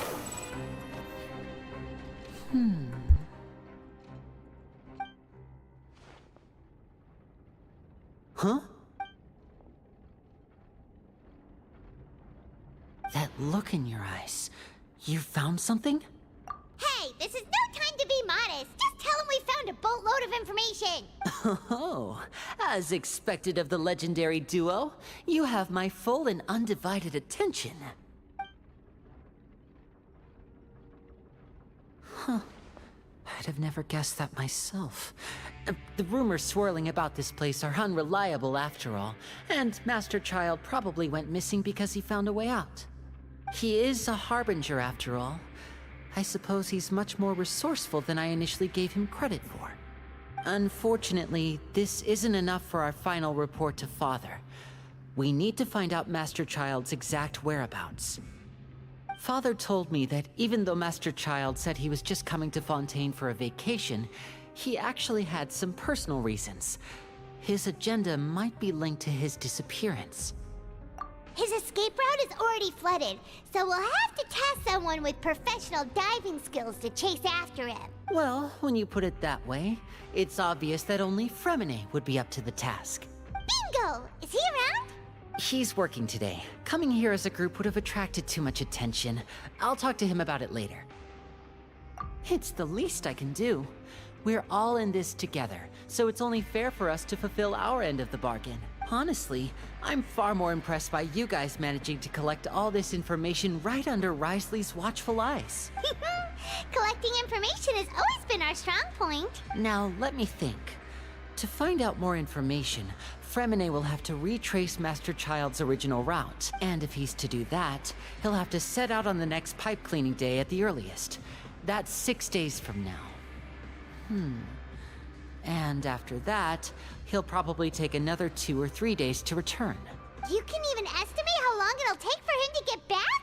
We've been working together for a long time. We know each other's capabilities like the backs of our hands. Traveler, what say you to meeting here 9 days from now? We'll be able to pick up Fremine while we're at it, too. Oh, and there's just one last thing we'd like your help with. Though we can just sit back and wait for Fremine's report on Master Child's whereabouts, we still need to make more progress on the investigation of the Forbidden Zone. Fremine's no master of disguise. Lynette's still working on getting intel from the other areas, and I'll need to spend some time helping Fremine prepare for his diving mission. So, you are the only ones we can count on. What do you want us to do? Will it be hard? Well, I won't call it easy per se, but I think you'll be able to pull it off. Listen carefully. You'll need to find an excuse to get into the infirmary and investigate the room and environs. You've mentioned several sketchy-looking people always meeting at the infirmary earlier, so it probably has something to do with the secret we're hoping to uncover. You've already met the head nurse, so she'll be less suspicious of you. Investigate the internal structure of the infirmary and any active dealings within, and pass those on to me alongside anything else you're able to discover. But also, there's no need to take risks. Don't forget, safety always comes first. No, when it comes to intelligence gathering, I'd never consider you to be an amateur. Didn't you say it yourself? It's always been your strong suit. I'll believe anything as long as it comes from you. So, please prove your prowess to me once again. All right, then we'll head out as soon as we finish our prep. Let's go our separate ways for now then. Don't forget, we meet here again in 9 days. Stay safe.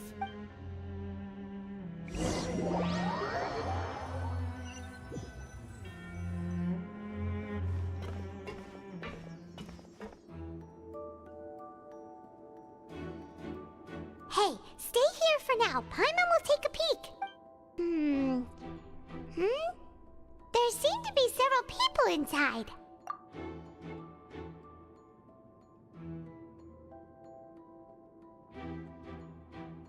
Right. I feel like it's not impossible. Oh.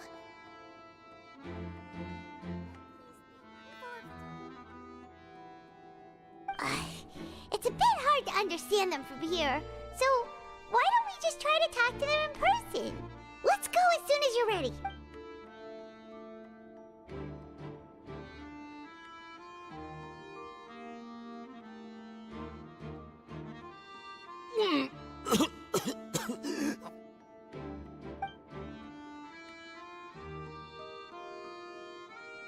Someone, please help! He's sick! Oh wow, we got voice acting for that one bit. Whoa, are you okay? Oh my! What's wrong, little one? There's no need to panic. Take a deep breath before you begin.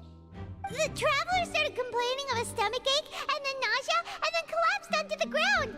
Paimon doesn't know what to do. Freezing limbs, twitching fingers, and pale complexion? Could it be poison? Let me take a look. Please, lie down over here. Don't worry, I'll get you to the bed safely. Here, hold on to my shoulder and walk slowly.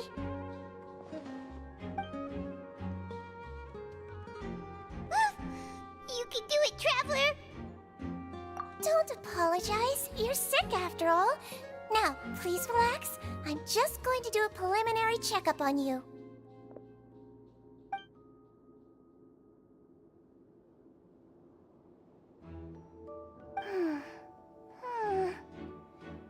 I see now.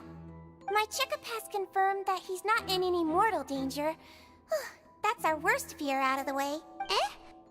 Oh, that's good. But I'll continue my diagnosis of the patient now.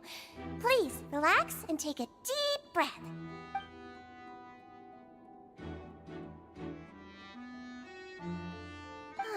Don't sense serious damage to your organs either. Does it hurt when I press here? And here? Huh? But based on my initial checkup, there shouldn't be a problem here. How strange. What about here? Does this hurt? Oh, I understand. So that's what it is. I think you just ate something that disagreed with you. That's all. Nothing too serious. Outside of a pretty bad stomachache when it decides to act up. So that's what it is. Thank goodness it's not anything more serious. And there have been other inmates complaining about the food recently. I'll inform our head chef, Mr. Wolsey, of this problem as soon as possible. Congratulations! The health risk is incredibly low, so you should recover within a couple days. Why don't you take a rest here while I go get some medicine for you? Miss Lorvine, I'll have to trouble you to help me look after this new patient while I'm gone. Very well. And she hopped away just like that.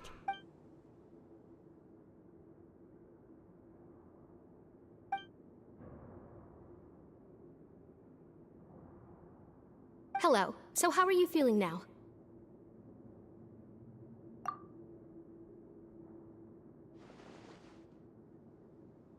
His stomach ache's really bad. He was stumbling about the whole way here, so Paimon's really worried. If Miss Sijuin says it's not a serious problem, then there's no need to worry.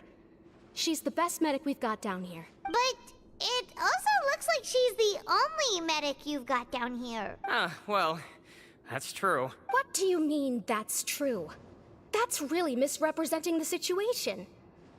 Of course I can't speak for the whole fortress, but it's not like everyone imprisoned here is useless, you know? Though they may have committed crimes and gotten locked up here as a result, they still know a thing or two about medicine, and they help Miss Sijuin take care of the sick and injured. Yeah, you're right. But did you have to lecture me about it in front of another patient? Aren't you a patient too? Where did all your energy come from? That's correct. Sorry, I got a bit ahead of myself. Are you two also sick? We've been sick a while. I come back every once in a while for checkups, and to pick up the medicines Miss Sijuin prescribes for us. That's just the nature of chronic illnesses. As for her... you could say she fancies herself as Miss Sijuin's capable helper because she learned a bit of medical knowledge ages ago. Please watch your mouth, Mr. Jurier. Don't forget that you are the primary reason I have frequent heart palpitations. Hey, don't start arguing now! Please, keep it civil at least.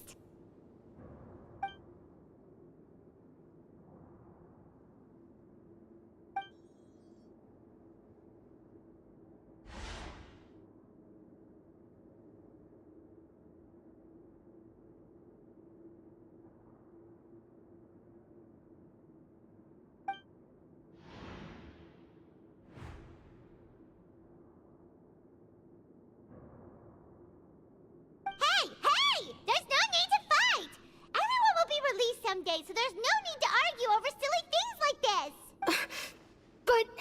But... Release. It's way too early for us to even think about that. And who the heck knows if we'd even be able to continue our previous lives?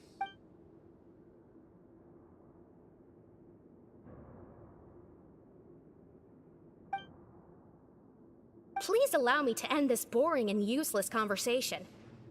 Oh, and Mr. Jurier, I don't want to see your face here again anytime soon. And same to you, Miss Lorvine. Anyway, that was more than enough rest for me, so I'm going to get out of this excessively noisy place. See you later, everyone. He just slowly walked off like that?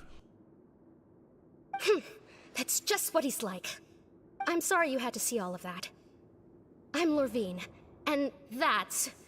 Well, his name is Jurier, but I hope you'll never have cause to remember his name. You really can't stand him, huh? I mean, can you blame me? Who would like someone who's as arrogant and obsessed with weird research topics as he is? But there's no need to keep dwelling on him. I'll accompany you two for a while. Miss Sijuin should be back soon, and I'm sure you'll feel better as soon as you've had some of her medicine. No, it's nothing. I'm back! Did you rest like you promised? Thank you for getting our medicine, Miss Sijuin. Did you all cooperate with your bed rest? I trust that nobody got up to walk around. Good. Here, this should be 2 days' worth of medicine for you. Take 1 pill now, and then continue your bed rest.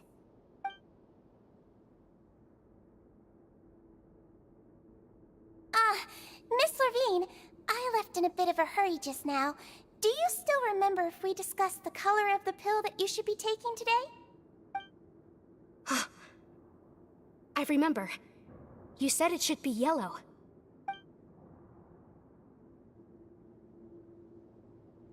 Yellow, huh? I understand. These are yours. Please, make sure to go to bed early after taking them tonight. You'll benefit from a good night's sleep. All right, then I'll also be on my way now. I hope you feel better soon, too.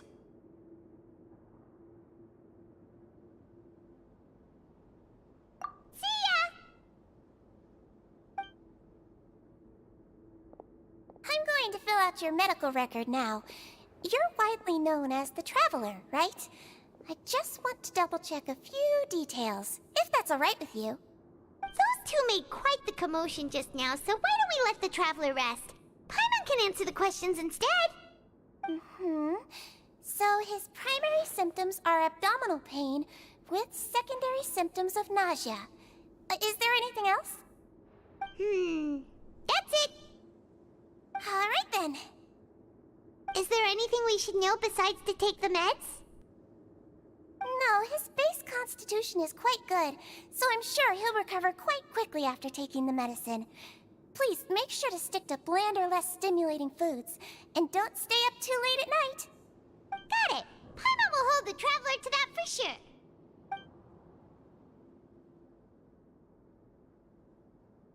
Oh, you're going to take a nap already? Okay then, you get some rest.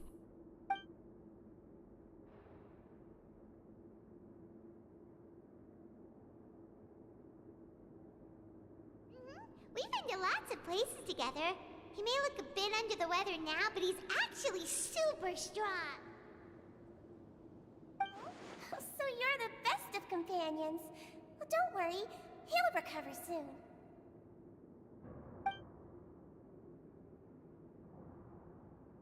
Ah, you're awake. How do you feel?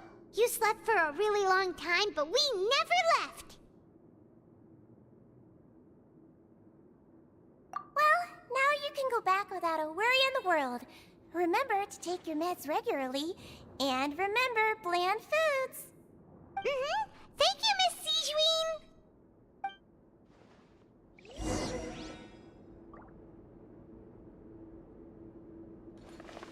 Seems like a lot of people have been coming down with an upset stomach lately. I'll need to address that.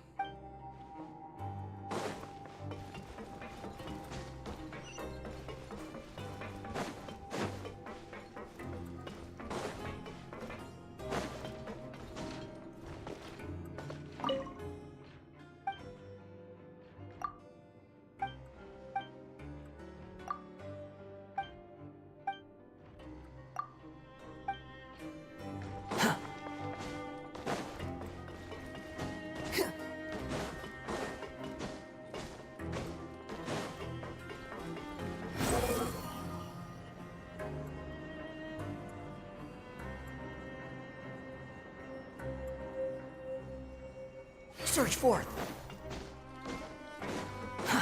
Too slow. You really are something. To be able to fall asleep like that and even sleep talk the entire time, you scared Paimon half to death! No, but you kept mumbling things along the lines of, Pyron, go take my grilled fish and put down the Adeptus Temptation now! Paimon talked with Sijuin the entire time you were asleep.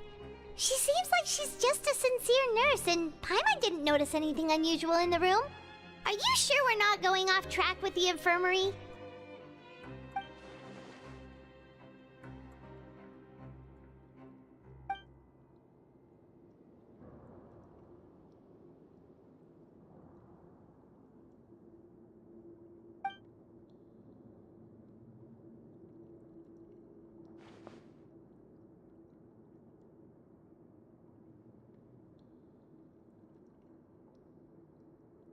Whoa!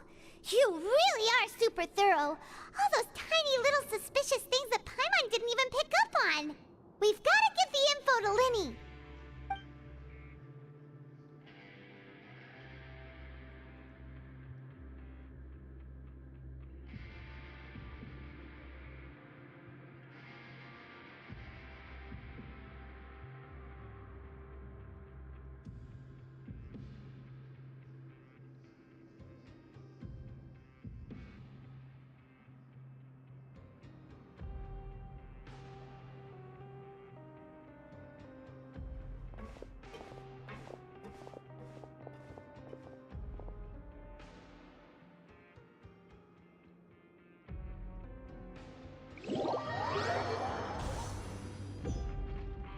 Today's the day! Let's go meet up with Linny! More prison life.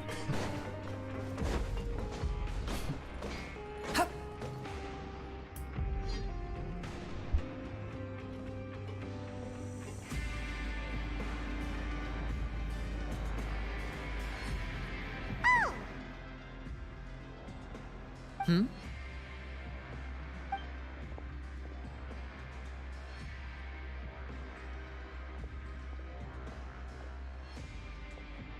Did you two run into any trouble over the past few days? No, we just worked our shifts according to the schedule. Nothing weird happened. That's good. That means you didn't raise any suspicions when you infiltrated the infirmary. We've taken a look at the slip you've sent. Fremine successfully left the grounds via the pipes 2 days ago, and as of last night, Lynette has also infiltrated the infirmary after faking an illness. Wait, why is she getting involved as well? You already went above and beyond when you scoped out the infirmary. To put it more bluntly, even if we were to view that as something you did in exchange for Fremine's help, you've already done more than enough. Infiltrating a guarded stronghold is a different kind of job from a one-off investigation. We want to avoid using the same faces over and over and reduce the amount of suspicion that will fall on any given person. Lynette also felt like you have already taken the first step for us, so she should be the one to finish the job. So that's what Lynette thinks. Oh, Paimon hopes everything's going well for her.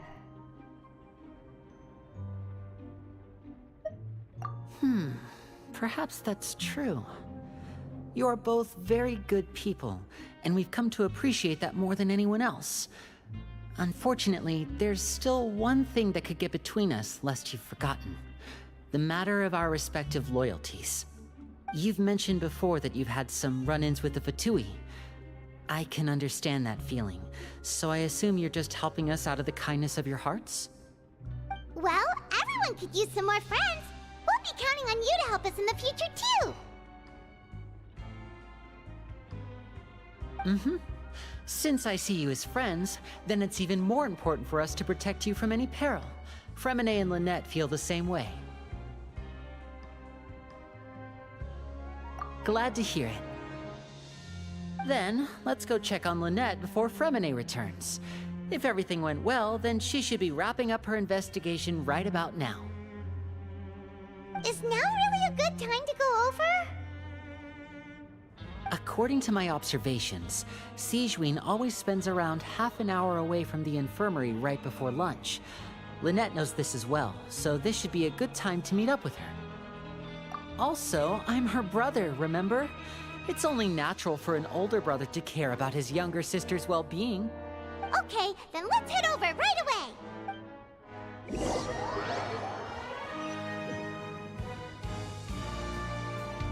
Behold!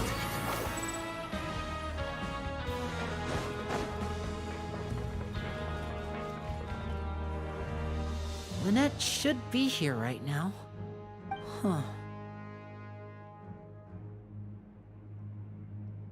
Strange. Lynette? As expected, Sigewinne isn't here, but why isn't Lynette here? No, Lynette rarely deviates from the plan. We agreed that if she were to make changes on the fly, she'd find a way to let me know. Unless... Let's see if there are any clues around here. We can look while we wait for her. Who knows? Maybe she'll be back soon. Okay.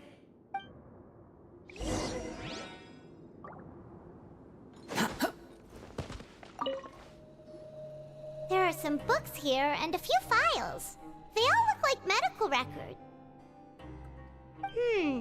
Advanced nursing, how to raise the spirit of your patients, a quick guide to the psychology of emotions, and the meaning of laughter.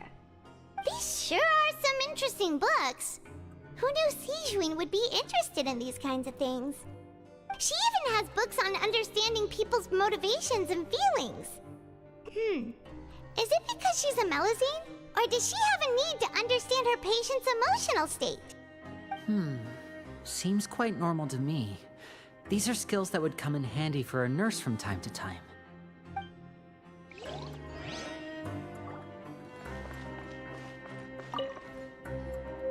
None of the beds have any signs of having been slept in. Except that one over there. That's the one Lynette must have used, right? You said she was pretending to be sick. She would have said her migraine was having a particularly bad flare-up. Generally speaking, the head nurse would then ask her to lie down and rest, while she left to retrieve the medication. Which means either the head nurse didn't return the entire time from when Lynette laid down up until she left the bed, or the nurse intentionally left it this way.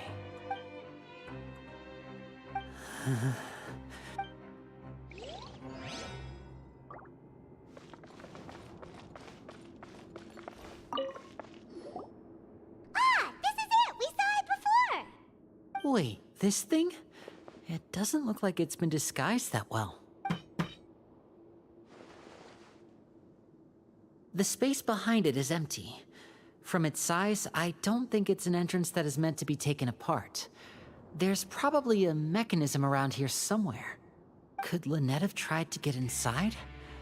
But if that's the case, she would have contacted me for sure.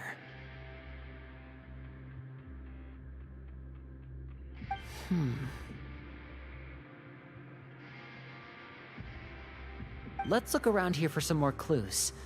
Don't panic, just take another look.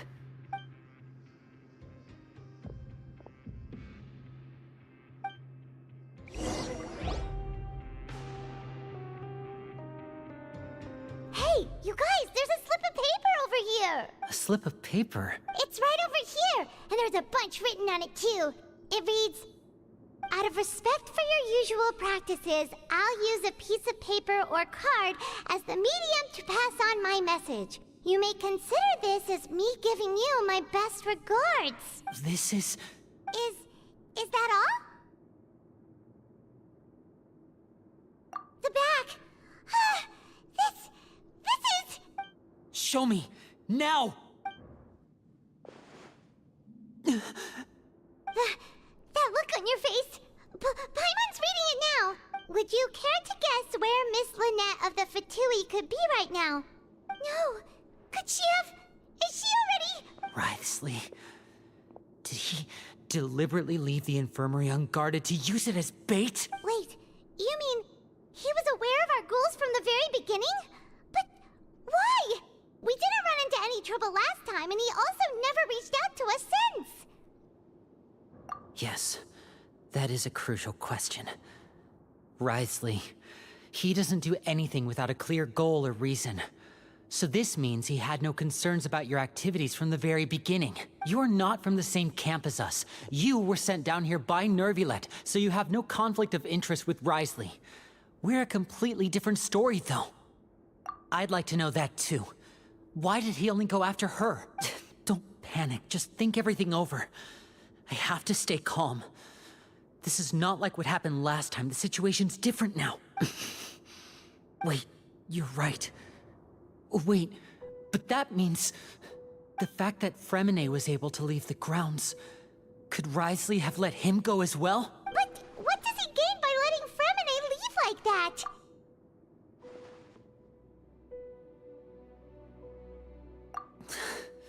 So he's challenging me and trying to provoke me, I'm sure of it. We never should have sent out Fremine. We had to go through all that trouble to find an opening to sneak him around the guards and into the pipe, and we even thought luck was on our side.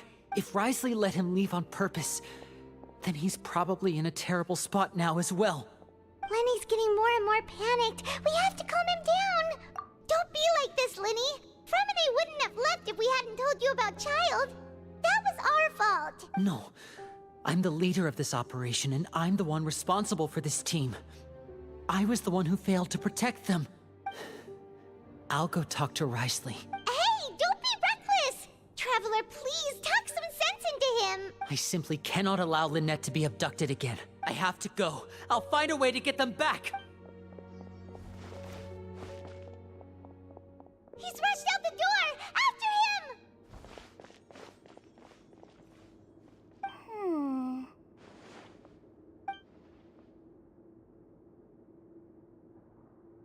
Right. I feel like we still have some room to make changes on these details. It's not impossible, but it'll require extensive testing. Is that so? Very well. Then please be mindful of the time. Huh? Is someone? Pack everything up. Whoever's outside is eavesdropping. They'll probably come in once we stop talking. Someone! Please help! He's sick!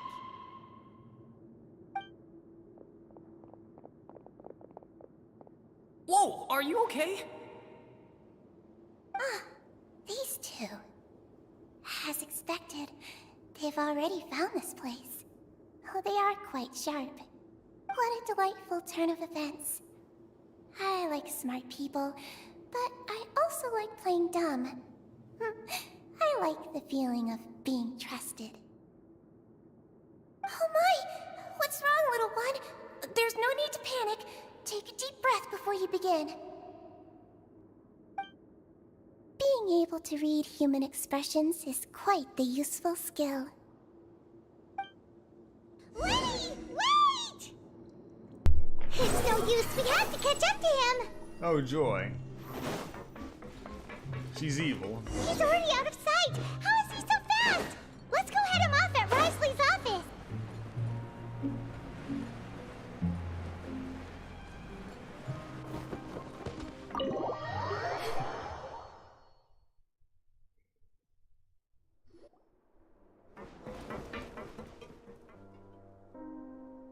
Come out and face me, Risley! Aren't we at an administrative office space? Why don't you at least try to follow even a couple rules from the fortress's indoor management regulations? What did you do to my sister? I ran into the young miss at the infirmary. I'd heard that she was suffering from quite the migraine, so I decided to invite her over for a cup of tea. I do have some teas in my collection that can work wonders against such an illness. Stop joking around! Where did you take my siblings? I have also heard that your performances are quite the spectacle. Miss Lynette would sometimes enter a box filled with water, only to emerge the next second from another place altogether. Maybe she'll appear behind you right now if you were to turn your head. Is he trying to trick me into turning my head? No, he's probably not looking to attack me right now. All of the hostages are in his hands, and he's even in the mood for small talk. That means Lynette is probably still alive. You knew we were investigating the infirmary from the start, so you deliberately aroused the Traveler's suspicions and baited us into continuing our investigation, just so that you'd be able to kidnap Lynette. As for Fremine, no, you probably didn't even interfere with Child's escape. You let him go, so you could purge the Fatui members that we had planted into your ranks. There was no need to do so. The Fortress of Meripede is a pretty pleasant place. Most people enjoy their lives here. The only ones who act differently are those with personal agendas. It was quite easy to identify your colleagues. You removed our original members and spread the news of Child's escape so Father would assign our team to come down and investigate. Fremine has also fallen into your hands, right? If you're oh so omnipotent and so in control, why would you need hostages? One correction. Lynette is in my hands right now, but Fremine is not. He's not. What do you really want? Lenny! Oh, wonderful. Everyone is here, so I'll only need to say this once. Thank you so much for cooperating with me. Eager and to the point, I see. Alas, only Miss Lynette is currently having a cup of the fortress's finest tea. Although, as per your original plan, Mr. Fremine should also have returned to the fortress by now. But he has neither shown up within my gates, nor has he been taken into any kind of custody. So where do you think he may be right now? Wait, you can't mean you locked him outside in the sea? I closed the fortress's gate to the outside world. That's all. Fremine's a star diver, so he should be fine, right? No, we're still here, so he'd definitely try to find a way to come back for us. So we can't assume he might have made a break for the surface. But why would I do this, you may be asking? To have an audience with you, of course.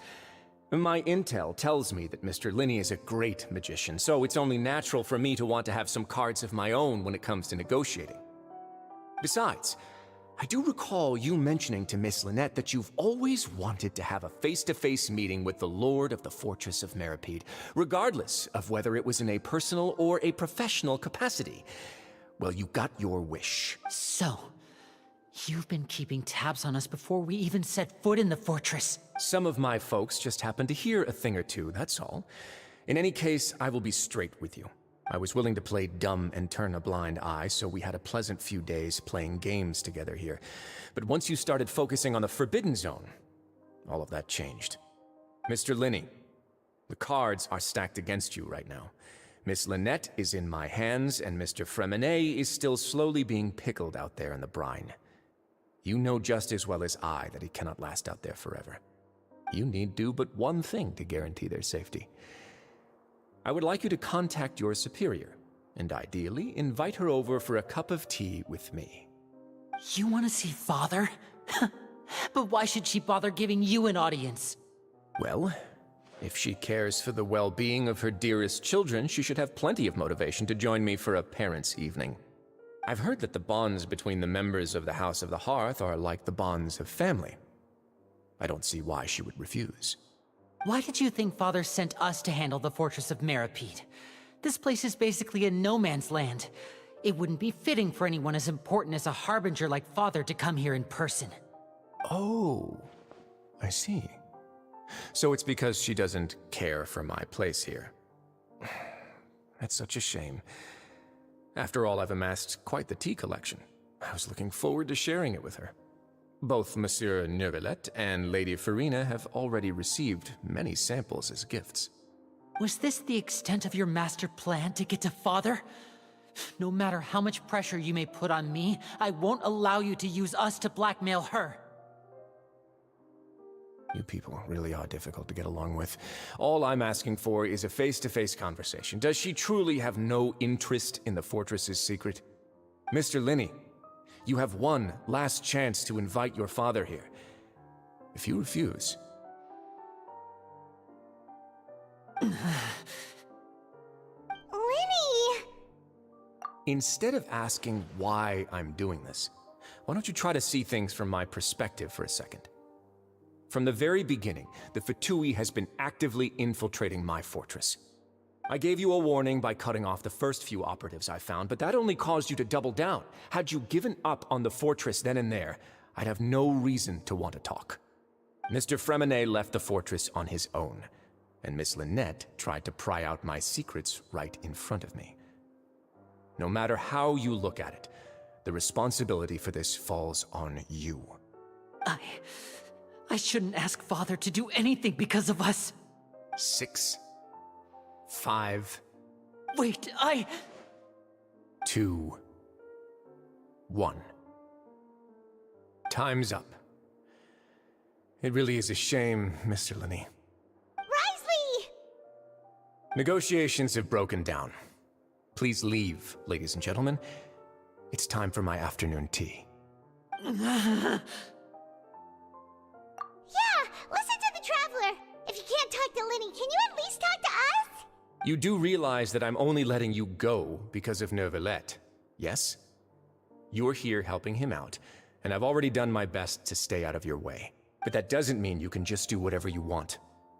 The fortress may be small and remote, but it still has its own set of laws. Then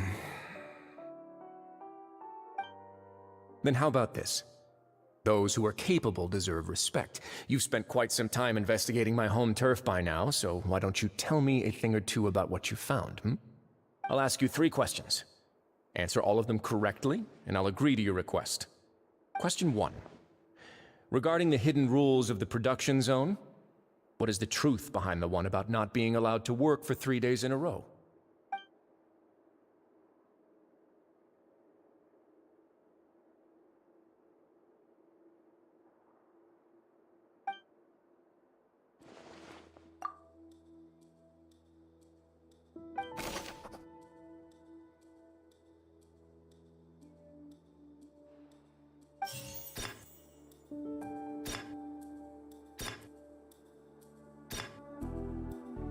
The Fonta promoter has been struggling because he doesn't recognize the real value of coupons.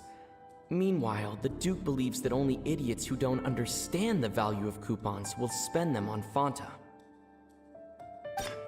I've been told that the infirmary is always empty for the half hour just before lunch. But what could Sijuin be doing during that time?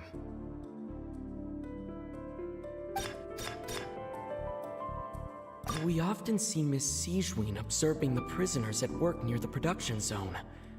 It seems like she can perceive the general state of a person's health just by looking at them. Fonta's internal report suggests that they're starting a new trial of an unnamed and unpackaged product. But the product has to undergo a trial because even Fonta's own employees have a lot of reservations about it. According to Collins, the Pancration tournament only took place because the Fonta company sponsored it. The company must want a return on their investment as well. The research notes said that the Melusine race perceives the world very differently from humans. As a result, the Melusines have also developed a sense of aesthetics that appears rather strange and alien to humans. Fonta's internal report suggests that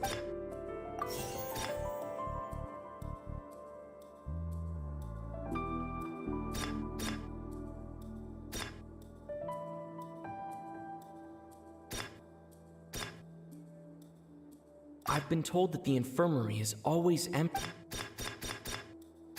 According to Collins, the Pancration tournament only took place because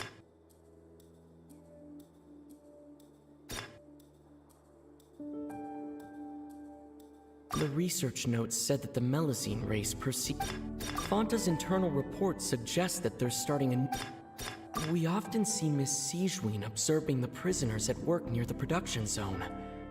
It seems like she can perceive the general state of a person's health just by looking at them.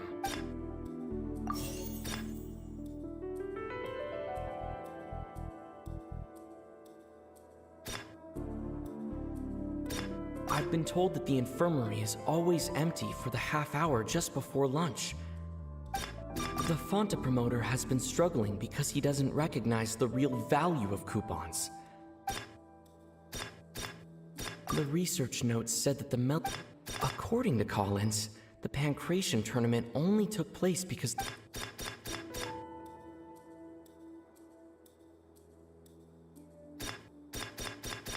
the Fonta promoter has been struggling because he doesn't recognize the real value of coupons.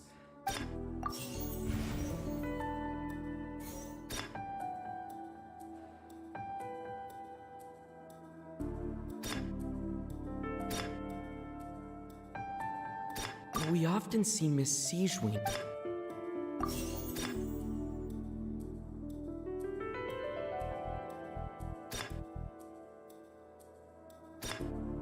According to Collins, the Pancration tournament only took place because the Fonta company.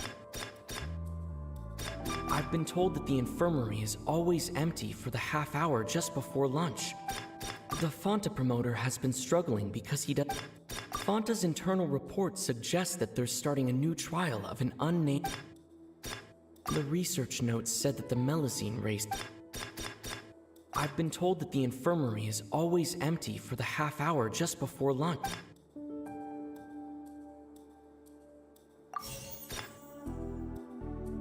We often see Miss Siegeween observing the prisoners at work near the production zone. I've been told that the infirmary is always.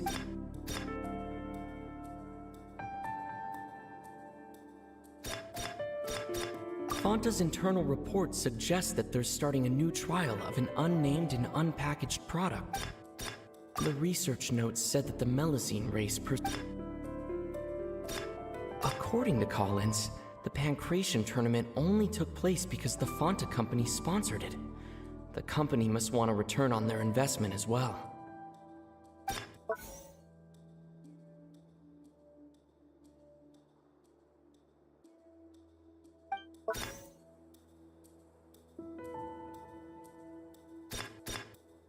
Fonta's internal report suggests that they're starting a.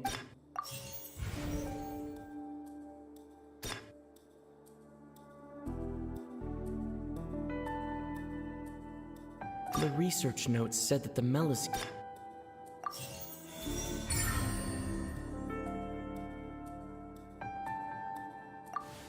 So that's what's going on. Paimon understands it now. Who would have guessed? The hidden rule of the production zone. People are not supposed to work 3 days in a row, and if they do, they'll get strange meat in their welfare meal.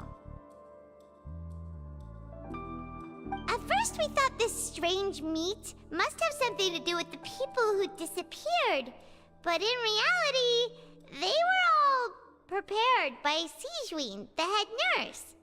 She often visits the production zone to observe the workers' health and makes a note of anyone who has worn themselves out after 3 full days of work. Out of her sense of duty as the head nurse, when did as she well put the as glasses her back genuine on? concern for the workers' health, Sijween visits the cafeteria right before lunch and cooks an extra dish for those who can use the stamina boost. Sijween has only the best intentions with her surprise gift and doesn't want anyone to find out about what she does. However, unfortunately, Melusines as a race perceive the world differently from humans, and their sense of aesthetics is even more alien to us. The recipients of her lovingly prepared special meals cannot taste the care within and usually just freak out. Are we on the right track? Not bad. You've uncovered Sijween's secret and even guessed her intentions correctly as well. It's nice to know that her efforts have not gone unacknowledged. All right, now for my next question. There are also some hidden rules in the Pancration Ring, including the one that you're not allowed to support both sides of a fight. Why is that?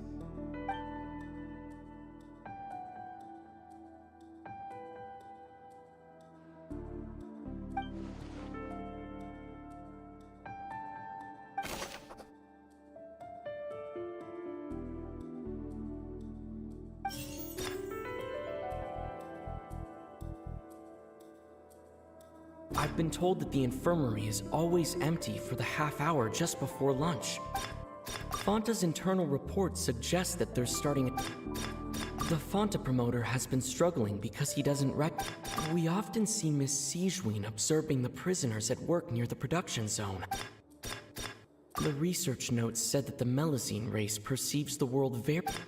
According to Collins, the Pancration tournament only took place because the Fonta company sponsored it. The company must want a return on their investment as well.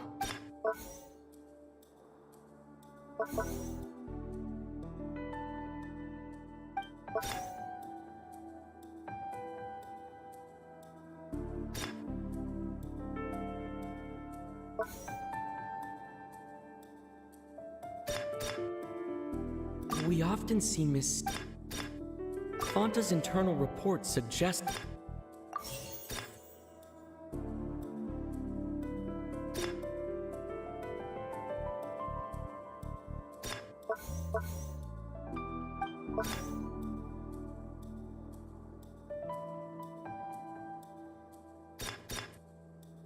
The Fonta promoter has been struggling because he doesn't recognize the real value of coupons. Meanwhile, the Duke believes that only idiots who don't understand the value of coupons will spend them on Fonta.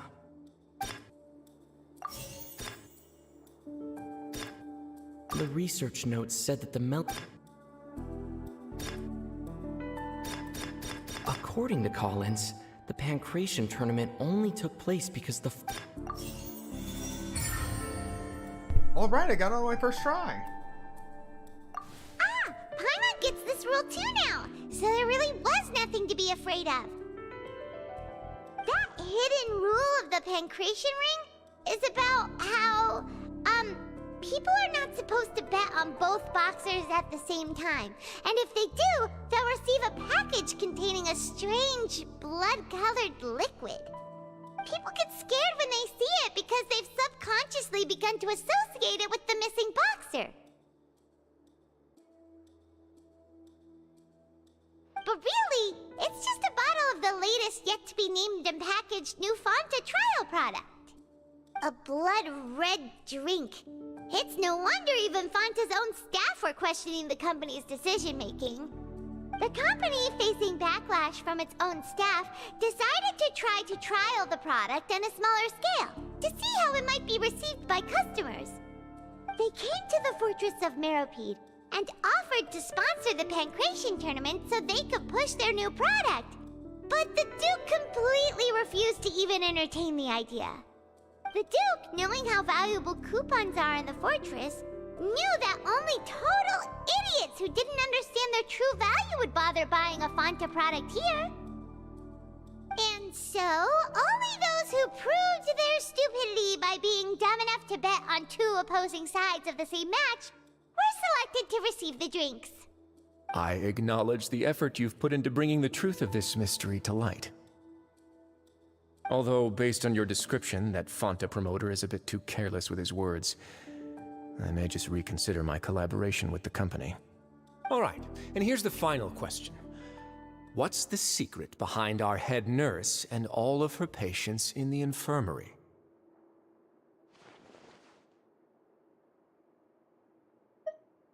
Stop your cruel and pointless games, Risley! You know that we haven't finished our investigation, so there's no way we can answer the last question. The thought of sparing Lynette and Fremine never even crossed your mind! You'll pay for this! Ah! Lenny, are you alright? Oh, close one. I owe you, Sigewinne. That was a fantastic shot. It was nothing, Your Grace. Sigewinne? Though this gun may look like a toy, it's actually fully functional, as I just demonstrated. Sigewinne... You... Not at all. I am merely a resident of the fortress, and thus protecting it is my duty. When Monsieur Nervulet asked me to come here, he told me that my job would be to take care of the well-being of everyone here. I am merely discharging my duties. But if you mean what you just said, then isn't Linny someone you should be looking after as well? Isn't he a resident here just like the rest of us? But I really am just doing what Monsieur Nervulet told me to do. Everything I did, I've done to protect them. Had I not, they would be in far more dire straits right now. His Grace knows it too, right? Your Grace? Mind proving my innocence to them? My dear Sigewinne, whatever shall I do with you? Would it have killed you to just wait another minute or two? Well, it's nearly time after all. The way you do things can be truly frustrating sometimes, Your Grace. I figured I should try to talk some sense into you. What are you talking about? What time? Take me if you want. Let them go. How touching. Can you just give me one more minute? Don't be like that, Your Grace. All right, everyone, calm down. 2 more visitors will be arriving any time now. I'll go get a cup of tea. Miss Sigewinne, I leave Miss Lynette in your care. You... What are you doing? I believe I hear footsteps.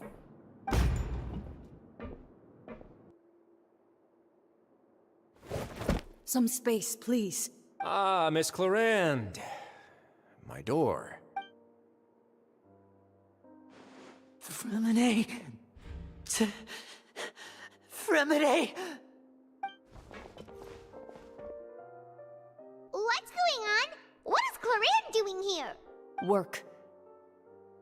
I'm sorry about shooting you, Mr. Linney. The tranquilizing effect will begin to wear off soon. Please take it easy in the meantime, though. What happened to Fremine? Wasn't he diving just outside of the fortress? Why is he looking like this?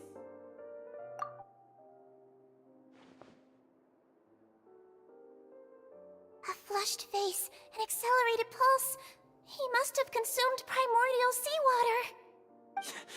What did you say? Please, make some space. I'll need to give Mr. Fremine a more thorough checkup. Your Grace, I'll leave the rest to you. I'll talk to Clarande while you get Fremine to where he needs to be. Everything else can wait.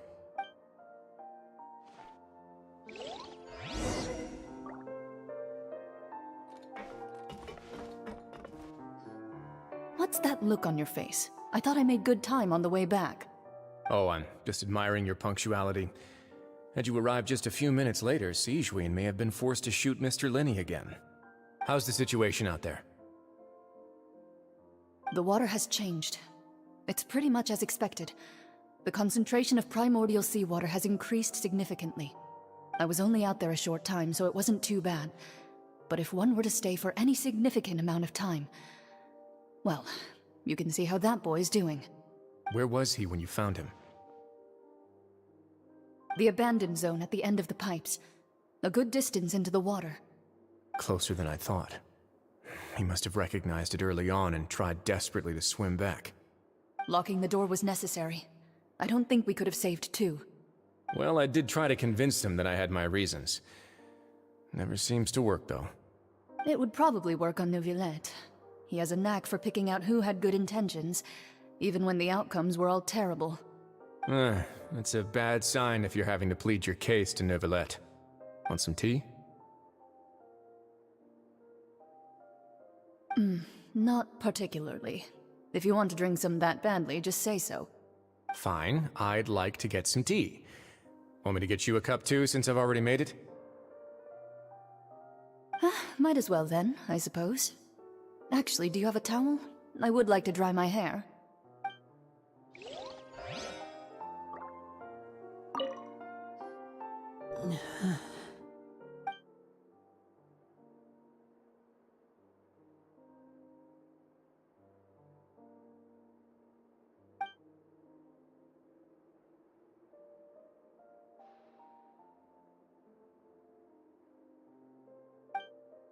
How is he?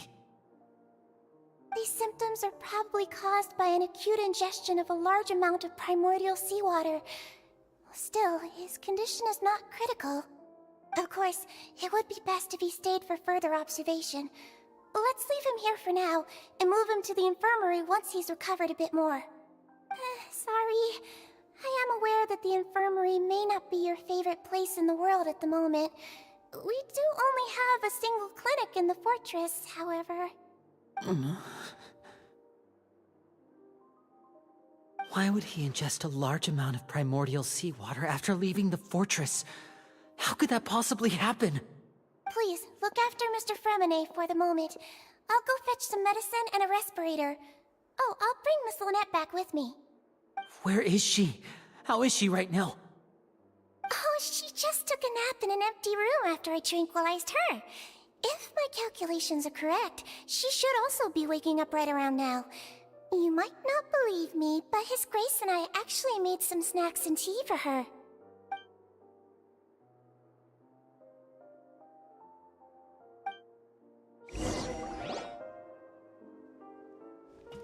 Linny, are you okay?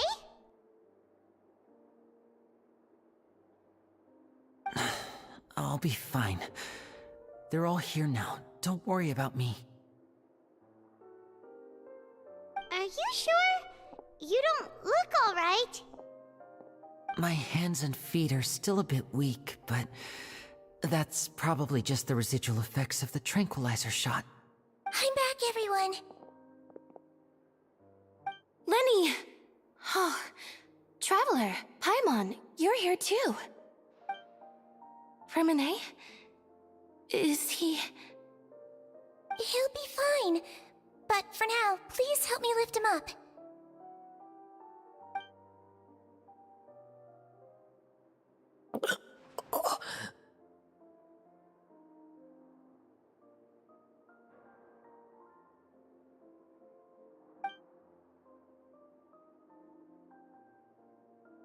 His breathing's beginning to slow down. Give me a hand and help me get him to the infirmary. Yeah, I'll take him from this side. Lynette, together? On it. Traveler, you seem pretty worried about him. Want to come with us? The Duke and Clarande are gone. They probably went to get some tea. The Duke will explain the truth in just a bit.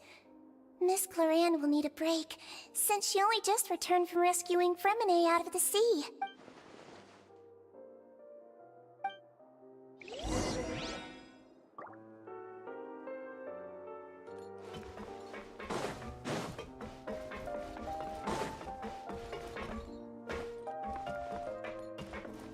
Could I tempt you with some sugar for your tea?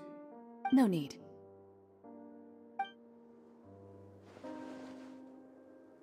Well, that was short and sweet and to the point.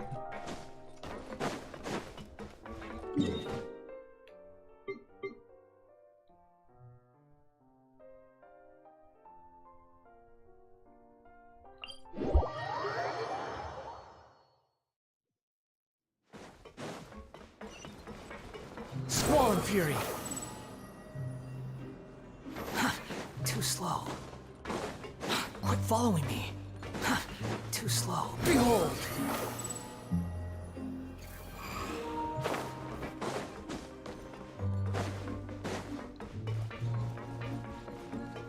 Squall and Fury.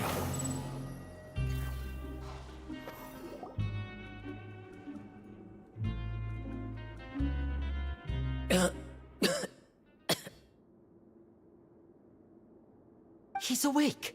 Fremine, how do you feel? Lenny. Lynette. We're all here.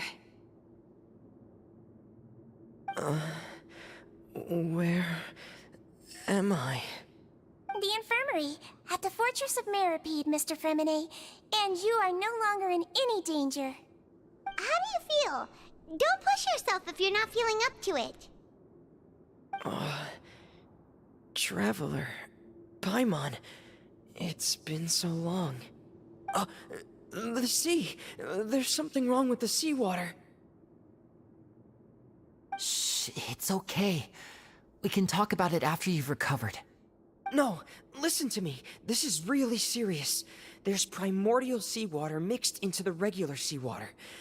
I don't know why it's there, but no one should touch it. Pipes. Right, the pipes. It's all coming back to me now.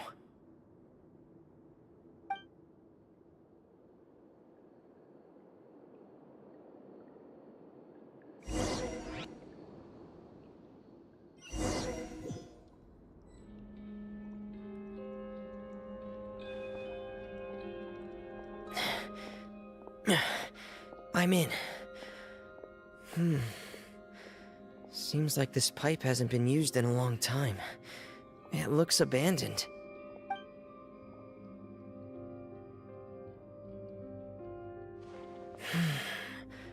Where could Master Child be?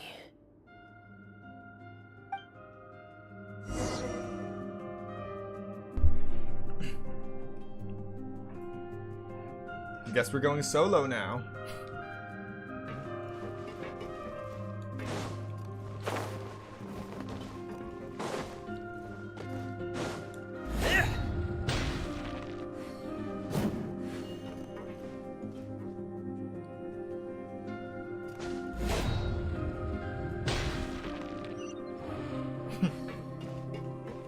Hello.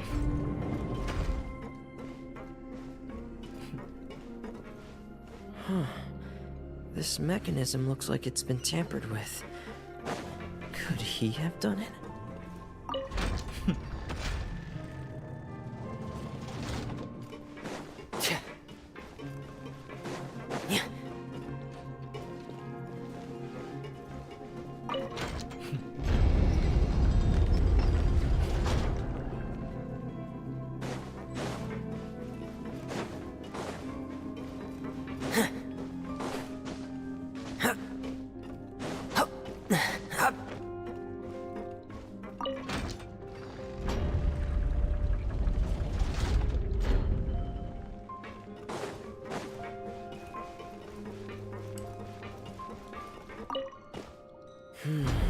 It's getting stuck on something. Seems like I'll have to avoid those obstacles while I turn it.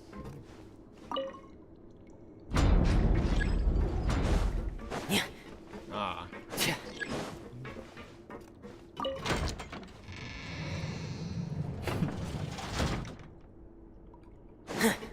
Simple enough. Better. Now I move back.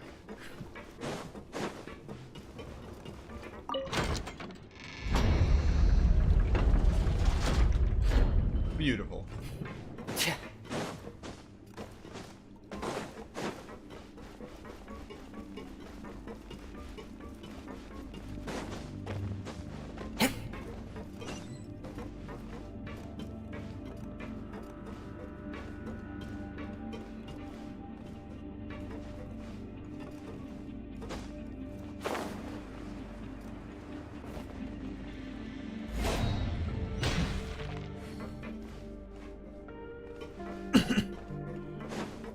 deeper. This is where the water starts. Okay. Master Child probably dived into the water. I'll go take a look as well.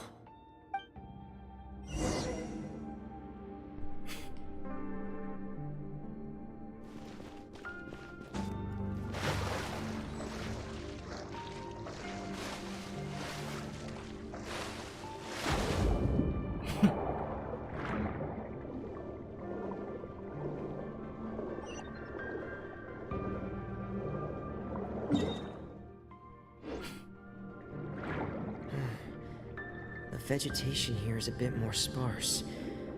These traces aren't natural. A person must have left them, and recently. I should be going in the right direction.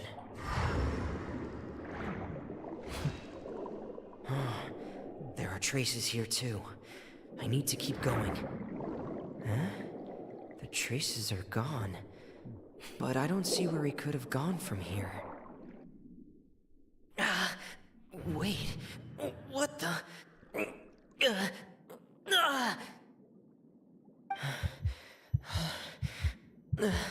My heart is racing, and it's getting harder and harder to breathe. What's going on?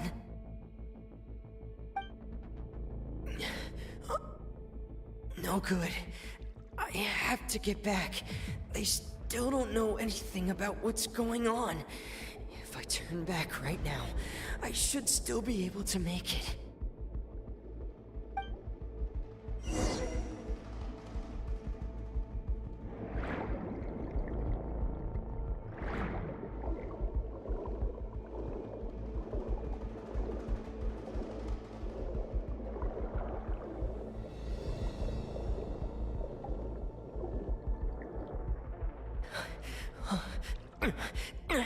I can't die here.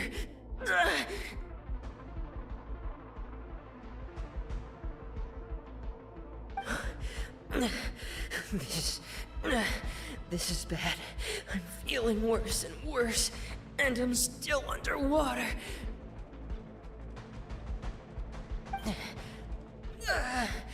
I have to push on.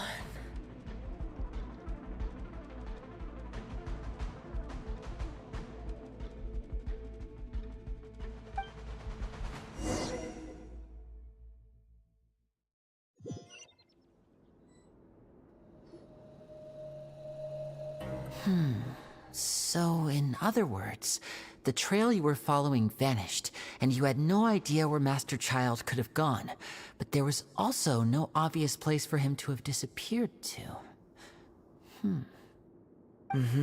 That's right. I tried my best to swim back, but I had already put some distance between myself and the fortress, and I just couldn't find the strength to keep going. I probably passed out some time after that. And you know the rest. Miss Clarande brought you back, but we also don't know why she just suddenly appeared at the fortress, or why she went out to save you. Miss Clarande, you say? I must go thank her in person. You're still too weak for Monet. You can go after you've had some more rest. Miss Lynette is right. I believe Miss Clarande will stay here as a guest for another few days, so there's no need to hurry. Guest? Then I can assume Risley was the one who invited her to come down here? You should ask His Grace about that. He'll be able to explain better than me. Yeah, it's about time he actually told us what's going on. Wanna come with us, Liddy? No, please go on without me. I don't want to leave just yet. Lenny. The logical part of my brain is aware that we're safe right now, but I still can't bring myself to leave. Both of you are just in danger. Understood. Then let's just sit together for a while. In that case, I'll leave the infirmary to you. The Traveler and I are going to head out for now. As long as you stay in here, I don't think you'll be disturbed. Thank you.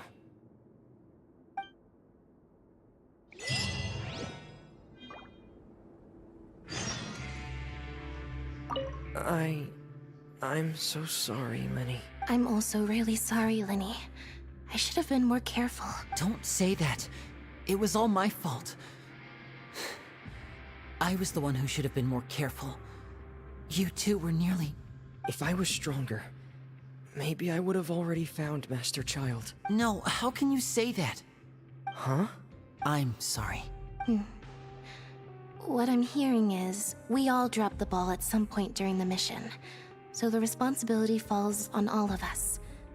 Isn't that right? Yeah, that's right.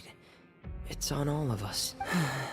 Lenny, we understand that you're worried about us, but we're worried about you as well. Please don't blame yourself. We want you to keep your spirits up. Yeah.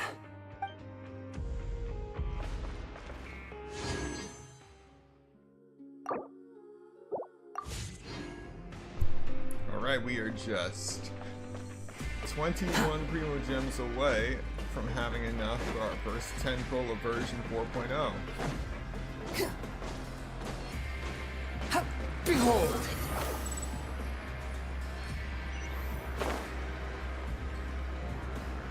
So let's see if we can get too slow. Get those last 21.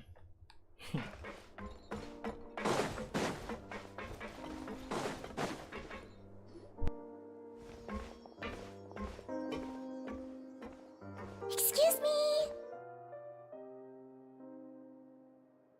I take it Mr. Fremonet's condition has stabilized? Of course. I wouldn't have left the infirmary otherwise. I've been expecting those two, but might I inquire as to the purpose of your visit, Miss Siegeween? I wanted to check up on Miss Claran. How are you feeling? Mostly fine, I think. If you don't mind, I'd like to perform another quick physical exam. It'll just take a few minutes. All right. Thank you for looking out for me. I'll take my leave for now, then. Well, want to explain yourself, Risley? Of course, but I'm not partial to the word choice of explain. How about enlighten? Where should I begin? How about you start by asking me any questions you have? You can start with whichever one you'd like to get answered the most. Then Paimon will begin. Did you know about Lenny's goals from the very beginning? No. I just knew they were Fatui operatives sent to the fortress by the Knave. As for their specific goals, I only figured those out as you made progress on your investigation. You managed to monitor and stay ahead of them even though you didn't know what they were trying to do? They came here with ulterior motives. I'm quite adept at discerning what that kind of behavior signals. Initially, I thought their goal was just to investigate Child's disappearance. Linny suggested that I had deliberately let him escape, but in truth, I didn't really do anything special to help or hinder him while he was here. Everything he did, from finding helpers to leaving this place, he did on his own. Of course, it's inevitable that the Knave would make a big deal out of her fellow Harbinger's unexplained disappearance.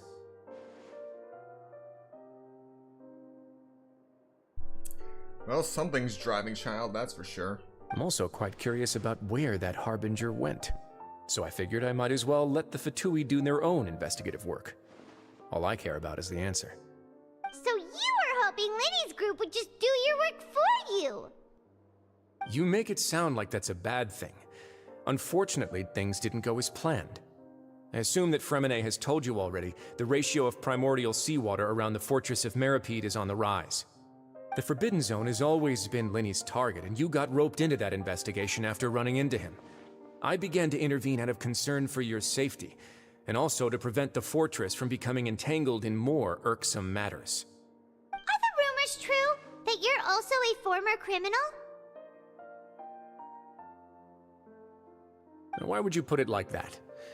Isn't staying here all day and serving as the manager of the fortress a kind of sentence unto itself? Another form of prison? I just happen to have some support from the rest of the inmates, that's all. Oh, right! Paimon wanted to ask, who invited Claran down here? Me, of course. I paid her good mora to come down to the fortress for some field work. As a champion duelist, Miss Cloran could be considered to be an independent party. I needed to find an exceptionally capable person to help me get through the impending crisis. And saving Fremine was part of that crisis? You can think of it like that, yes. Credit where credit is due, that boy is quite adept at diving. Had conditions not been as hostile as they were, he probably would have found the missing Harbinger already. That's not something you should be asking after. Neuvillette only asked you to investigate Child's whereabouts. All I need to prove to you is that the Forbidden Zone had nothing to do with the Harbinger's disappearance. That should be clear now that you've spoken to Fremine. But we've already uncovered that there's something wrong with the infirmary, and we've answered a bunch of questions that you threw at us. Isn't it about time that you answer our last question in return? You make a compelling case. Do you really want to know the answer that badly? Yeah, Paimon really wants to know. Even if the truth may not be pleasant? Follow me.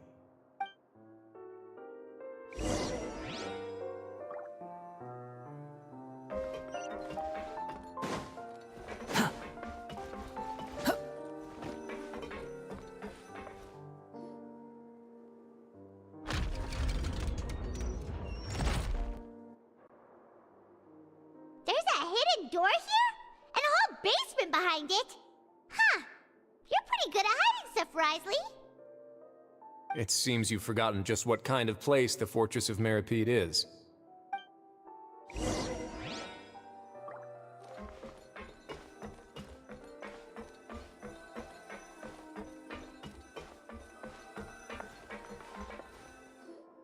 Stand on the central plate.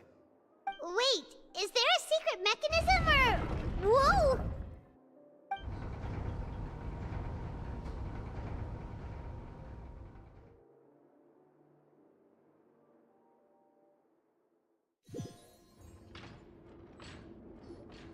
So, this is the Forbidden Zone?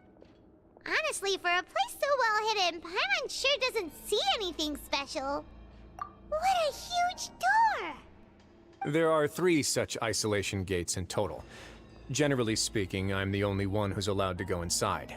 Hence the name Forbidden Zone. Am I correct to assume you're going to run on back and tell your little Fatui friends everything? Well, Paimon wasn't thinking of keeping anything from them. Well, I'd advise you wait until you've seen the whole truth of this place for yourself before deciding whether or not to tell them.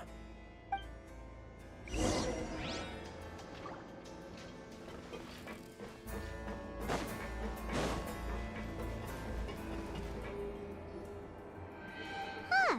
So there's a switch on the side. Stand back.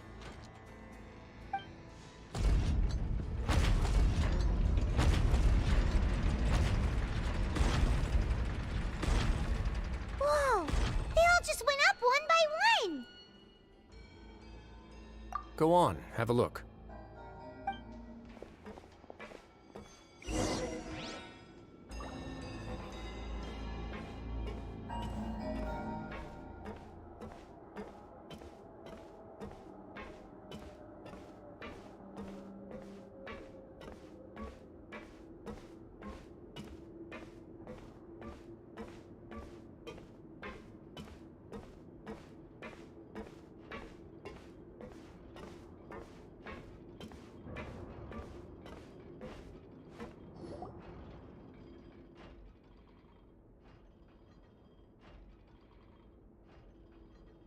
I've been interested in what lies beyond that gate ever since I assumed leadership of the Fortress of Meripede.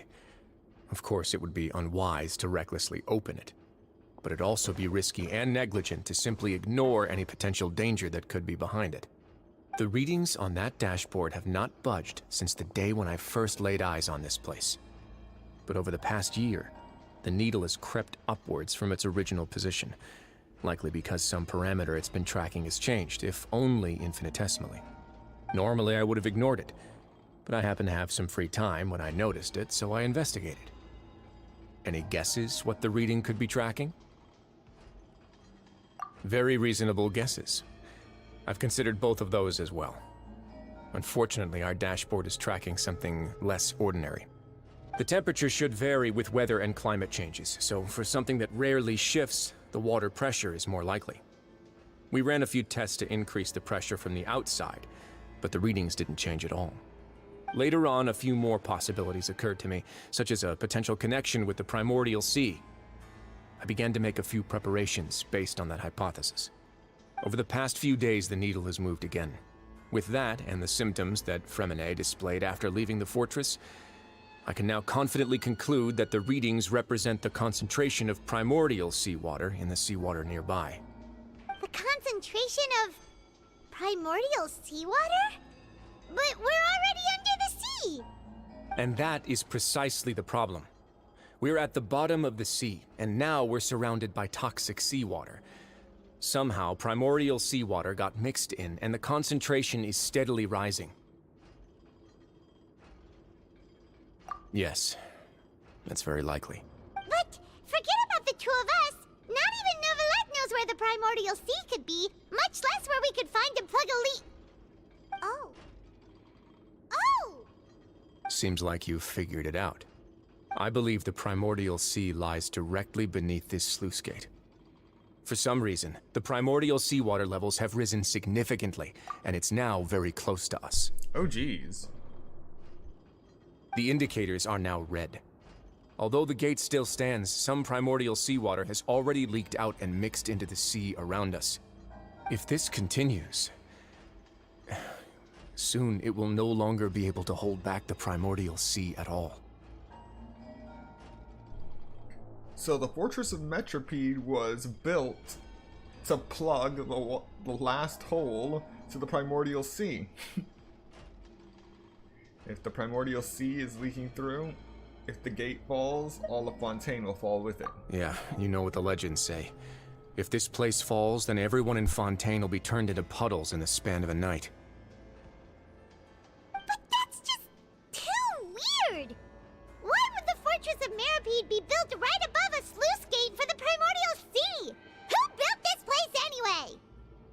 Your expression tells me you think this might be part of a vast, complicated conspiracy. To be honest, you might find the actual answer may be exceedingly boring. It's just that the secret of the Forbidden Zone had been long forgotten by the nation before I rediscovered it with my research. There's no single founder of the Fortress of Meripede in any traditional sense. What we know about its history has been left to us by the people who used to live here. When the previous Hydro Archon, Egeria, ruled the land, all convicted criminals from Fontaine were exiled. The people drove the criminals away like a wolf pack chasing away the banished.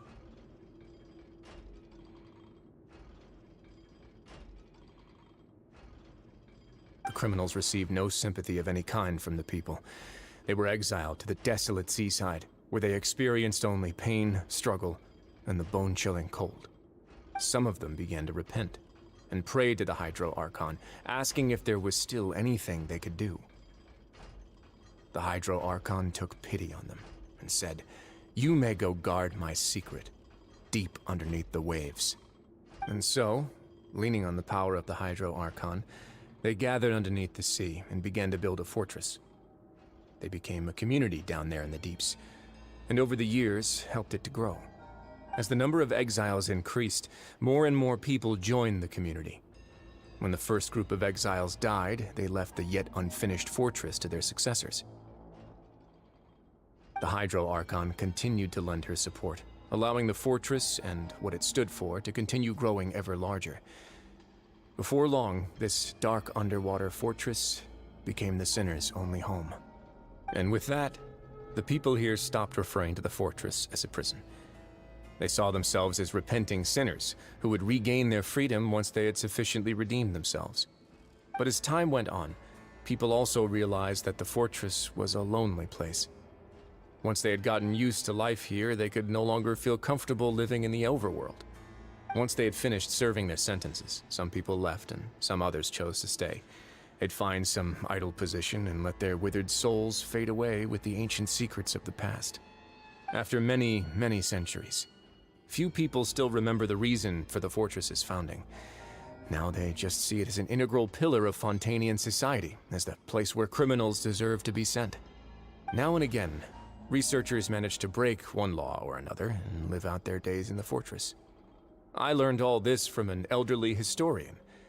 Everyone else just thought he'd made it all up. But now you know every part of that history is true. Indeed. It's just as the prophecy says. If this gate fails, then everyone will be dissolved into the sea. To be frank, not really. But sadly, that hasn't stopped this prophecy from proving all too accurate.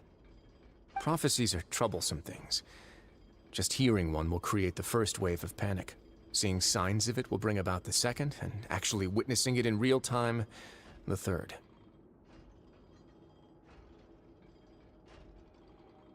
Let's go somewhere else. I want to show you something.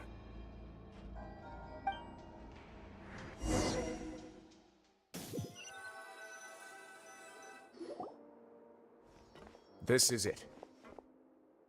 Your Grace, perfect timing. The results from our last round of experiments have... Wait, Jurier, he's not alone! Huh? Lorvine and Jurier? No need to panic, you two. I've already told them about our plan. What? After you warned us not to tell a single soul about any of this? I'm skeptical as well. Are you sure they are trustworthy? The results speak for themselves, don't they? These two may already know more than you could ever imagine. All right then, if Your Grace insists. They seem harmless enough, so I'll trust them for now. Well, how about some reintroductions? This is Jurier, one of the highest-ranked researchers from the Fontaine Research Institute. He used to work under Edwin. I trust that you've heard of Edwin? You mean the same research institute that got blown sky high? He's the one who blew the whole institute sky high. Okay! Everyone knew he was a bit crooked in the head, but you're not a local, so I guess it's possible for you not to have heard of him. So Edwin is the one that blew the institute sky high, and why we have water cubes in the skies of Fontaine. Edwin's main areas of research were archaeum and gravimeters. As his assistant, Jurier is quite familiar with them as well. I hired him to be my technical consultant. You want to blow up the fortress of Meripede? Ah, what a lovely idea. I'm already imagining it in my head. Gotta admit, I'm tempted as well. You're all insane. Guys, focus! Focus! That taskmaster over there is Miss Lorvine, and is also one of my technical consultants. While Jurier used to be Edwin's assistant, she used to be Jurier's assistant. Ooh, are they together? Was that really necessary? See, everyone keeps asking this question. Are you too sure you're not a couple and just using your work as a convenient cover? Your Grace, I am not in a relationship with this man. If I dated her, I'd officially be madder than Edwin. Jeez, forget I said anything then. Follow me. Whoa, there's another door that goes right up. Your constant amazement makes it seem like the fortress can do anything. But Paimon really thinks everything's super cool.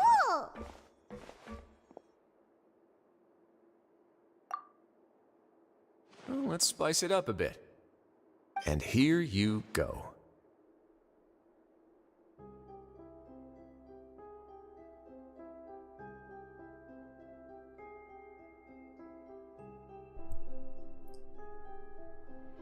You have got to be kidding me. What a huge ship? This is also a production zone that Paimon's never seen before. What's going on? How much do you know about Fontainian history? Not much at all. Well, then maybe you haven't heard the story of ancient Lemuria. To give you a quick rundown, Fontaine used to be ruled by the Lemurian dynasty. According to legend, the Lemurian king Remus came to this land after being inspired by divine revelation and found the seer Sibila, who had taken on the form of a golden bee. Taking the golden bee with him and riding on a huge ship, the Fortuna, he created his nation above the surging waves. He called his nation Lemuria, and used the Fortuna to incessantly search for new tribes and islands, calling on them to join his empire. There's a ship in this story too? Where there's water, there'll be ships. People believe that hope can always be found at the end of a voyage. Do you believe that too? To a point, I think. As you've already seen, I have a whole factory's worth of labor, materials, and technology at my disposal. Certainly can't hurt to give it a try. So the moment I began to speculate that the Primordial Sea might lie underneath the gate, I also began this project. Were you inspired by the legendary Fortuna? Maybe.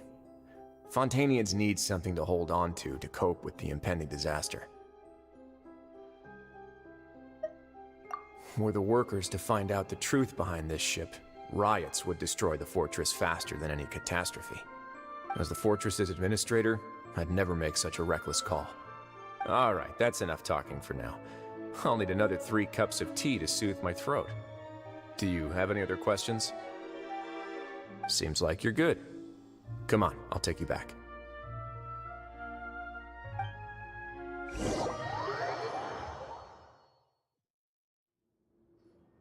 I'll leave you here for now. Oh, thank you so much. No worries. But don't forget, it's up to you whether or not you want to share what you just saw. What you do from here on out will likely affect those 3 as well.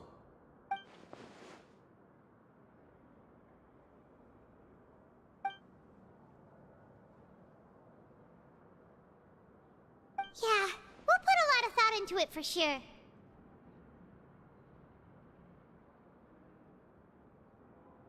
Great. I look forward to what happens next.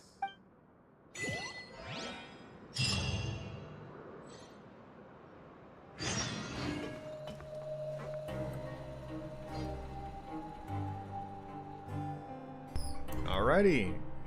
And with this, we're going to take another 5-minute break before we head back to the infirmary. So, get up, stretch, get something to eat, drink, do what you gotta do. And I will see you in 5 minutes.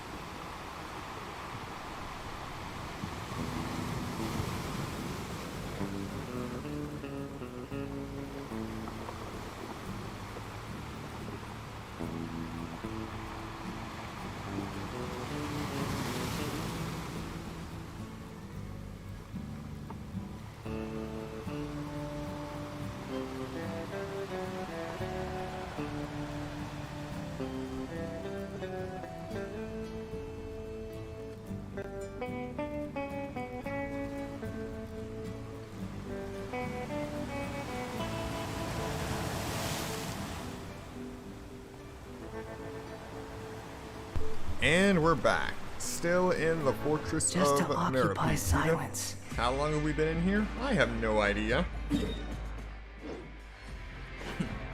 wind rises.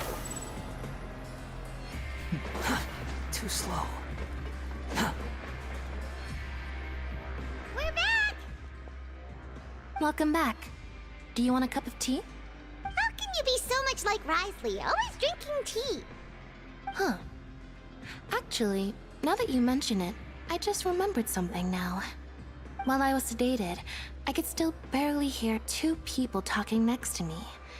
They were discussing everything, from the leaves to the water and even the teacups themselves. Must have been Risley and Sijuin. Yeah, I heard one male voice and one female, so it should have been the two of them. They really were just talking about brewing tea. I really can't make sense of this place. So, Traveler, Paimon, were you able to learn anything from Risley? This place makes people go crazy. Yeah, he explained everything. Very well. Then, would you mind checking your answers against my speculations? Yeah, I took the time to rest, so I'm feeling a lot more relaxed now. Nobody else is around, and Miss Sijuin is also busy with something or other, so let's just talk here. All right, then I'll posit my theories. I asked myself 3 questions. Firstly, why was Fremine affected by the primordial seawater? It was because he dove into the sea. My theory is, the long-lost primordial sea is probably very close to the fortress of Meripede. Ooh, he's good. He got that right on the first try. That's Arlini. Secondly, Risley's attitude changed dramatically during the course of our stay here.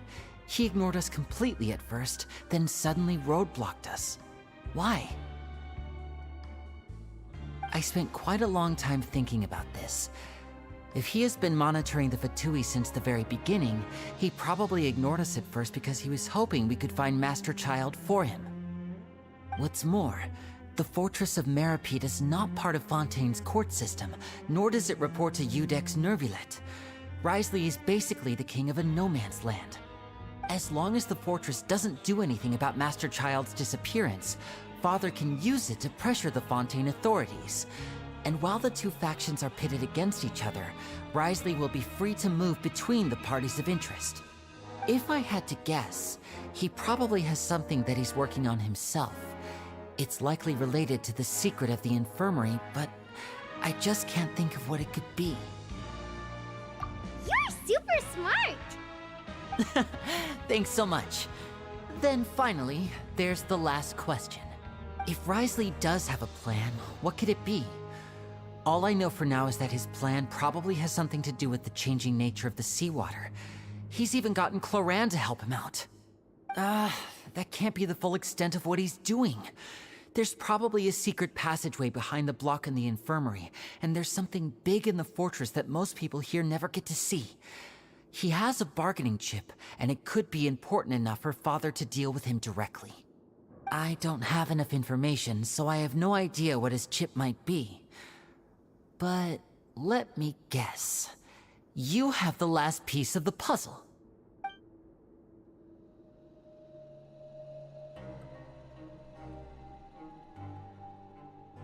I can't believe it.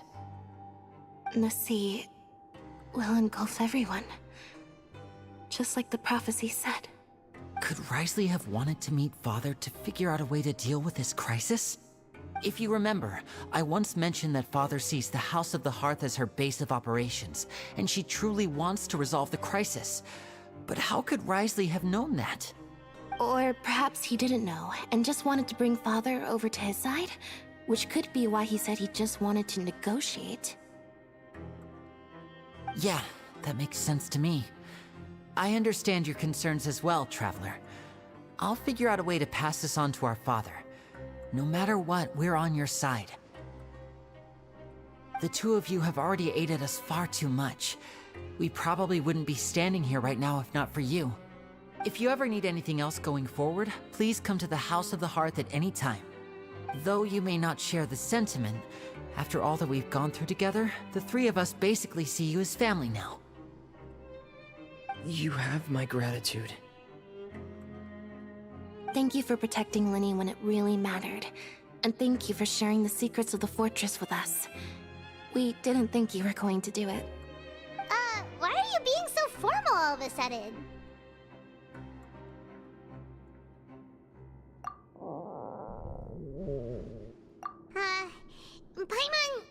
Paimon's hungry. Oh, you've done so much already. Go get some food. Alright, then we'll catch you guys another time.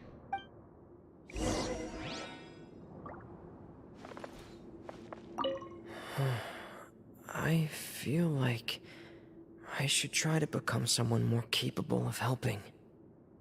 You're incredibly helpful. Lenny thinks so too. Yeah, you two are always telling me not to push myself, but aren't you just like that as well?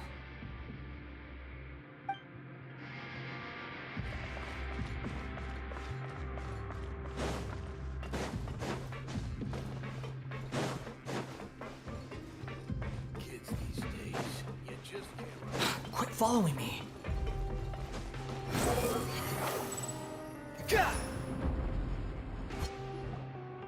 It's time for dinner. Welfare meals now being served in the coupon cafeteria. Come on, let's go pick up ours as well. Traveler and Paimon, over here. Are you here for dinner too, Miss Sijwing? Mm-hmm. And I'm taking the opportunity to prepare Miss Cloran's dinner as well. Huh. You're right. She's actually sitting in the fortress cafeteria. What would you like to eat? Yep, you can. I've already talked to our chef, Mr. Wolsey. It's all on me today, so you can get whatever you'd like. Me too! Don't forget Paimon! No problem. Just leave it to me.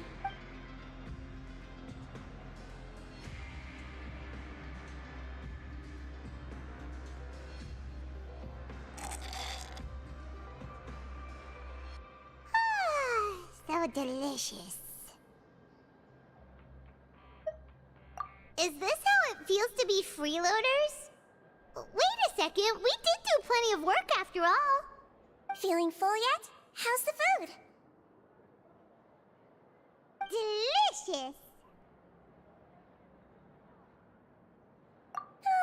I'm so glad to see you all so happy. Oh, see, the expression on your face just now? The muscle here just moved, which suggests that you're feeling quite relaxed at the moment. Sijween, do you do this to help your patients or to better understand human beings? A bit of both, I suppose. I'm a Melazine, which means I'm very different from human beings. I must know what you're thinking if I want to take good care of you. You're really good at taking care of people.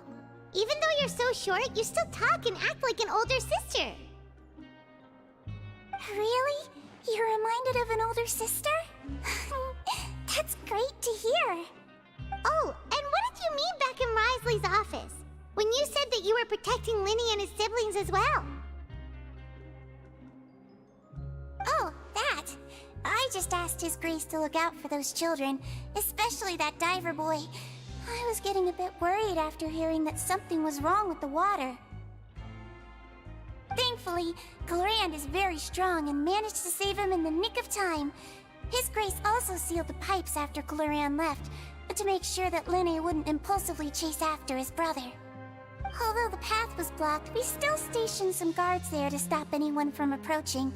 They were instructed to only open the door once Miss Clorand had returned. Oh, and I was keeping an eye on Mr. Linny as well. We had to press him, but we couldn't allow him to be in any real danger. You were all super considerate and really thought everything through. It's just what we do down here at the fortress. At least this has been His Grace's style for as long as he's been the leader. Oh, I really really wish Mr. Nervula would come down here more often too. I feel like he'd like it here, with all the darkness and chaos.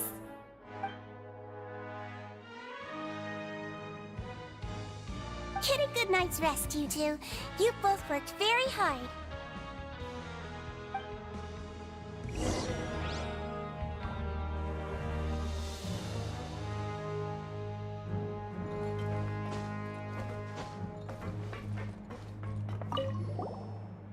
Clorinde!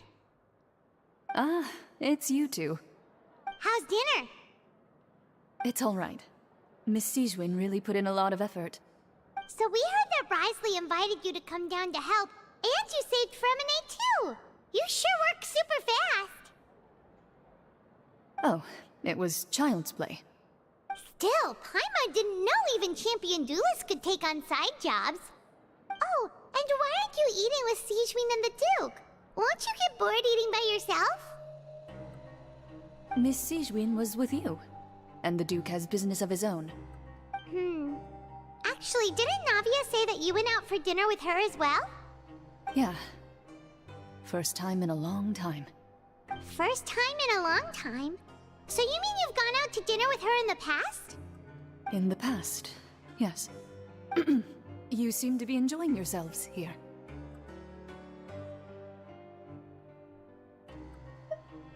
Things will be getting messy at the fortress soon. Don't run around unnecessarily.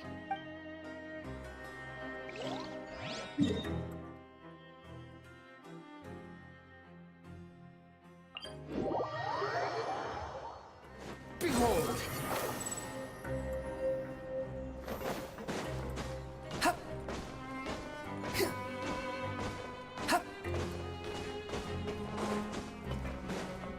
Squall and Fury!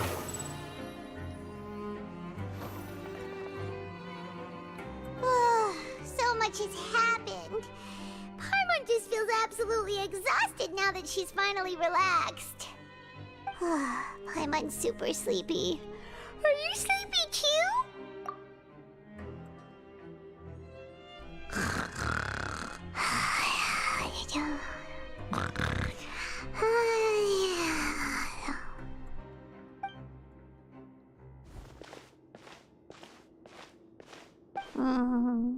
Delicious. Paimon wants seconds for free.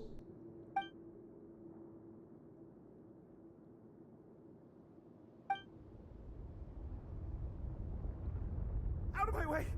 Get out of my way! What happened? Why is everyone running? No idea, but something must have happened. Stop asking!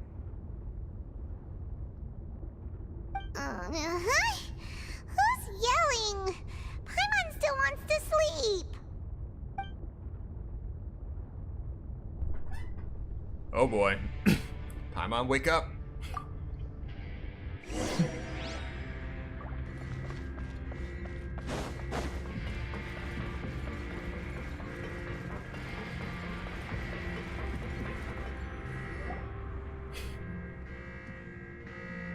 What happened? Why is everyone running around? Hey, what are you doing? No time to explain, mate. Goodbye! Hey, wait! Oh crap.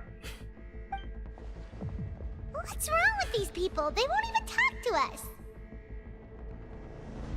They're here! Yeah, there you are!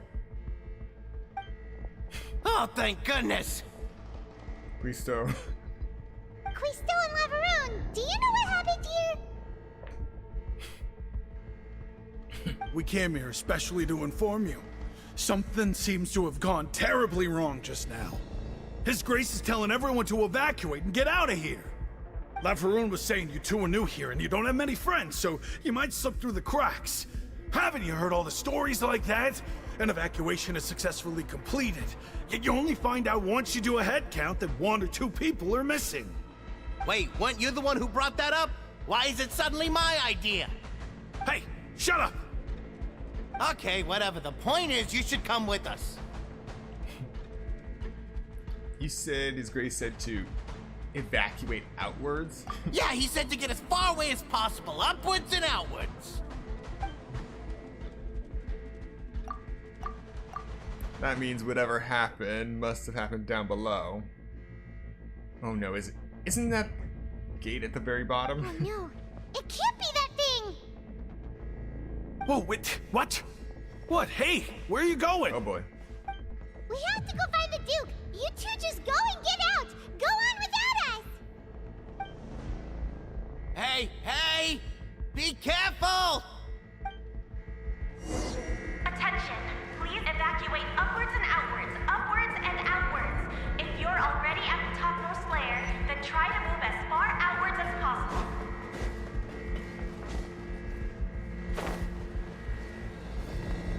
Attention! Please evacuate upwards and outwards, upwards and outwards.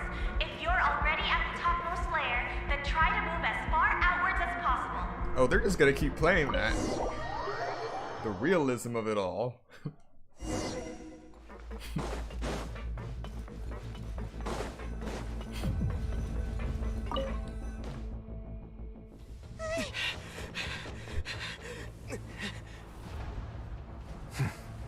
They're here. Just like I said. We have it!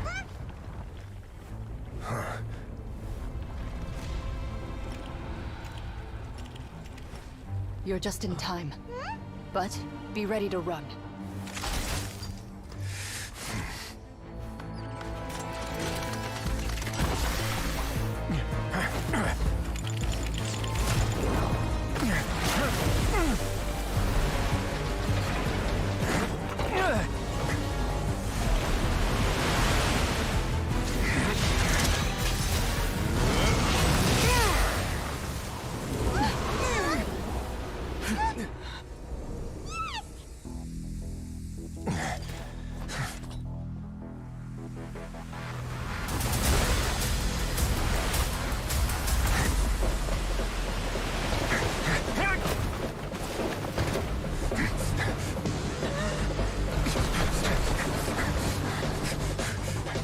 Three, two, one.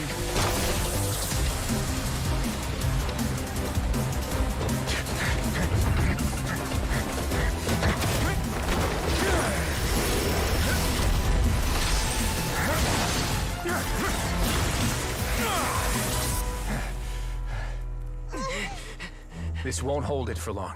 Find Neuvillette. Tell him the defenses are about to collapse. Then what will happen to you? Until he arrives, we're the last line of defense.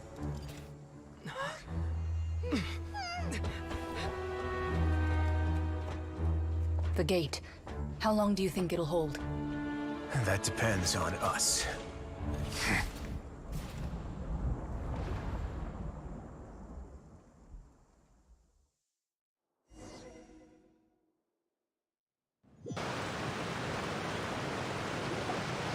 Neuvillette?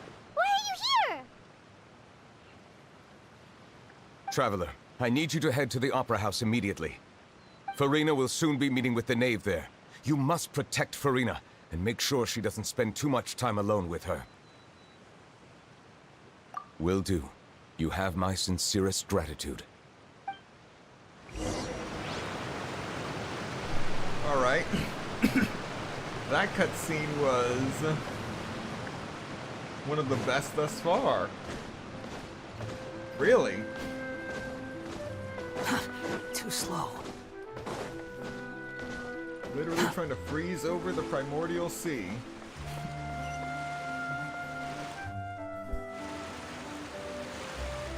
Look! There are a ton of Fatui and Palais Mermonia people over there! The knave is probably here already. We need to hurry! Are you two the traveler in Paimon? Monsieur Neuvillette has left instructions. Please follow me. Though I'm sure he's already explained, this should be a mostly cordial conversation, unlikely to give rise to violence. But it would be most appreciated if you could protect Lady Farina to the best of your abilities.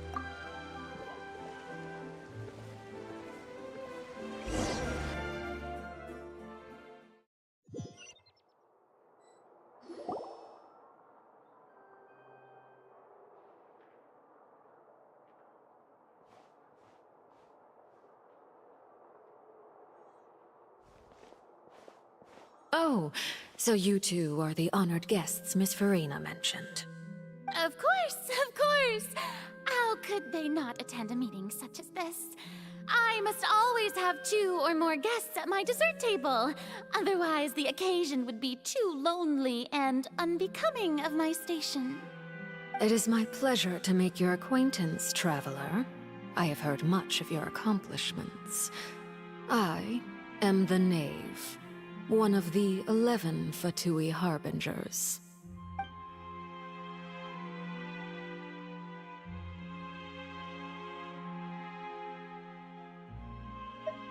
I've already prepared seats for you. Come, sit beside me. Perhaps you two are unaware of how Miss Farina and I do things. You see, we actually recently agreed to get together for tea when we had the time. See this? This is a limited type of confectionery that Miss Farina simply adores. There are only 16 slices sold every day. Here, why don't you and Paimon have a taste?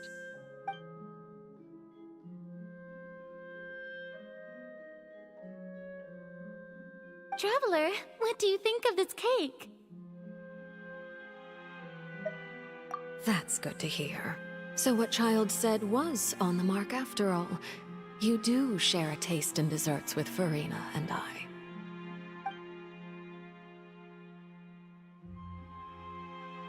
I wonder how he's doing nowadays. You must have heard, right? He's suddenly gone missing. I'm really worried about his safety, you know. Here's to hoping that he's an excellent swimmer. Since we're talking about him, I feel like I should add something. His martial prowess really looked certainly pretty impressive, yeah.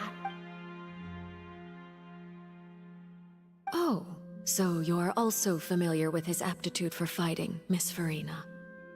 Oh, right. I almost forgot. Child was subdued by Udex Nuvillette right in front of you. Against ordinary people, my colleague would never be on the back foot. But alas, he just never imagined he'd run into such a person. I must express my admiration for Monsieur Nuvillette. Coming from you, that's not surprising at all. But I thought you would be happier to hear the news. Of course, but it's still a bit of a shame. You see, I would have been far happier had I received this news somewhat earlier.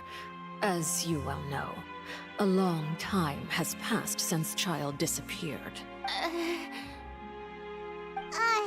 Well, in any case, there's no need to worry. We know for sure that Child is still alive. Oh, and just how do you know that? Because we found evidence that proved he left the Fortress of Mirapede. And where did he go after leaving the fortress? Well...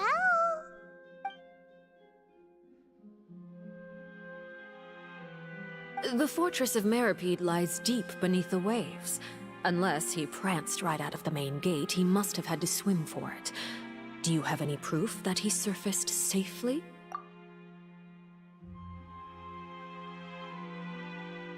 Ah, that is good news at least. His sister Tonya sent a letter to Fontaine not too long ago. Since he was unfortunately unavailable, I picked it up on his behalf. Do you have any idea how he usually writes back to his family? Dear Tonya, your letter made me feel like we were still enjoying our time in Snezhnaya together. I'm currently admiring the scenery on the streets in front of the Opera House. Is it something like that?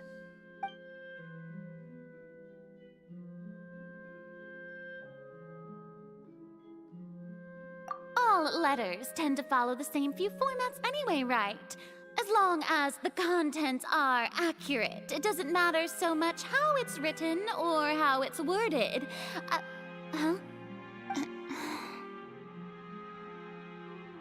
Hold on. The water in the teacup is shaking. I suppose this is also a sign of things to come, Miss Farina. Huh? I don't quite understand what you're trying to say. Have we entered into the next stage of the prophecy?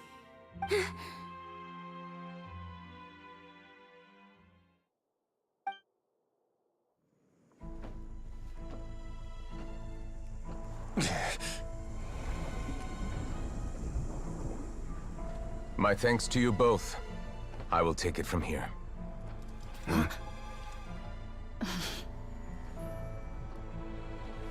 Sure you don't need a hand? Quite sure. Wow. So, what's your secret, huh? Let me guess. Nah, who knows? Maybe it's just your sense of responsibility. Sounds about right.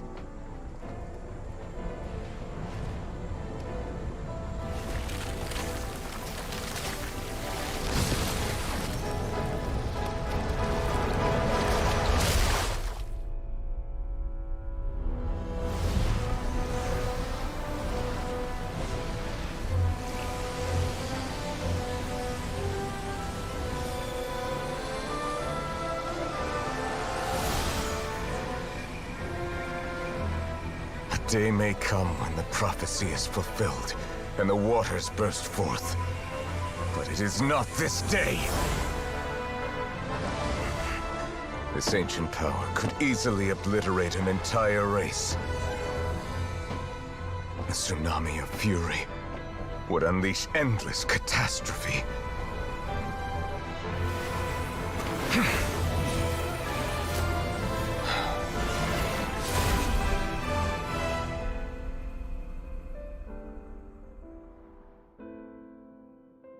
This sentence is too severe.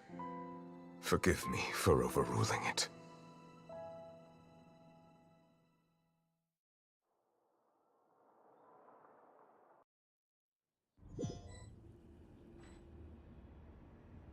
All right.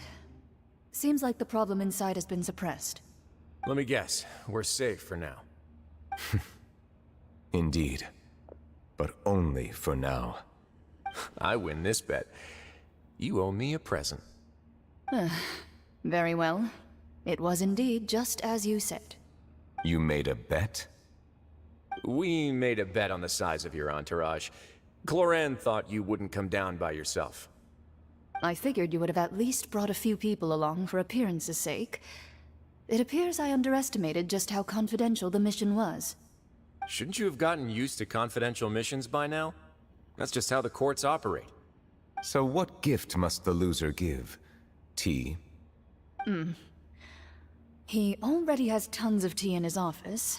I'm thinking about a set of legal codices. That wouldn't happen to be a dig at my lack of legal awareness, would it? Well, I'm sure His Grace doesn't consider the fortress to be outside the law. I was under the impression the residents of a place like this would be uninterested in the legal codices. That was obviously a joke. Anyway, you've still got some unfinished business to attend to in the overworld, correct? No need to stay here if you have a pressing matter. We all know you can't leave Palais Mermonia for long. Thank you. I hope everything went smoothly with the Fatui Harbinger.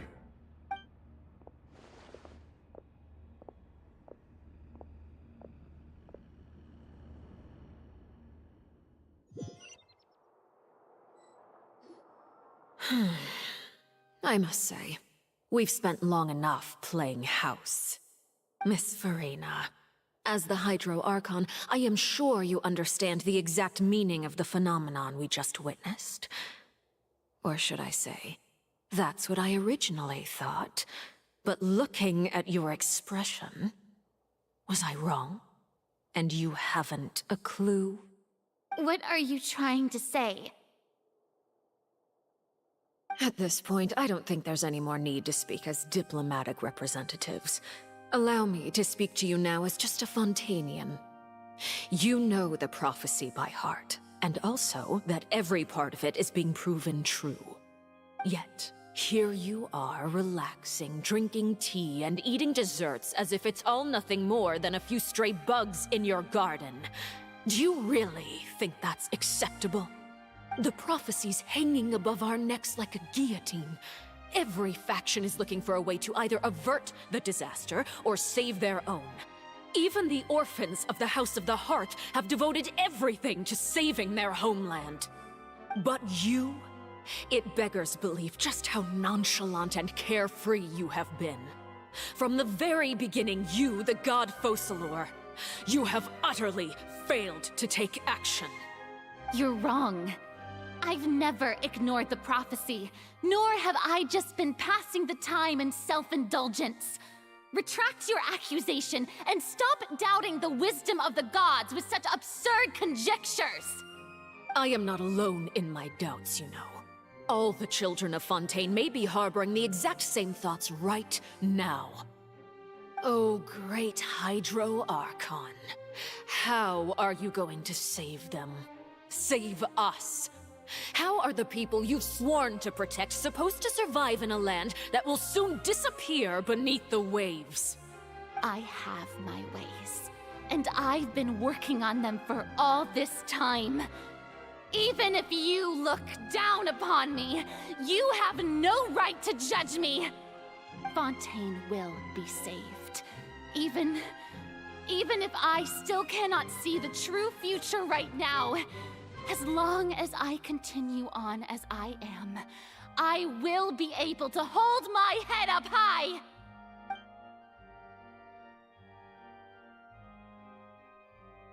Then I ask you, Miss Farina, just what have you been working on?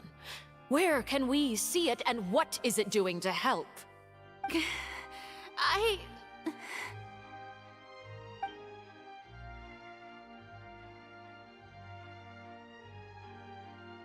My machinations are just like the prophecy itself. They will only reveal themselves at the fated time. It is just that beings like yourselves are unable to perceive them as of yet. I see. As a god, the proof of your labor always lies beyond prying mortal eyes. Allow me to be so bold as to ask another way. Would it be possible for you to tell us the parts of your plan that are not confidential? Such as your emergency response plan for the impending disaster? An emergency response plan? Oh, that look in your eyes. Have you not even prepared one of those? The emergency response plan is also strictly confidential. Then allow me to jog your memory. Miss Farina, what is the purpose of your Oratrice Mécanique d'Analyse Cardinal? And what do you plan to do with the massive amounts of indemnitium that has accumulated over the years? The Oratrice? It's just like it appears to be. So you also have no idea. If I'm not mistaken, someone's using it to prepare for something. But unfortunately, it would seem that someone is not you, Miss Farina. I first caught wind of this when Linny tried to investigate the Oratrice in the Opera House. You see, even just getting close to the core contaminated him with an extremely large amount of indemnitium. But even if that had nothing to do with you, then what could you possibly be working on, oh great Hydro Archon? Oh, right. I almost forgot. Udex Neuvillette is not at the tea party with us today. Miss Farina, I suppose you must have ordered him away to take care of some troublesome business. Yeah, yes, that's exactly right. Please keep it a secret for me. Of course I will. Although, I must say, Miss Farina, you seem quite insecure without the Udex by your side. Oh, very well. Let's stop that conversation here. There are still a few slices of cake left, so please, help yourselves, everyone.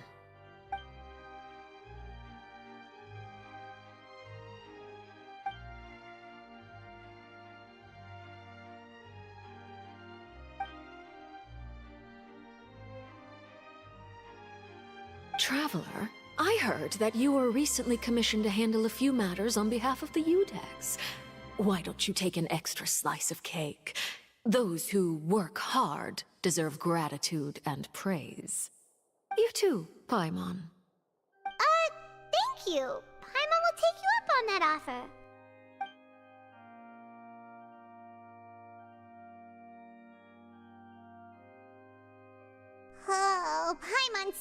full. That cake was great. If it's on my tea table, it must be of the highest quality. Yes, and we must thank the knave for bringing these over as well. You're welcome. I'm sure the cake also felt greatly honored to be featured at Miss Farina's table. And I was merely catering to Miss Farina's tastes, seeking a chance to chat over tea. It is getting late. Why don't we call it a day? There are still a few matters that I need to take care of, so I must take my leave now. Very well. We'll end it here. Mind seeing me off, traveler? We could use the opportunity to discuss Child before I must be on my way. Paimon's coming too!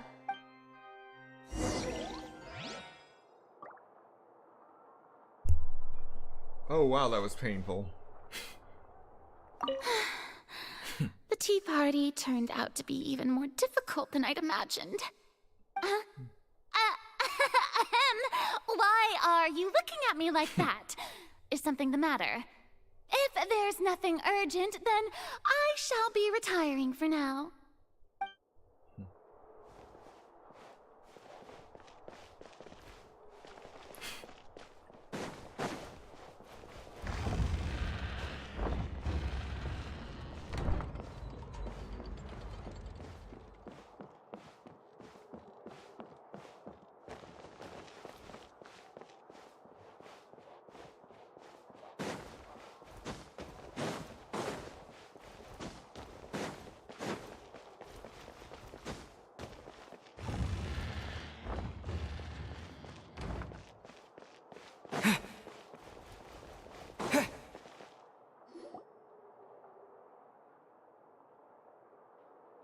I'm glad that you were willing to come with me.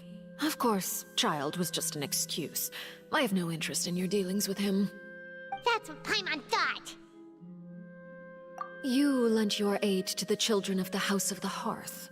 As their father, I would like to express my gratitude.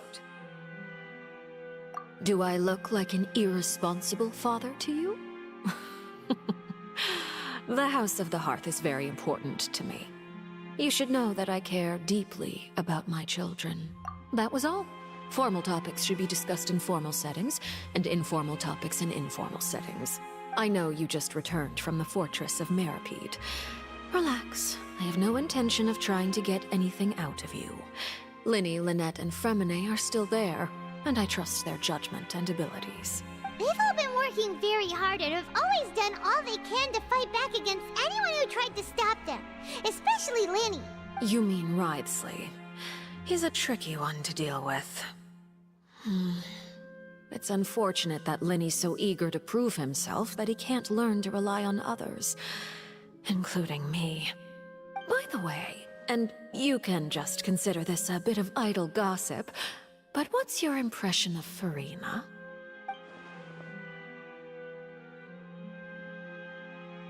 You are outside of our disputes, and the freest person in all of Fontaine, able to move around most easily. Allow me to share my perspective with you. And that's everything that happened during the trial. Master Child was declared guilty and immediately transported to the Fortress of Meripede. Didn't he say he was coming here on vacation? Does he not feel an ounce of shame for all the trouble he has caused?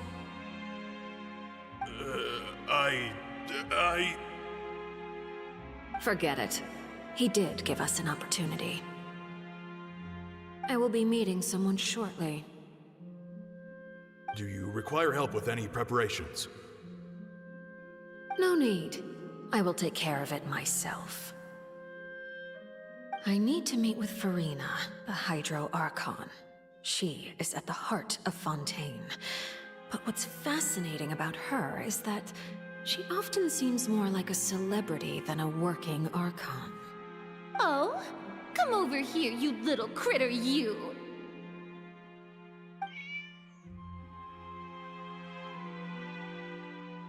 You dare to run from me?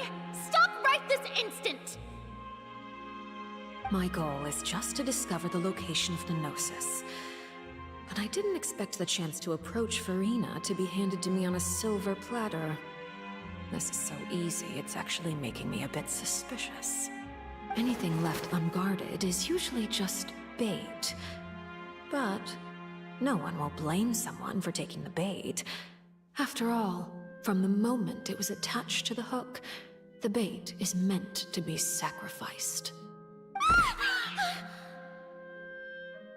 It's just as I guessed in the second before I struck. The hydronosis is not currently held by the Archon. In fact, this Archon doesn't seem like a god at all. And I sense that she's under some kind of curse. Who are you? And what are you trying to do?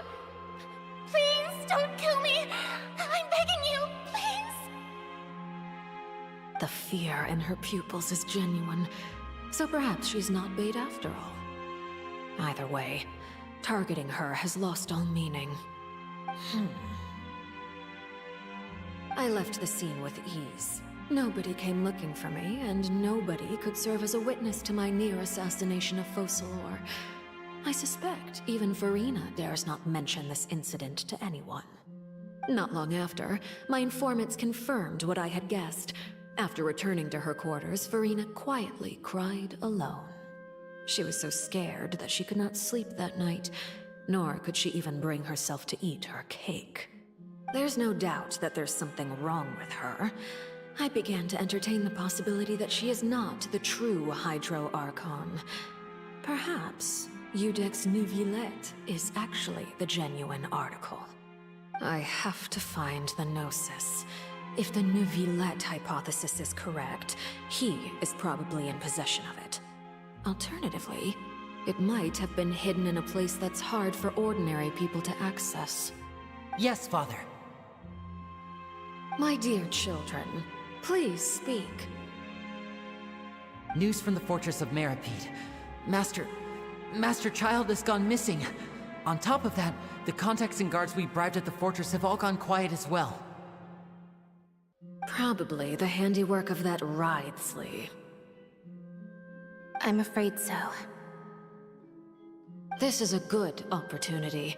The value of a Harbinger is much higher than most would imagine. We now have an excuse to exert diplomatic pressure on the Fontaine authorities. Set up a meeting for me. I would like to meet the Hydro Archon and Iudex Neuvillette. Oh, and I have an additional mission for you three. Yes, Father. Tartaglia's disappearance was not a part of my plan, but I can use it to make a breakthrough. With this as my excuse, I can ask for an official audience and continue my investigation of Farina and Iudex Neuvillette. The initiative belongs to the House of the Hearth.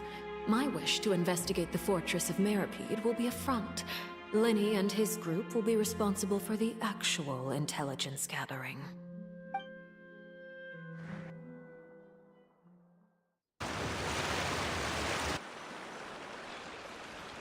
You should know the rest. Lenny's group is quite close to you, so they wouldn't have hidden anything from you. You attacked the Hydro Archon? It wouldn't mean anything, even if you shouted it from the rooftops. After all, even Farina herself is still pretending that nothing of that sort ever happened. Alright then. I've now had 2 chances to enjoy tea with Farina. I have to say, the leadership of Fontaine is even more inscrutable than I had imagined. I once surmised that Iudex Neuvillette must be the Hydro Archon, but now, that doesn't seem right to me either. I am a servant of Her Majesty the Tsaritsa. Over my years of service, I've learned how a real Archon conducts and carries themselves. Whether Iudex Neuvillette or Farina, neither fits the bill. It's hard to imagine either of them as the Archon. Of course, that is all just how I feel. Gut feelings often do not require justification. It is, however, quite amusing to me that after all my years working in intelligence gathering, I've come to realize I am at a complete loss regarding the identity of the god of the land of my birth. Don't you think Fontaine is quite intriguing? A catastrophe looms, yet many secrets have yet to rise to the surface. It looks like Fontainians will have no choice but to save themselves. Ultimately, though, one must survive in order to do anything else. Should the need arise, I would be happy to cooperate with you. You don't need to commit to anything right now, of course. I have a feeling that the situation will continue to evolve, and as your name is often connected with noble deeds, I'm sure we will work together someday.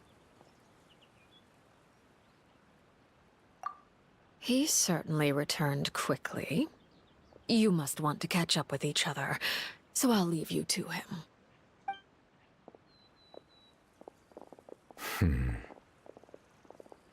Neuvillette, is it over? For now, yes. But this issue will prove quite thorny in the long term. I'm concerned that sooner or later the prophesized events will occur. Thank you for protecting Farina. To put it simply, I used my power to force back the Primordial Sea and reseal the sluice gate.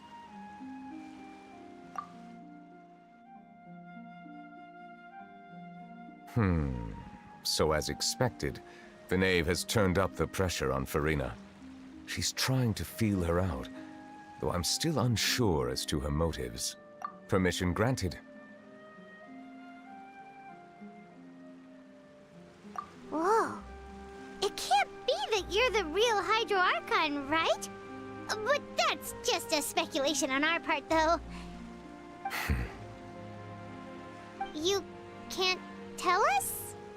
Then that's okay. We can talk about something else.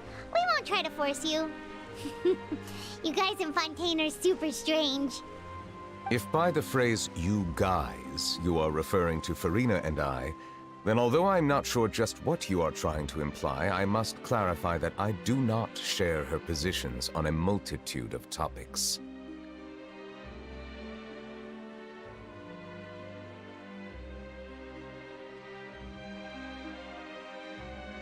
I believe so. The fortress has a long and complex history.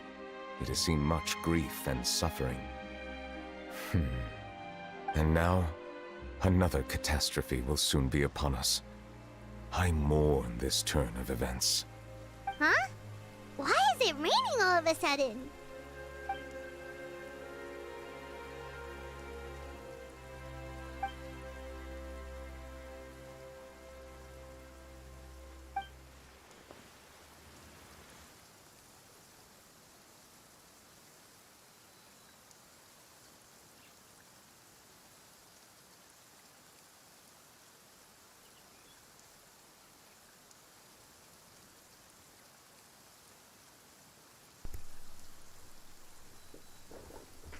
Dragon of water?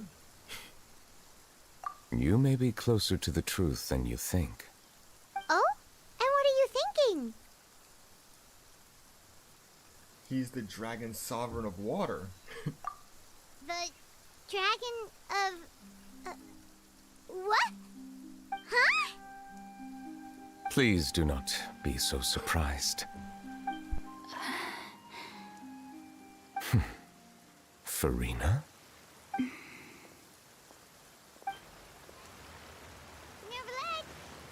Neuvillette, are you listening? My apologies.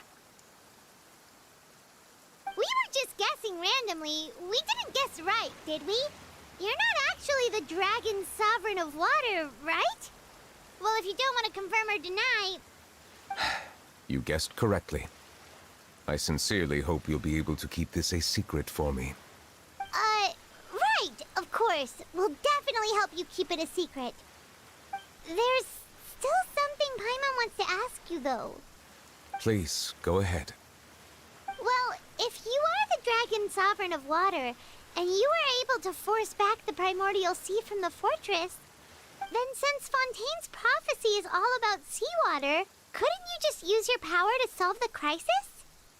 None of the currently living dragon sovereigns in the world, myself included, possess our full dragonhood.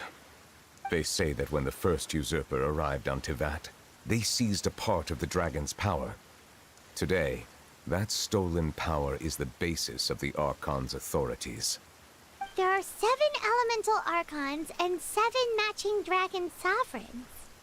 The dragon sovereign of water who lived through that era perished a long time ago.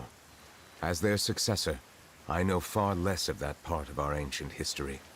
In any case, I believe I will not be able to do much unless the Archon disappears and returns their elemental authority to me. So the authority that used to be part of the Dragon Sovereigns is what the Gnosis is.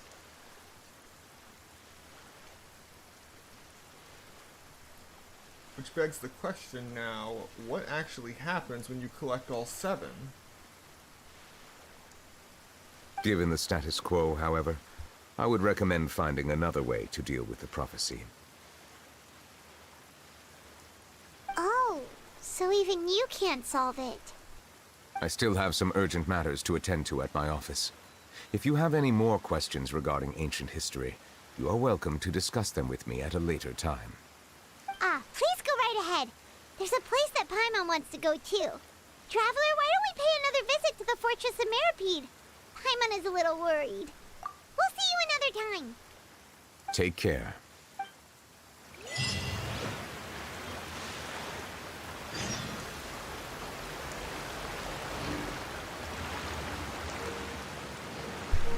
Return to prison.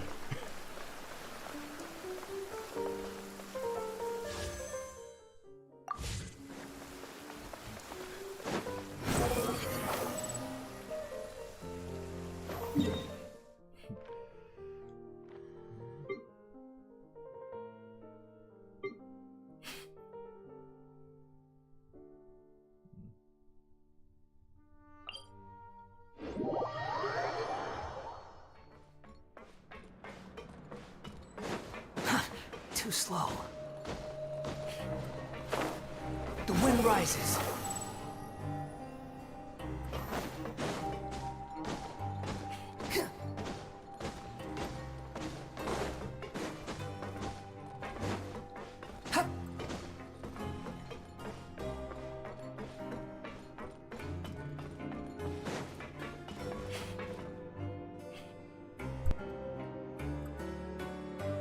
Now guess, what suit will this next card be? A bare-teeth cat? Well, well, look who it is. Traveler, Paimon. Hello, everyone. Looks like you're recovering nicely from it, eh? Mm-hmm. Thanks to everyone's support. Oh, right. I managed to work up the courage to thank Miss Clarant in person. Whoa, how did she react? She told me that it was nothing. It was as if saving a life wasn't a big deal to her at all. She also told me not to worry about it. She didn't want to stress you out, that's all. She's right, and it's best not to dwell on it. Yeah. Okay, but check this out. We went back to the Opera House and we met the Knave. You met Father? Did she say anything to you? She said a few things that were, a bit hard to understand. And also that she's looking forward to working with us in the future. Her attitude towards you is even better than what we'd imagined. That's fantastic. You should believe her. She has her own way of doing things, and she'll do everything in her power to help those she considers close, which now might also include you. Mm-hmm. Father is very capable, and also trustworthy. Oh, Paimon just remembered that she thought Lenny was a bit too proud as well. She said that you should learn how to rely on others sometimes. Got it. Huh. That does sound like something that Father would say. Hey! Are you going to stay here for the next few days? Looks like it, yeah. Excellent. I will host a tea party. For real? Then Paimon wants another serving of cake. Another implies that you were already served some delicious cake while you were up there. How lovely. Well, next time, you're going to have tea and snacks with us.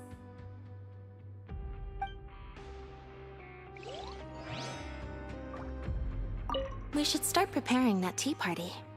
Oh, that's a great idea. I'm all for it. I'll help you set it up.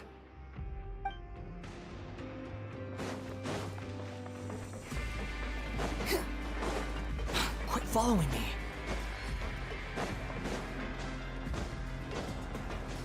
Behold!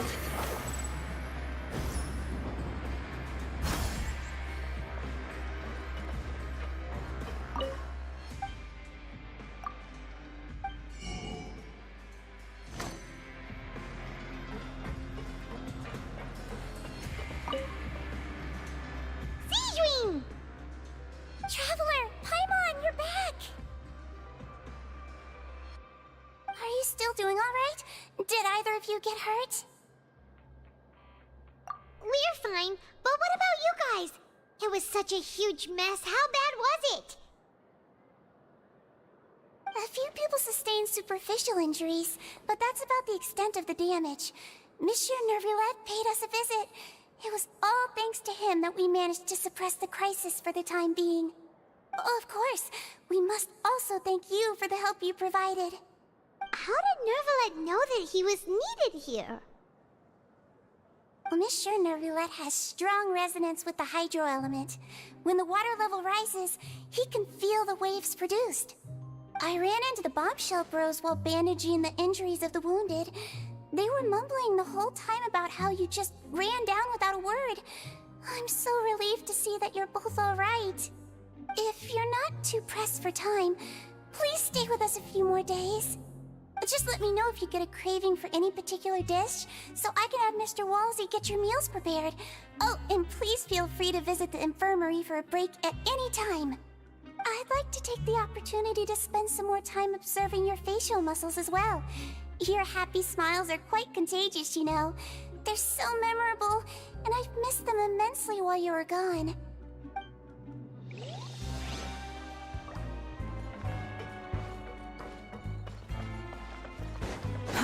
Too slow.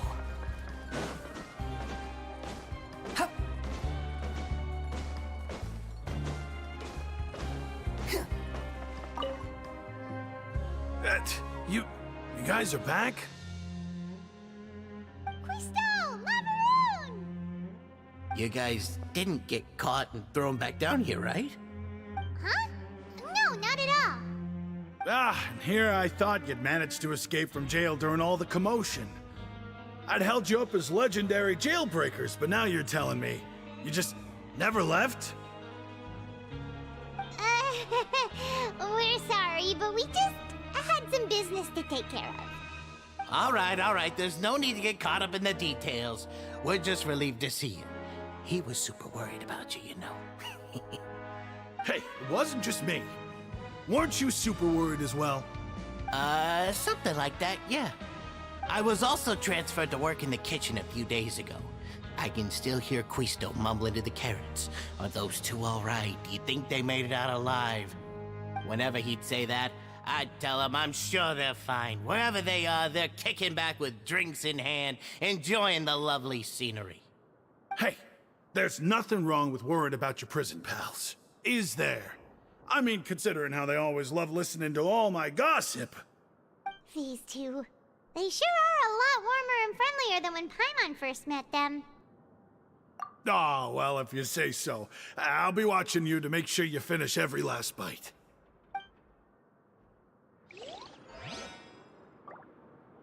Hey, why don't we have a meal with those two one of these days? You want to cook for them yourself? Why not? Good chance to show them what I can do.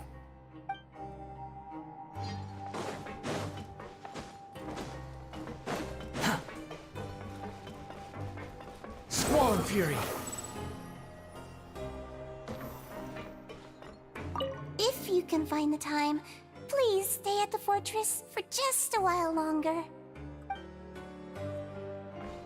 Quit following me.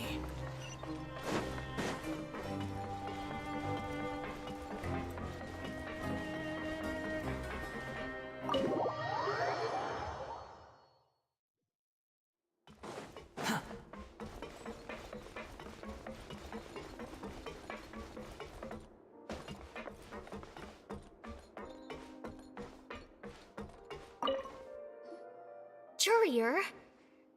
Miss Sijween told me you still haven't eaten. Yeah, I was working on something, so I forgot. That's no excuse for... Huh? It's you two. Courier, Lurvine, we're back! Hello there. It's been quite the mess here recently. How have you been? And you? Are you still taking the secret passageway from the infirmary to work on the ship? Yep. That is still top secret, though. So don't say a word to anyone. It can be a bit annoying when there are lots of people in the infirmary, but I still prefer taking that route over the one from the Duke's office. I mean, the infirmary does make it easier for you to slack off. Oh yeah? Then why are you also here so much? You two really are just using your jobs as a cover for your relationship, aren't you? Not at all!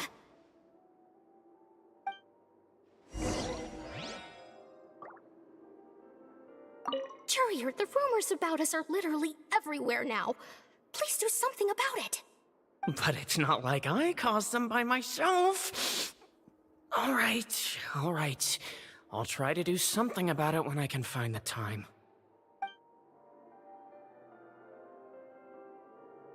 Oh, those rumors are far beyond their control.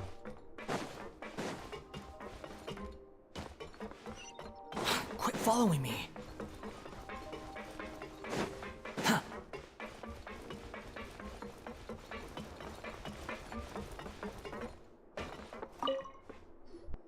Do my eyes deceive me, or did I just see two inmates come back after making it to the surface? Some strange winds blowing of late. We wanted to see how the fortress is doing. Is everything still alright? We're fine, for the most part. Neuvillette came down and took care of the worst of it. If that's the case, why don't you just ask him to stay here? Oh, yeah, what a brilliant plan. Let's go convince the Udex himself to exchange the courts of Fontaine for a puddle of water in the middle of nowhere. He came here in a hurry and left without even stopping for a cup of tea. He did remember to take Miss Sijween's gift with him, though. He sure sounds super busy. Miss Cloran has left as well. She also took her gift from Miss Sijween. Were the gifts milkshakes? Neuvillette got the milkshake. Cloran received lipstick instead. Those aren't even remotely alike. Well, it's Neuvillette's own fault for making Sijween worried about his health by working so much. But besides that, our head nurse is still pretty fond of picking out beauty products for the ladies. Oh, and I have some gifts here for you as well. Are these from Sijween too? Nope, they're from yours truly. You've already wrapped up your work at the fortress, so you can return to the surface at any time. You haven't yet served your full prison term, however, so you may continue to use your cell until your term is up. For real? Then we can stay here for a really long time? You may access the cafeteria for free. Hooray! Just remember to come complete your paperwork once it's time for your release.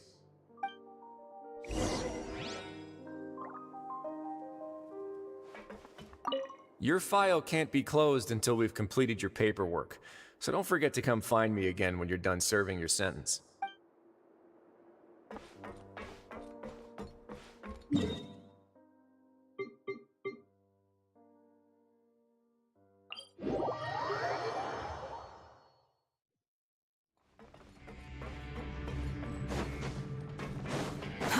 Too slow.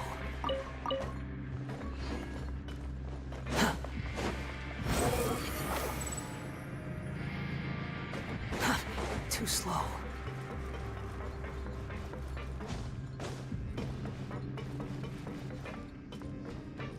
Behold!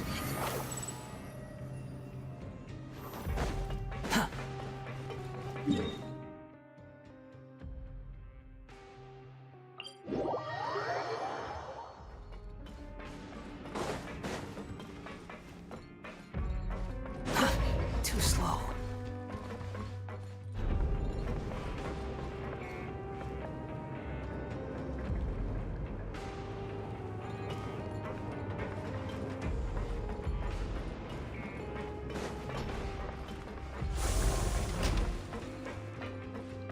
Quit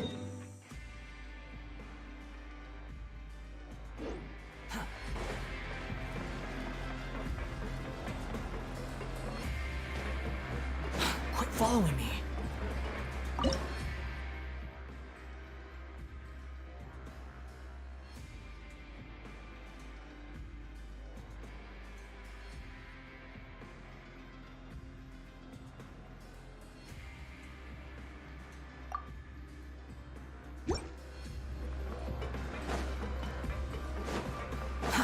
Too slow.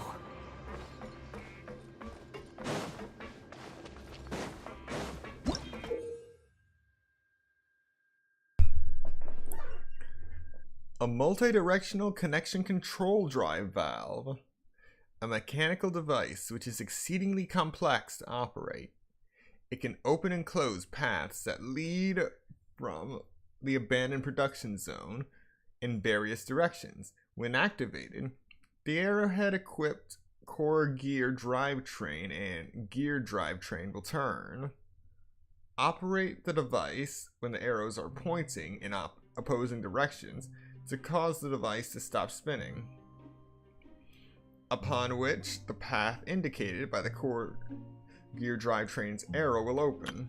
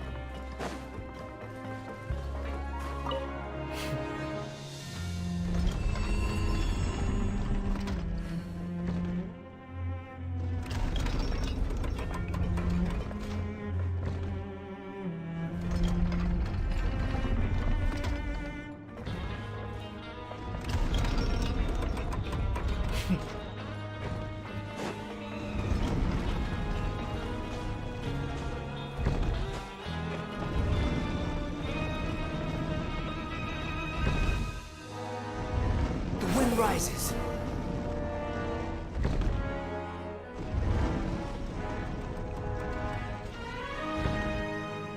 Okay, I get it now.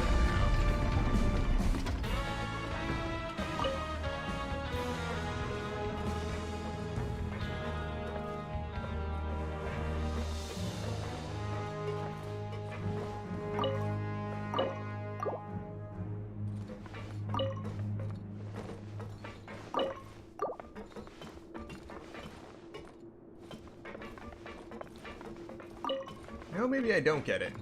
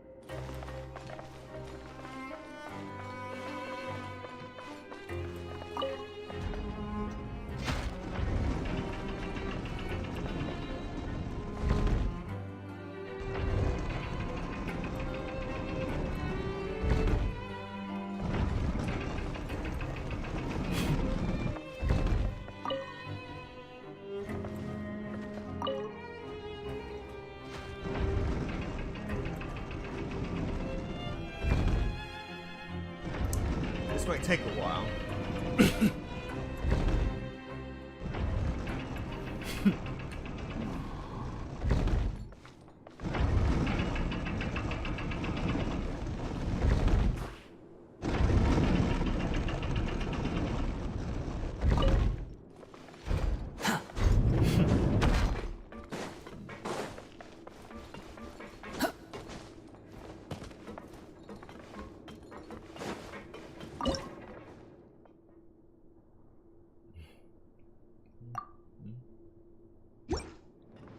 Behold!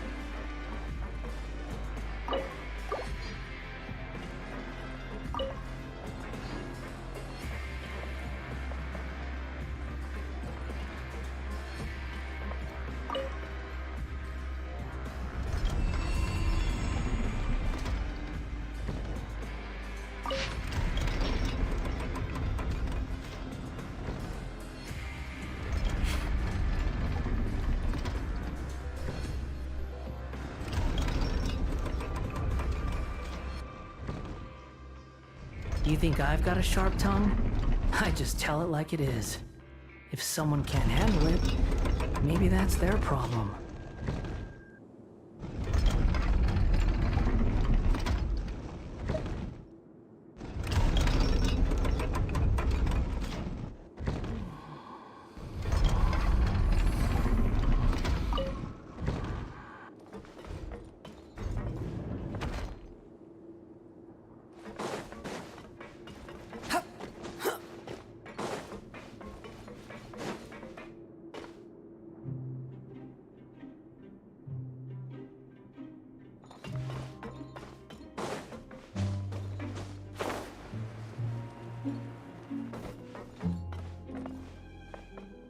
Yeah, I'm gonna put a pin in this.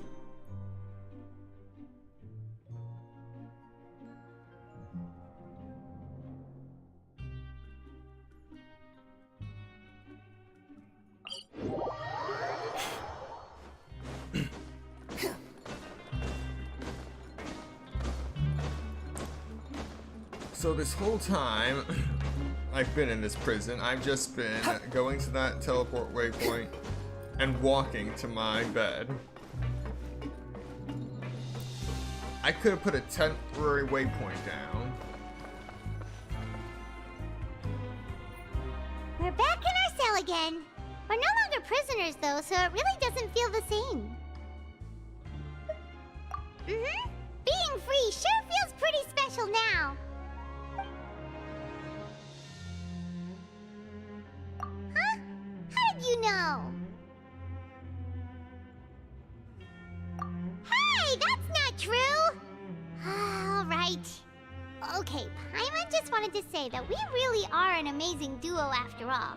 It's like, we've now gone to so many places together and become friends with so many people. We've never stopped traveling or stopped meeting new friends. There are so many bad things in the world, and we're just two people, but we've still been solving problems no matter where we go. Isn't that pretty cool? You're counting Paimon today? Aren't you the only adventurer here? Then let's ask Catherine to give Paimon an adventurer handbook as well.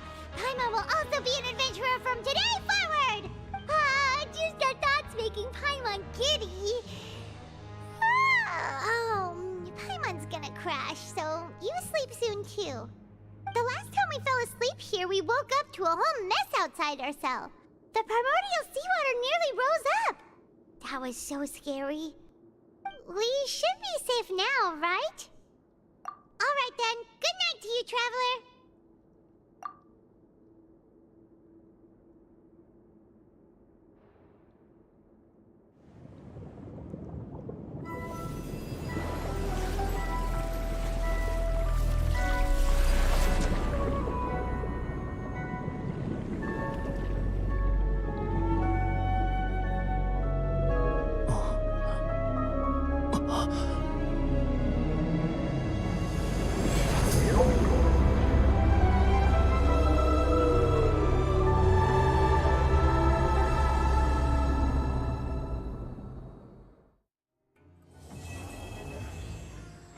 Oh my god, the whale is real.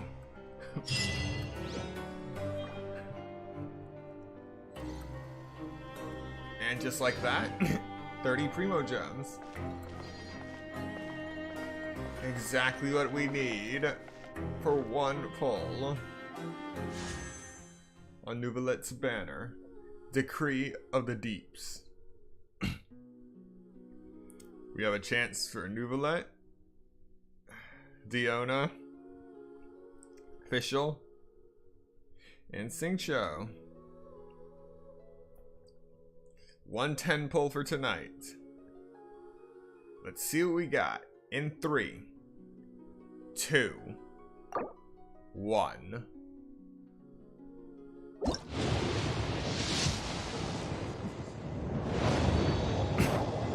Alright, purple.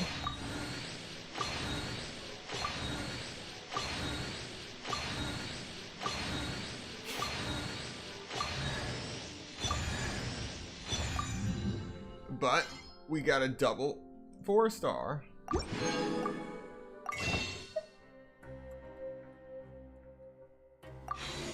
Alright, not enough star glitter for another 10 pull.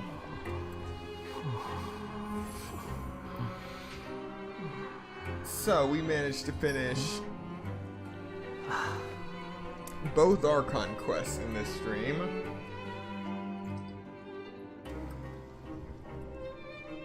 There's no such thing as pure freedom in this world. It took 7 hours Even the wind to do cannot go so. on forever. But progress still. Let's take a look at what events are currently open.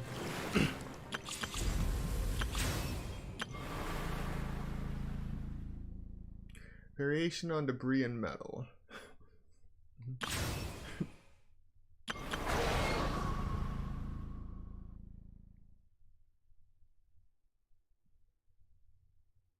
Chasm Seahorse.